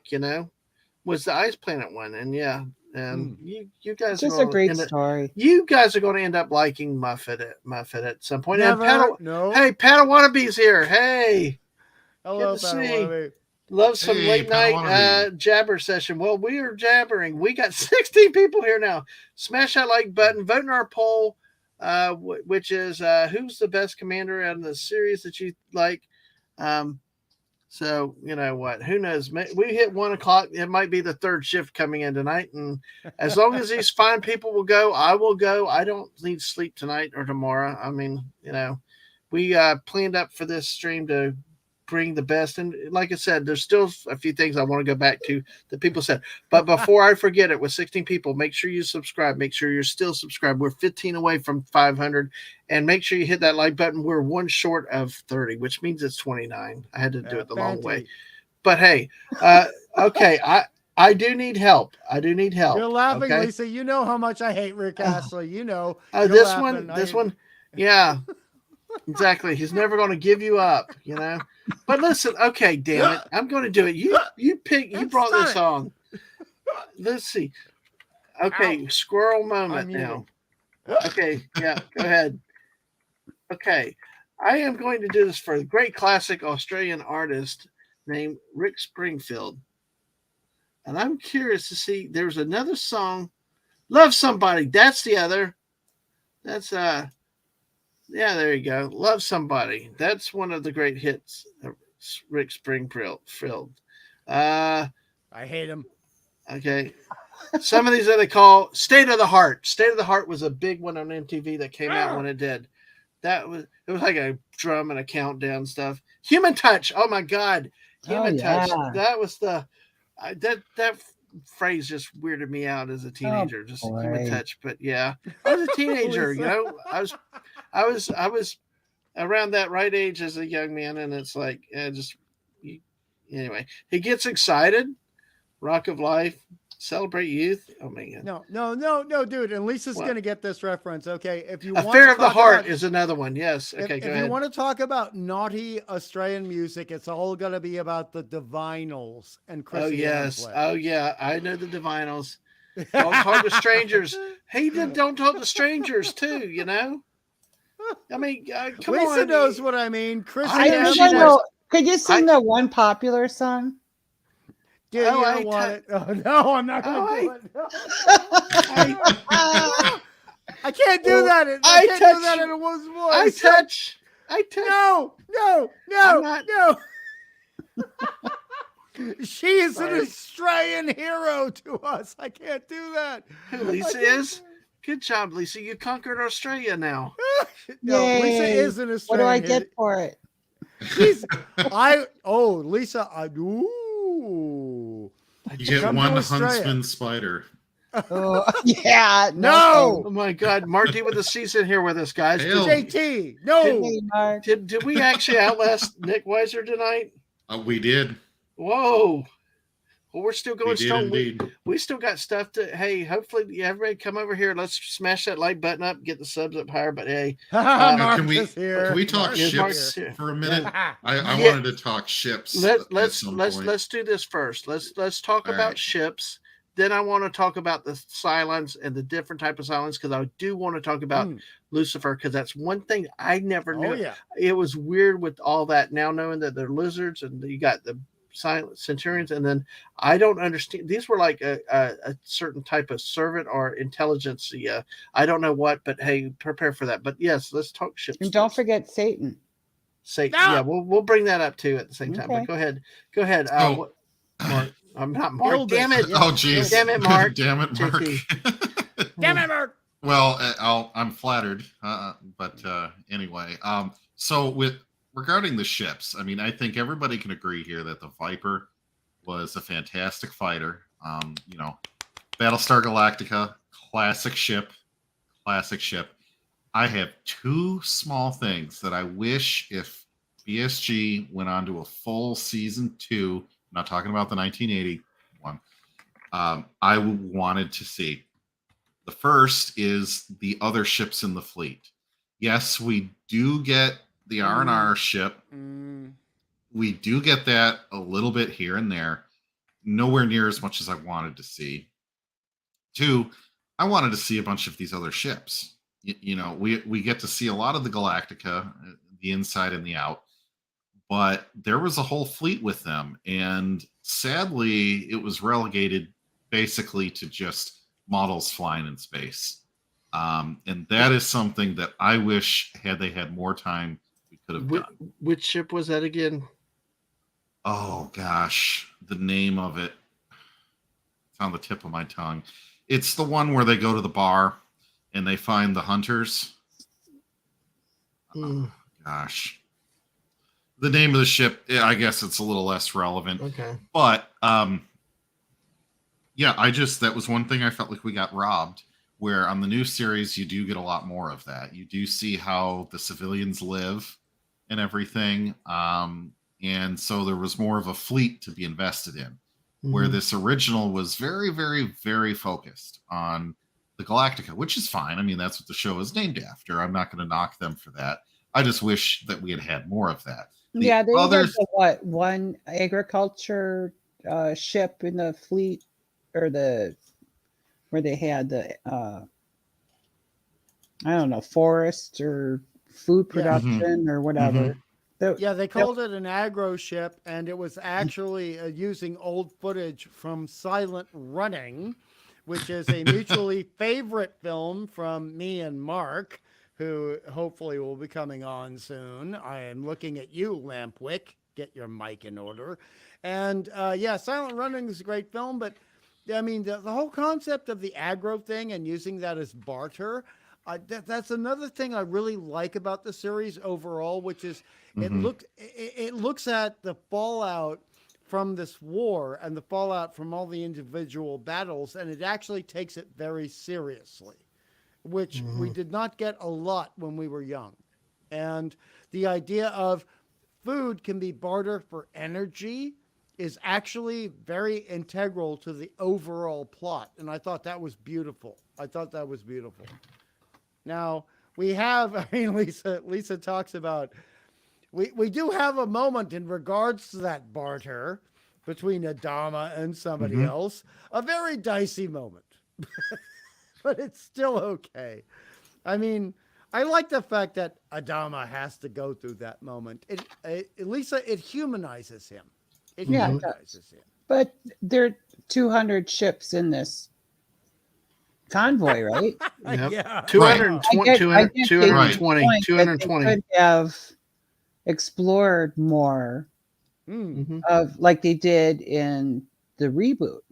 They were actually able to. Good point. Padawannabe, Caprica was the planet. Caprica was the home planet. And even if, and I'm not saying, like, I'm not trying to directly compare the reboot to the original. I'm just saying, you know, had I never even seen the reboot, that was the one thing where The Last of Humanity, I wanted to see it branch out into more of the civilian side of stuff too.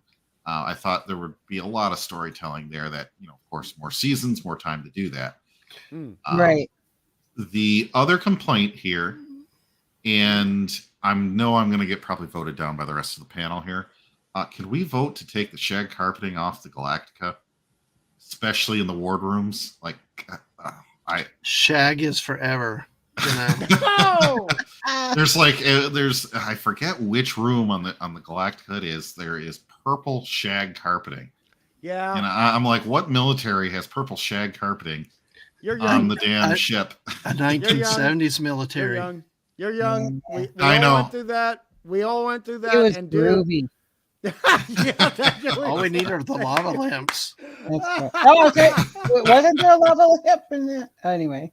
You never know. So hey. I miss shag carpeting. I'm not going to lie. Actually, when we looked for a house 28 years ago, 27 years ago, there was an old house in my old neighborhood, and they still had shag carpeting there in the mid 90s.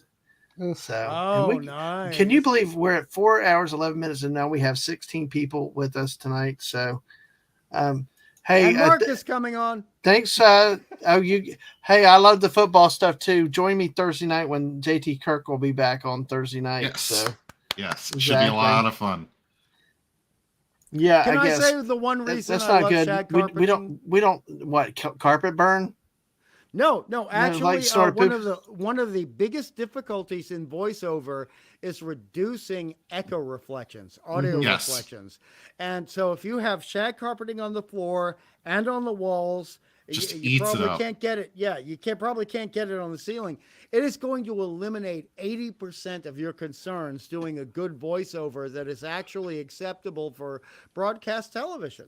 It's all about the audio echoes. It's all about the reflections. And it's just like having the right mic, having the least amount of internal noise in the mic. And that is why you see so many of these specific mics used in television shows. And they're also, while they are building the sets, they're taking into account audio reflections. And so shag carpeting is my friend, and I wish to buy more of him. I mean, if only they had done that on, a Star Destroyer. Can you imagine? I know what you mean. I know what you mean. Totally. Oh gosh, it's too funny. Let me see. Let's see. So those are my two downsides or two nitpicks of the ships. Otherwise, there is not a single thing that I could complain about the rest of these ships. I mean, the Vipers just exude speed, sleekness, maneuverability, force, anger. I mean, there's no shortage of adjectives you can throw at those things. They are like a sports car and a deadly fighter jet put together. And I think it was really hard pressed for the reboot to try to one up them, and dare say I don't think they did. They may have matched them at best. So, the Cylon Raiders, I guess I'll put a third nitpick. I wanted to see more inside of those Cylon Raiders, more than just the straight on shot of the 3 Cylons sitting in the ship. But in all honesty, what could you really have done? It was tight, cramped, and there really wasn't much room in there. And let me say hell to West Cagle. Hey. They did, JT, do a very rarely, they did do a shot behind the heads of the Cylons looking out in the Cylon Raiders, and I'm glad they did that. But yeah, there needed to be more because the designs were so good. And the actual Cylon Raider was like this combination of a horseshoe crab, a manta ray, and the original 1953 Martian warships from War of the Worlds. And it was so delicious and so juicy, and they didn't do enough with them. We needed more. Yes, exactly. Well, I mean, they were spending too much time talking at other times, but I do think that this really, when I went back, these episodes did a good job of balancing the talky with the action and the pew-pews, because I love the pew-pews. So, because that's where I struggle with Trek, is that there's not enough pew-pew for me, and it's like it's all about the pew. Speaking of pew, give this guy the official Dadman Walking Channel greeting. Damn it, Mark. Damn it, Mark. Great to see everyone. Hell, I just want to get one thing on the record. Yes, sir. I'm very pro shagging. So I don't know who was just talking about being against shagging. Oh, that was me. That was Mark. That was Mark D with a C, who just got. Mark, I love you. Hey. Yes. He comes so I think right there should be bat. shagging on every starship, every ship. Yes, there should be shagging. So carpeting. We're talking carpeting. I could see it on the Enterprise, around the instrument panels, along the walls. Especially in the lower decks. But hey, anyway, this is just like Mark. This is just like Mark to bring up something from an hour ago, meaning Riker and shagging. Yes, you know what I mean, Mark. We already mentioned the Decker unit. Yeah, the Decker unit. Yeah. Well, I also equated Starbuck to Riker. Yeah, like hell, screw the freight. Your libido is going to blow everybody up. I mean, libido, dude. Libido does not work in war. It does not work. No, it doesn't. War. It doesn't. You got to control yourself. But Mark D with a C, welcome in, my friend. How are you doing tonight? Great to see you. Great to see you. So doing much better. Doing much better. Good. Glad to hear that. I hear you're a big fan of this.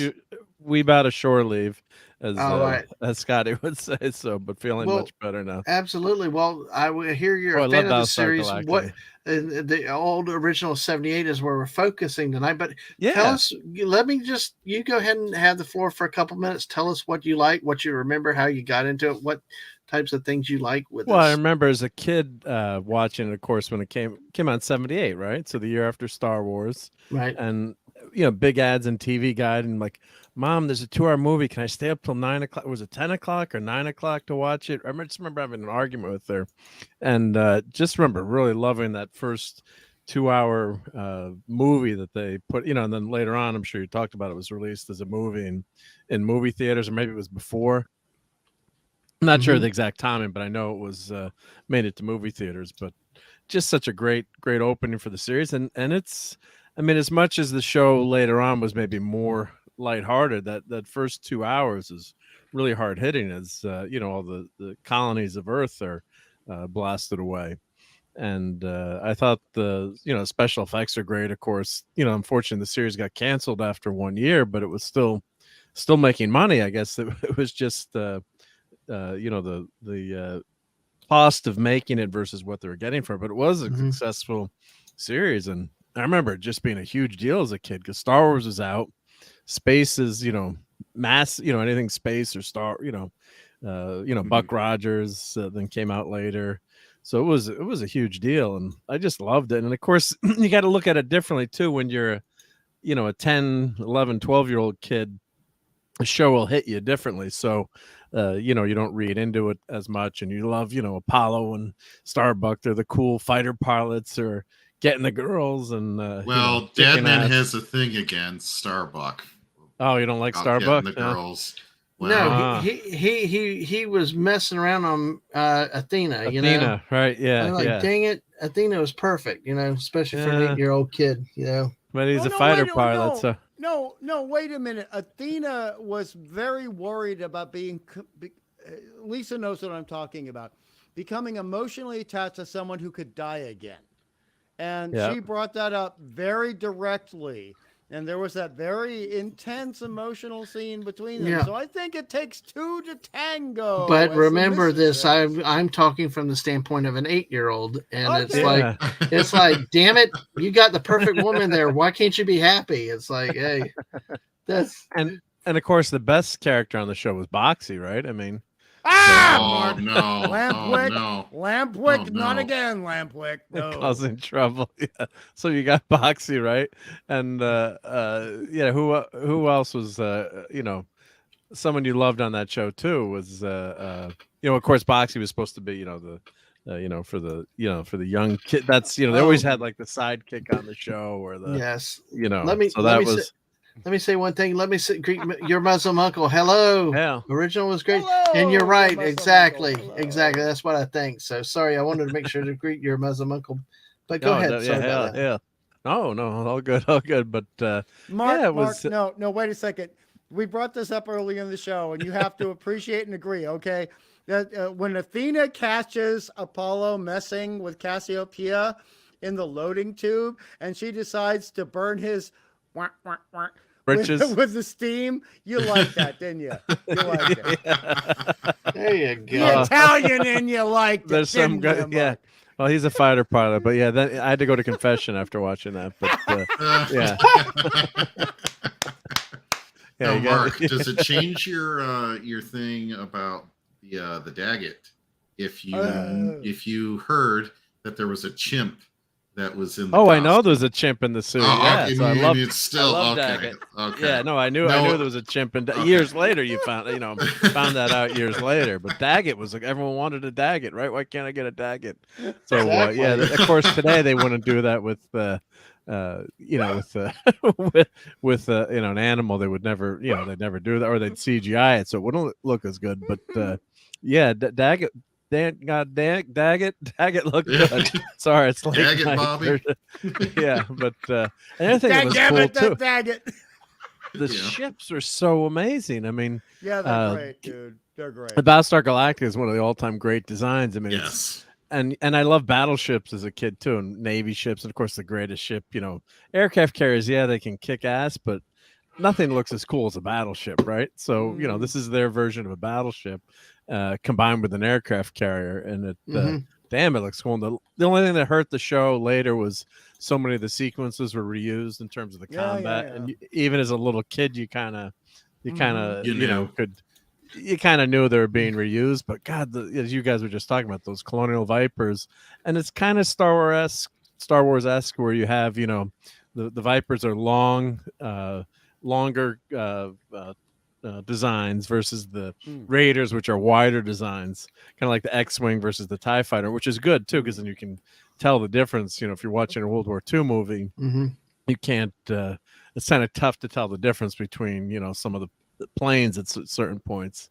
But you just love the show, and I have most of I think I have all the original toys from the show, and I have a video I did on it. It was one of my first videos I did with Raquel like 3 years ago now, or 2 years ago.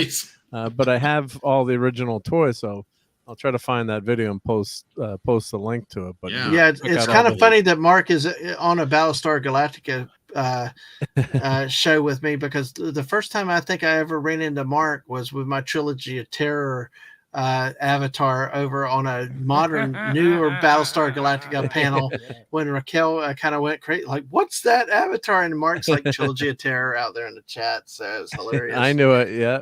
Exactly. Borrow a phrase from the reboot. It's all happened before and it will all happen again. Exactly. Exactly. Let me point out I do have to mention one other thing too. Serena, Jane Seymour. What's not to love too, right? Yeah. That was our first poll this evening. And she won the poll earlier. She won. Oh, she did win the poll? Yep, she won Wowzers. Mark, the only reason we didn't get more of her is because originally Battlestar Galactica was going to be 3 miniseries, like television movies. And she didn't want to sign on for a whole series. And when they said, we're going to a series, she said, nope, bye-bye. And it's so sad. That's because she's glorious. Yeah. Yes, she is, and a great actress too. So, Mark, you and I are one of the only people in this crowd that love Live and Let Die as much as we do. It's one of the best Bond movies ever. My God. I know. Oh man. Well, hey. I know. Well, listen, everybody, make sure you smash that like button, sub if you haven't. We've gotten 3 more subs tonight. We're only 15 away from 500. And I'm gonna have to buy you a clam pizza. So. Yeah, it's coming close. Start saving up my money. I know it's coming. One more thing I did want to talk about on the ships real quick. Yes. Before I do want to move on to another topic. Yeah. So in the final couple episodes, or maybe it's the final episode, I can't remember. The order of operations there. There's an observation bubble where they kind of do the bomber maneuver where, like, the B-36 and some of these strategic bombers that had crawl through spaces, you had to put coverings over on your ears to get to it. That was a reference to that. I don't know if anyone caught that type of a thing, but then they get up in this big globe, basically, with I guess a glorified sextant / the telescope. Star Observatory. Yeah. And they said, well, there used to be many more on the ship, and this is kind of how we used to really navigate when our computers sucked. And I thought that was interesting lore that I had never seen in the reboot, never even thought about on this ship, was a backup, which most naval, pretty much all naval combat ships have at least one backup navigation station in case the primary one gets taken out or damaged, right? I thought it was a little tongue-in-cheek, especially for the 70s, when they said, that's not all you can do in this observation area. I was like, because they brought the girls there. Yeah. But I thought that was the neatest concept right at the end of the show that I wish had gotten more room to breathe. What did everybody else think about that? I liked it because it was old tech, and then on the instrumentation, it picked up the lunar landing. Yeah, so it fit for me logically. And Mark, here we go. Yeah, show a couple of the. Go watch the video, but here's some of the old toys. Let me set the speed up too. And Wes Cagle, yes, I things did happen. They used to shoot darts and stuff, but because of some incidents, they had to change the way they made those toys. Yeah, they did recall some of them. I think some of mine. They shoot your eye out. A kid, they would shoot stuff out. One. Yeah. And that's why the famous Boba Fett, the famous Boba Fett toy, missile, they had the missile, and that's why they recalled the rocket there. But these are pretty cool toys. The only problem was they're not scalable to the action figures, obviously. So someone was selling, I think, a scaled up version of some of the Vipers, so you could fit 3/4 action figures in them. But but they're mobile together, and they were interchangeable, so they were pretty they're fun. They're fun toys. So I was talking about the recall, so I go and there's Boba Fett. Talking about that. But it was a big deal when these toys came out, but then because the series only lasted one season, I don't think they did did that well. Yes, that was going for $900. I'm like, don't tell the missus that I got that one. Oh, I know. Hey, that's perfect. I got my little crawl at the bottom about the images and not selling stuff. Hey, Mark, do they have a figure for Muffet? For Muffet, yeah. They did have Lisa. Well, we were speculating earlier. We weren't sure if they brought the dog in for a toy idea. Yeah. I can't remember that. Ask Mark. You would know. I'll check. Yeah. Well, I want to bring something in real quick. JT, I'm glad we got to talk about the ships and stuff, and thanks for bringing those up. I do want to get the Cylons, especially Lucifer. Okay, Hungry. But I want to agree. Your mother and uncle came in, and we touched on this earlier about how that episode and stuff, because I wanted to show. It is going to be a repeat from earlier. So if you've been here the whole time, I apologize. But I like when people come in late, to share things again, and I think this is worth it, especially since your Muslim uncle mentions this episode. This is the comic associated with that episode we talked about earlier.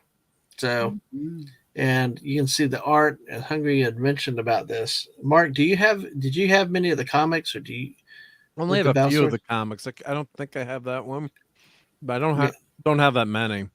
And then years later, I bought a few more, but I mean, these would go for pretty cheap too. Now I bet the value went up, but back in the day, I'm guessing these were all in bargain bins, and maybe the reboot helped it. Yeah, but now anything vintage has gone way up. This is what I had from back then. So this is I've had this all these years. So and here's a inside of it from that episode with what your Muslim uncle was mentioning about the pods and stuff like that in there. It was very interesting, and just I figured show it for a lot of you comic book people out here that some things that are out there, and really, really good with the art, and what we talked about before, the dialogue is not dumbed down. It's it's really good dialogue in these comics. Hey, Mark. Yep. Okay, since the Locust people from this section of Battlestar Galactica are using us as food, are you happy using them for pizza? I don't know if I put them on pizza. I'd only put clams on my pizza. No. Hey, fair is fair, dude. Yeah, Carolyn, I think. Yes, it's Carolyn or Caroline, because our buddy Sire was trying to get everybody down there, and demanded that all of the military be down there and celebrate. And Adama again saw not to do it. Adama always. Lorne Green, come on. Exactly. It was great. He had his Alpo. I love that. Alpo, selling Alpo for Muffet. Hey, at least sort of Poopas loves the clams for you, Mark. So, all right. Thank you, Snort. Yeah, exactly. Good taste. Exactly. It's a bear with good taste. Yep. And that may you'll find out pretty soon. Yep.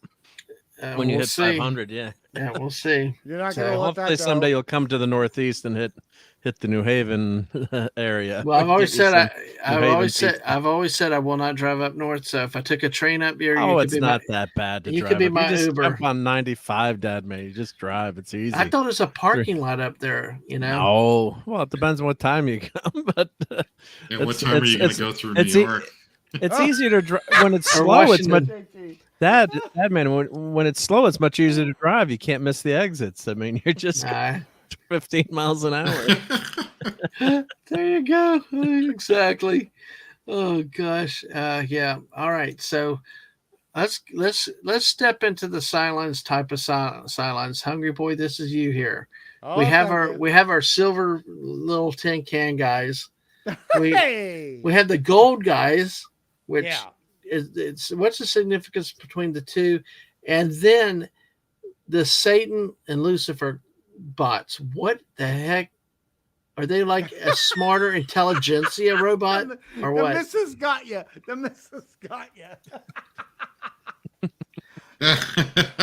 There you go. Well, there you have it, folks. Yeah, but there's not heavy traffic like up northeast. Okay. Well, anyway, you have to get through Atlanta, which was my first concern of you traveling. I think 95 goes through Atlanta. No, 75 goes through Atlanta. 95 goes through Washington, D.C. Okay. So, but they're 75 still concerned. Really rough. So you could take a boat, Dad, man. No, but could. Well, like Lisa said, 75 is rough. Y'all think people in Kentucky were doing 65 miles an hour on the emergency lane, and even off on the shoulder when traffic stopped up there. It was crazy. It is crazy. Sounds like Death Race. So exactly, it's kind of that. So, Hungry Boy, what about with these types of sightlines? Oh, I will mention that, but before I do, Death Race 2000, 1970s, Roger Corman only. Yes. Mark. You know what I'm talking about. Yeah, that's why I mentioned it. Yeah. The remake, no, unacceptable. But go ahead. It featured boobies too. Oh yeah, there was a lot of going on in that movie, and it was David Carradine, dude. He's David great, yeah. Carradine. But Deadman, hit me with what you want. Let's talk Cylons. Let's go for it. What's the difference? I think the Golder ones have a higher rank function, they do. But what about compare them to the regular Centurions? But then, where did the Conehead ones come in? We are from France. Conehead ones. There was actually no real explanation given in the script that we heard receiving the episode on television. Basically, all that happened was we have the character known as Lucifer. I don't like using that term. Right. But he is brought in. His voice is by the magnificent, and Mark knows what I'm talking about, Jonathan Harris, who was Dr. Smith. Yeah. In the original pain. Lost in The Space. pain. Oh, the pain. Oh, Will, my back, my delicate back. Oh, my lumbago, my dear boy. And I love Jonathan Harris. I love him so much. But so he was hired to do the voiceover for Lucifer. And Lucifer is basically set to Baltar. He is set to Baltar as a second in command, but it's not really a second in command. Not really, when you look at how the stories play out. And he's always contradicting Baltar a little bit. And he's always putting this little finger in his back. He's always having that little comment. And it's wonderful. It just is glorious and delightful. But for some reason, they decided to make, I don't know why, it's not in anything I can find out. I can't find it. It's he's more hominid, he's more Homo sapien than the other Cylons, and he's got two eyes instead of one, and he's got the red going back and forth with both eyes, and it was played by two actors. So you had, because the costume was so high and involved so much physical aspects of the costume, you actually had a person who was shorter than 5'2" in the costume. Okay, but you had Jonathan Harris providing the voice, and so it was one of those weird double-edged things. And you and Mark understand this, where it's like Darth Vader, where you have David Prowse playing the physical aspect of Vader, and you have James Earl Jones doing the voice. Right. But I think he's a great addition to the show. I have no problem with Lucifer aside from the name. Right. I wanted to say hello to Southern Belle. Welcome in tonight. Hello, good to see you. Do you agree, Mark? Hello, Belle. Yes, we got to greet our chat. Wonderful chat. 14 of y'all still here. Smash the like button. Sub if you haven't already. 15 more away till Mark buys me clam pizza. So, hey. Awesome. Well, I mean, since he's here, Mark, what did you think about Lucifer? No, I think it was an interesting character because you had at first you think, there's only one real main bad guy, but then the parry between the two was interesting. So that I really did like. And, of course, you couldn't say Lucifer as a Catholic school kid. But what's going on? This is devil worship. Yeah. But I think it was supposed to show the fall of, the fall from grace. And, of course. Good point. Good night, Pop Culture Republic. Good night. Take care, Pop Culture.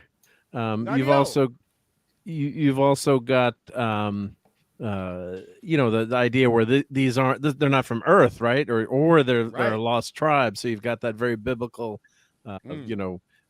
allegory there. and then the fall from grace with the Cylons, or the evil of the Cylons. The reboot really messed around with that concept in an interesting way, which I did like, but it's a totally different animal there versus you don't get so much of the AI gone wrong concept, although it's there obviously as the Cylons, but the sequel reboot explores that much more detail. Plus they had so many more episodes and obviously in the new series. And of course, I don't know if you've talked about, considered one of the best, probably the only really good episode of Battlestar Galactica, 1980, where Starbuck crash lands, right? And that's I knew you were going to bring this up. Yeah. I knew you were going to bring this up. I don't know if you talked about that one yet, but that's no, we didn't. We focused according to our host. We're focusing on the original 78 series tonight. Yeah, that's what we're doing. Well, of course that the 1980 is very that's almost like an episode of Battlestar Galactica 1978. But that was we're talking about the Cylons, so that's one of the more interesting dissections or finding out about a Cylon, so Starbuck starts calling him Cy. So that's a great episode to watch, and really interesting to go, because maybe the are they all not, they're all not evil maybe, or then you kind of had your what's going on here, but it was. Well, I will admit, Mark, I'm glad you brought that up, because it's the only episode of that particular series I can tolerate. And how persnickety I can get about things, but that was a great episode, and I love it, and I've watched it over 7 times, and I adore that. It's good because it's about somebody looking at someone as the other and trying to figure out what is the definition of other. And then thinking, well, what if we are not others, but there is a somehow mutual common ground? Is there not a potential for mutual common ground? And then, Cy, when Cy comes out and he gets, we're not going to do spoilers, but he becomes defensive of his pal. That just, I got goosebumps as a kid. I get goosebumps every time I look at it. You know what I mean? Yeah. Well, let me go ahead with a couple things real quick. Wes Cagle said, Baltar John Colicos was great. Remember from a Star Trek original series, Errand of Mercy, where he played the Klingon core. Snortopoopas is going back to bed. Good to see you tonight. Thanks for hanging out for so long, Snortopoopas. Get your rest. Speaking of that reminds me, I got to wear a suit tomorrow. Dang it. I just squirrel moment, so I got to dress up. But see, which Battlestar Galactica suit are you wearing? The original or the prequel? Original. Original. Original. Cape. You got a cape laying around? Exactly. I'll find a cape. Yeah, I got a seamstress in the other room. So, and Southern Belle has not watched this in a long time. It's definitely worth taking a shot at. We talked about some comparisons with modern shows, with how music's so involved in these episodes and grain. And in West Cagle, I've heard that consistently, but I've also heard people say to enjoy it. There are some good things out of it that could be, but it'll be a little bit more than what we're going to tonight. Mandalorian episode with Katie Sackhoff with Empire Ship had a launch tube similar to BSG. Hey, you never know. Hey, what goes around comes around. I reiterate with the Lucifer. Let's spend some time on that. Yes, because you were wanting to explore that, and I just that one episode with Ilbis is a fallen angel. So I'm going to kind of retell something I said a while ago. The one where they were on the swamp planet, right? With the second one ship, right? Yes, in the red filter over the camera. Yes, at the beginning. Yes. Because I tell you, I'd never gotten to the point of, well, why is this type of? Were they smarter than the robots? There was had to be some kind of explanation for hierarchy. Big ship that would come behind the Vipers, and they their ears hurt.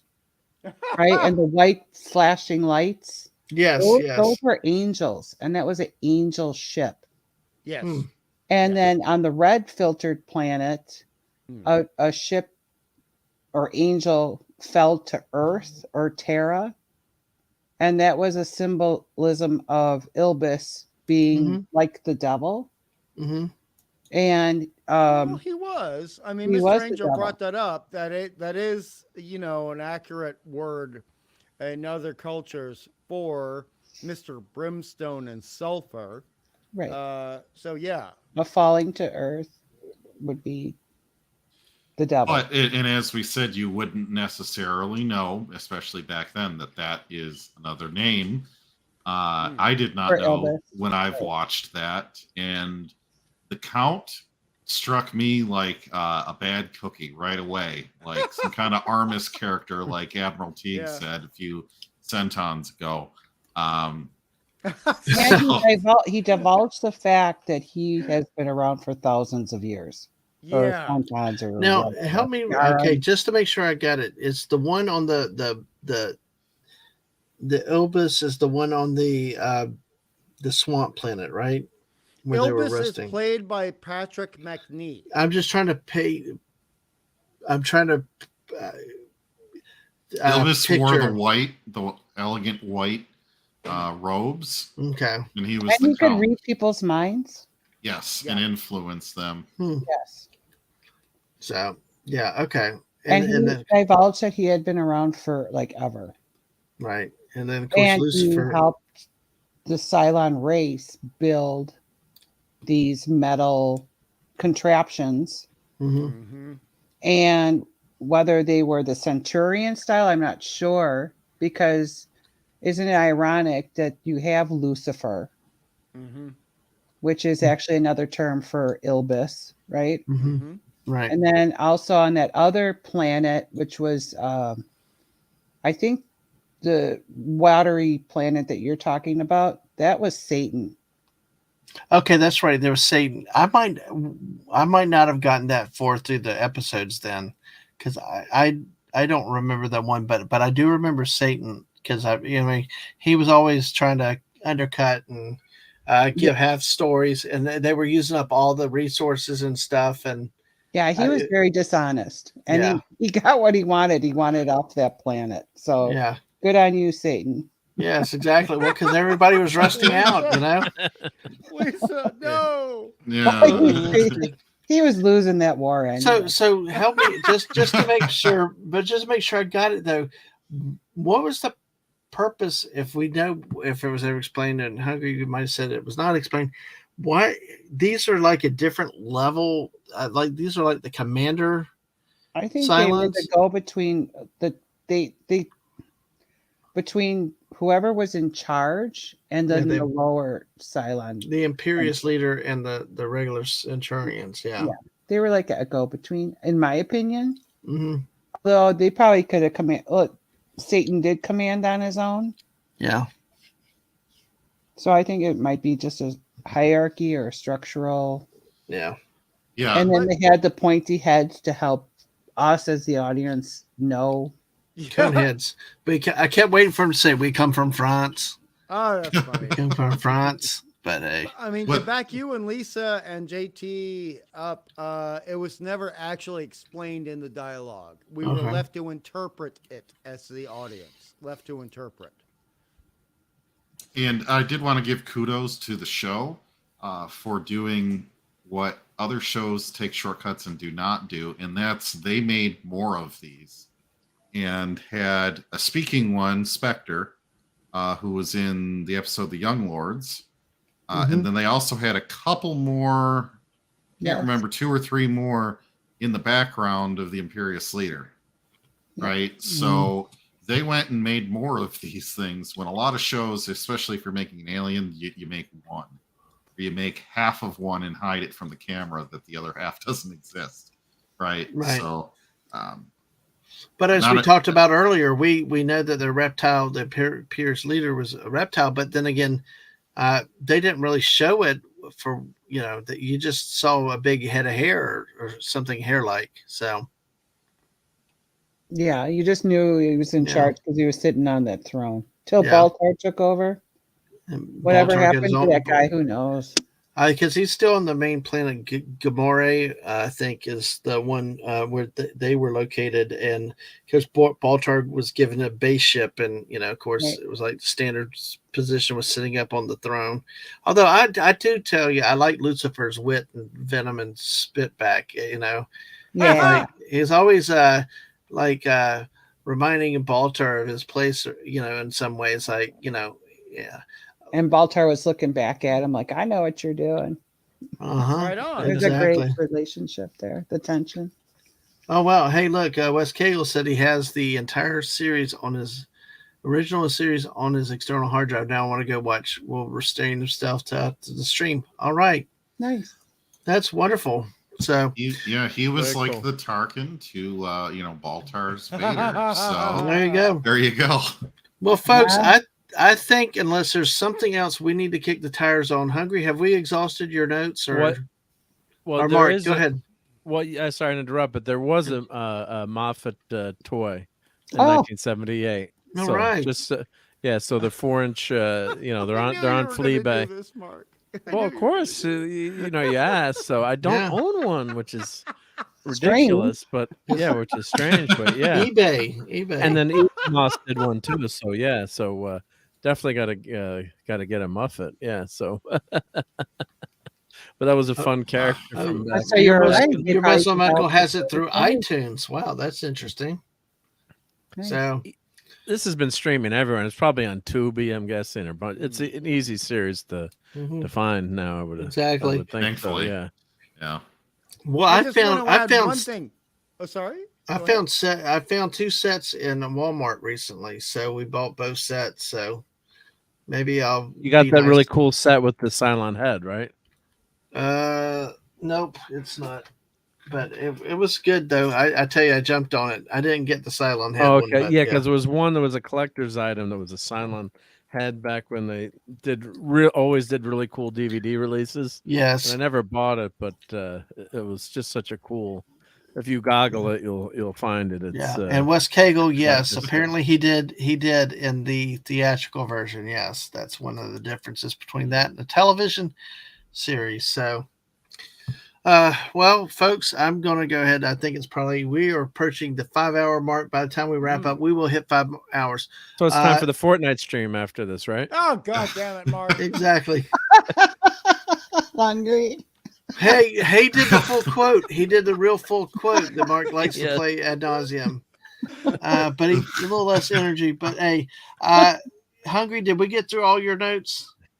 Except for one thing, which Mark is going to appreciate since he came on. All right. Okay, there was a guest star on this show I love so much. Larry Manetti, who played Rick on Magnum P.I. later, who also Glenn A. Larson, who's the creator of this show, was a co-writer and co-creator of Magnum P.I. So he brought Larry Manetti from Battlestar Galactica to be Rick on Magnum P.I. Good call. God bless Glenn A. Larson, right, man?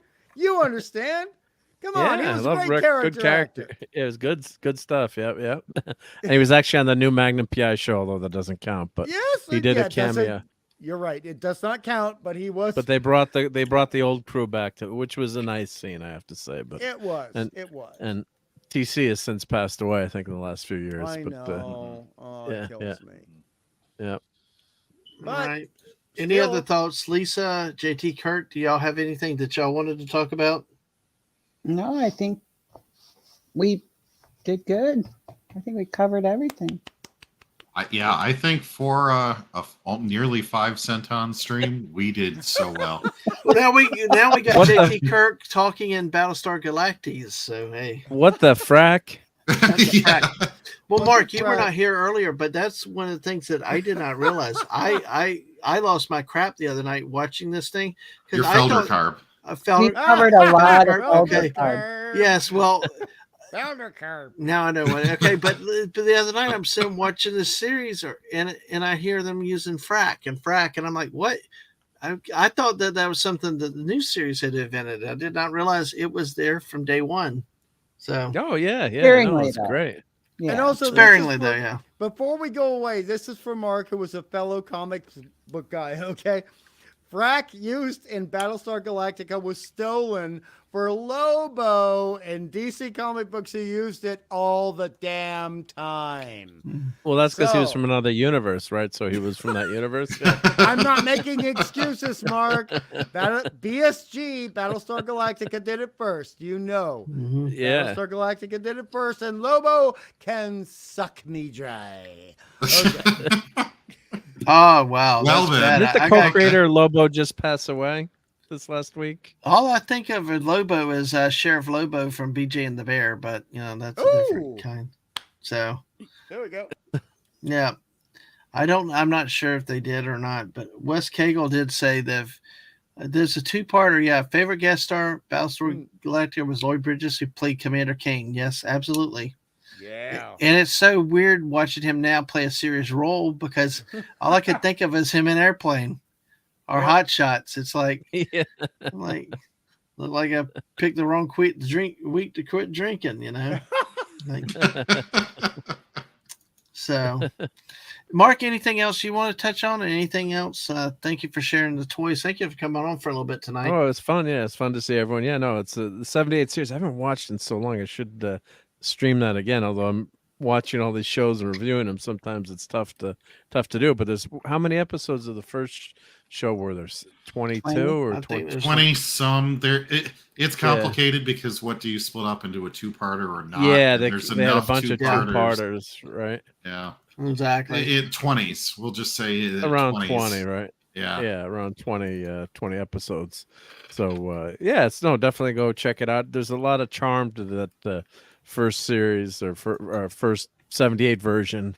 I know you're not talking tonight about the reboot reimagining, but there's just something charming about that original show, and a lot of the episodes were pretty hard hitting too. It gets tagged as like a kiddie show, but I think a lot of the episodes had an adult subject matter, and definitely. And we're really, and Lauren Green is great too. Well, I think that was I think there was a common thing. Yeah, I think there was a common theme throughout a lot of the 70s shows is that they dealt with a lot of serious thematic things, but it wasn't like you were killed with details and graphics, graphicness. You actually got to fill in the blanks. Yeah.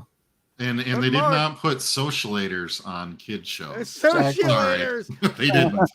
But see, you could have it. I was naively it didn't it went over my head, and I think at some point that was kind of a thing with the society back then. Is like you could still have it, something for the adults, but you didn't have to explain all that stuff to everybody because she was, but you didn't see that as a thing with her character. It was something, her character went a different thing, and they developed a real character with it. So beautiful point. But Mark, the destruction of Caprica in the first episode when it showed on television, there was nothing designed for kids there. Oh no, nothing. Yeah, but it was like going into it, you thought it was going to be a Star Wars kid. No, not that Star Wars is a kiddie show, but I know, of course. But just the when you see Alderaan blown up, it's from a distance, but you get it. You get it right there, and it was very the subject matter was very graphic. For the time, it was very direct visually. It was very direct. Yeah, and you're like, what's going on here? This is crazy. So you had, if a show like this came out today, you'd know everything about it. But back then, you didn't really know. You didn't know much of what was happening, especially as a younger kid. I wasn't buying fan magazines or anything. So, yeah. Heathen. Well, listen. Before we sign off, let's answer Wes Cagle's question. I have no clue, but who would I fight, Superman or Lobo? Superman. Okay. Call L. Yeah. All right. Well, there you have it. Mark knows what who would win if the Terminator went against the Cylon? Terminator. Well, which Terminator model are we talking here, Mark? This is going to be a T-800. T-800. Nice. Definitely Arnold. Yeah, just one blaster bolt to the chest and the Cylons were out. So definitely Terminator. And I tell you what, Wes Cagle, as an 11-year-old, I couldn't understand the hostility that was shown towards Cassiopeia. But especially back in that, again, if you set it to the 70s, It's in that time period. Yeah, there were certain things like that. It was highly frowned on. It was not like let live and things like that. That, certain reputations, certain professions got certain reputations, and it was outright hostility because a lot of times we don't want that here. We don't that in our neighborhood. And, a lot of I think it was cultural for the time and reflective of what the majority of society said about those things back then. But well, the other interesting thing was they had in the beginning of the show, they had women acting as fighter pilots, right, or Viper pilots. So that was kind of right away. Too. Right away. So but they actually went through they weren't Mary Sue's. They went through which I thought was wonderful for female characters to get in the pilot seat, and it wasn't an easy process. I mean, it was the women did die in that show. Yeah, exactly. They didn't all magically survive and stuff. I mean, heck, we lost Serena in that episode. Well, to back up what Lisa's saying, actually, for a 1978 show, there was a hellacious body count every episode. I mean, there were a lot of people that died, and for women, knowing that from the first episode, women signing up to become Viper pilots. That was actually very inspiring. Don't mean to sound woke, but that was you could take that from World War II reference. Yes. You were bringing another one of those. Yep.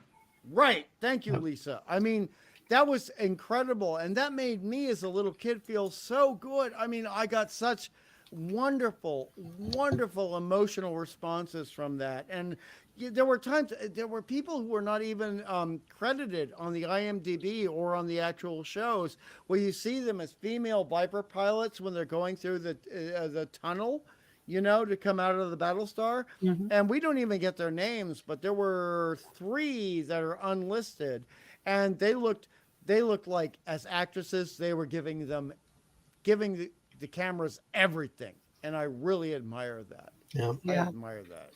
Well, on that note, we are going to go ahead and call it now. I appreciate everybody being. Mark, I'm glad you were able to come in. We made it at 5 hours just in about 7 seconds. So I know it's real close. So thanks, Dad. Yeah. This was fun. This was a blast, and thank you. 5 hours definitely hit it. Any last words from anybody though before I go through the promos? When's the reboot stream? Oh no, Lisa, no. I will say in all seriousness, there may not be one. Oh, hold on, shooter, please don't leave yet. Please sit through these self promotions, and if you can, because there's some stuff coming up. I want to make sure y'all are aware of some things, and too also, probably we could possibly one day, but I know so many people have done that either episodically or overall view. Maybe one day. Battlestar Galactica night. Do cover that Starbucks episode. That reboot is that reboot. Mark. So I know. But hey, all right. Well, anyway, good to see you. So anyway, we still got 10 of y'all here. I want to make sure tomorrow night at 8 p.m. It'll be our next Walking and Rambling with Aang, my kid, and we're gonna who knows what we're gonna talk about. So drop by, hang out with us, chill vibe. Who knows? We might break out in NFTs, and you'll see Hungry Boy off in the chat, like losing his stuff, typing. I actually, the last stream or the stream before, I just sat back and quit talking because Aang and him were going at it all together in the chat and stuff with all the cryptocurrency and art scalping, and I'm just like, blah, blah, blah. It was like Charlie Brown teacher. So yeah, exactly. Make sure though, if y'all, I know a lot of goodbyes right now, but a couple things I do want to emphasize real quick. Please help us support Aang tomorrow night and come over for this. I'd love to have y'all hanging out with us and stuff. And it won't be a 5-hour stream, I promise you. So and Aang's got a YouTube channel too now, right? Yeah, Aang has a YouTube channel. We're trying to work to encourage Aang to get more out on YouTube, and come by, say hi, and help Aang, encourage Aang. And I do not know why this is not opening the proper way. So that's the thing for tonight. Tomorrow night, I'm not sure what happened with the way these screens loaded, so I'm going to have to do them one at a time. And then on Thursday night, I got some guy named JT Kirk again We're talking college football, 2023 SEC College Football Weekly. Listen, give us a chance. And next week, Mark, you're the following Thursday, by the way. Awesome. So, folks, I got my perfect pick record to put on the line there. Exactly, and I'll have to send you the games next week, in a couple of days, so that you have it. But join us. We talk about all kinds of stuff. A lot of it's the football memories and stuff. Don't worry about the X's and O's and stuff like that. I'll just listen, hit the like, subscribe, and listen to JT Kirk pee on Michigan, and and just we'll have fun. We'll have fun with it. We'll try to make it not too sport. Well, we have fun with sports ball, like we've done tonight, with something different, with some sci-fi. Give us a chance. We can make it fun for you. By the way, so I do not know what happened with the way this screen loaded up, and I apologize. I do want y'all to stay around for one more announcement, two more things actually, and I'm trying to move very quickly as I can doing this, because this thing did something different with these screens for me, because there are a couple of very important announcements that I want to have come up right now. Yes, exactly. This one right here. There is going to be a big stream announcement, and give me a second. I will put that in the chat as I bring this up. There, October 27th, 9 p.m., a Friday night, there is going to be a special. Exactly. There is going to be a very special programming announcement on the channel. Yeah, as you can see, there's me and some people, and we're going to announce something that's coming up in the future. Stepping outside of my normal comfort zones. This should be something. You're covering figure skating? Maybe. I don't know. Maybe I'll cover curling. I know, because the missus and I love curling. So exactly. Curling. Yes. So exactly. And like I said, I'm going to put the Anglewo's link out there. So now don't freak out when you don't see any content, but go ahead and sub over there if you can. And, it'll serve to be a reminder, and trying to get Ang out there more often, and to see a different thing. So I love that shooter. For one night only, 3 question marks. Exactly. Not to be confused with the 3 seashells, though. So anyway, not to be confused with the 3 seashells. So Ang's link. Oh, thank you, Mrs. You did it too. But hey, why would your mind go to that? What's that? Never mind. I don't know. Because we talked about the wonderful sure. Okay. Anyway. Movie earlier. So anyway, join us for a wonderful. I don't. There you go. Get over there, so you don't have all that stuff in the middle of this thing.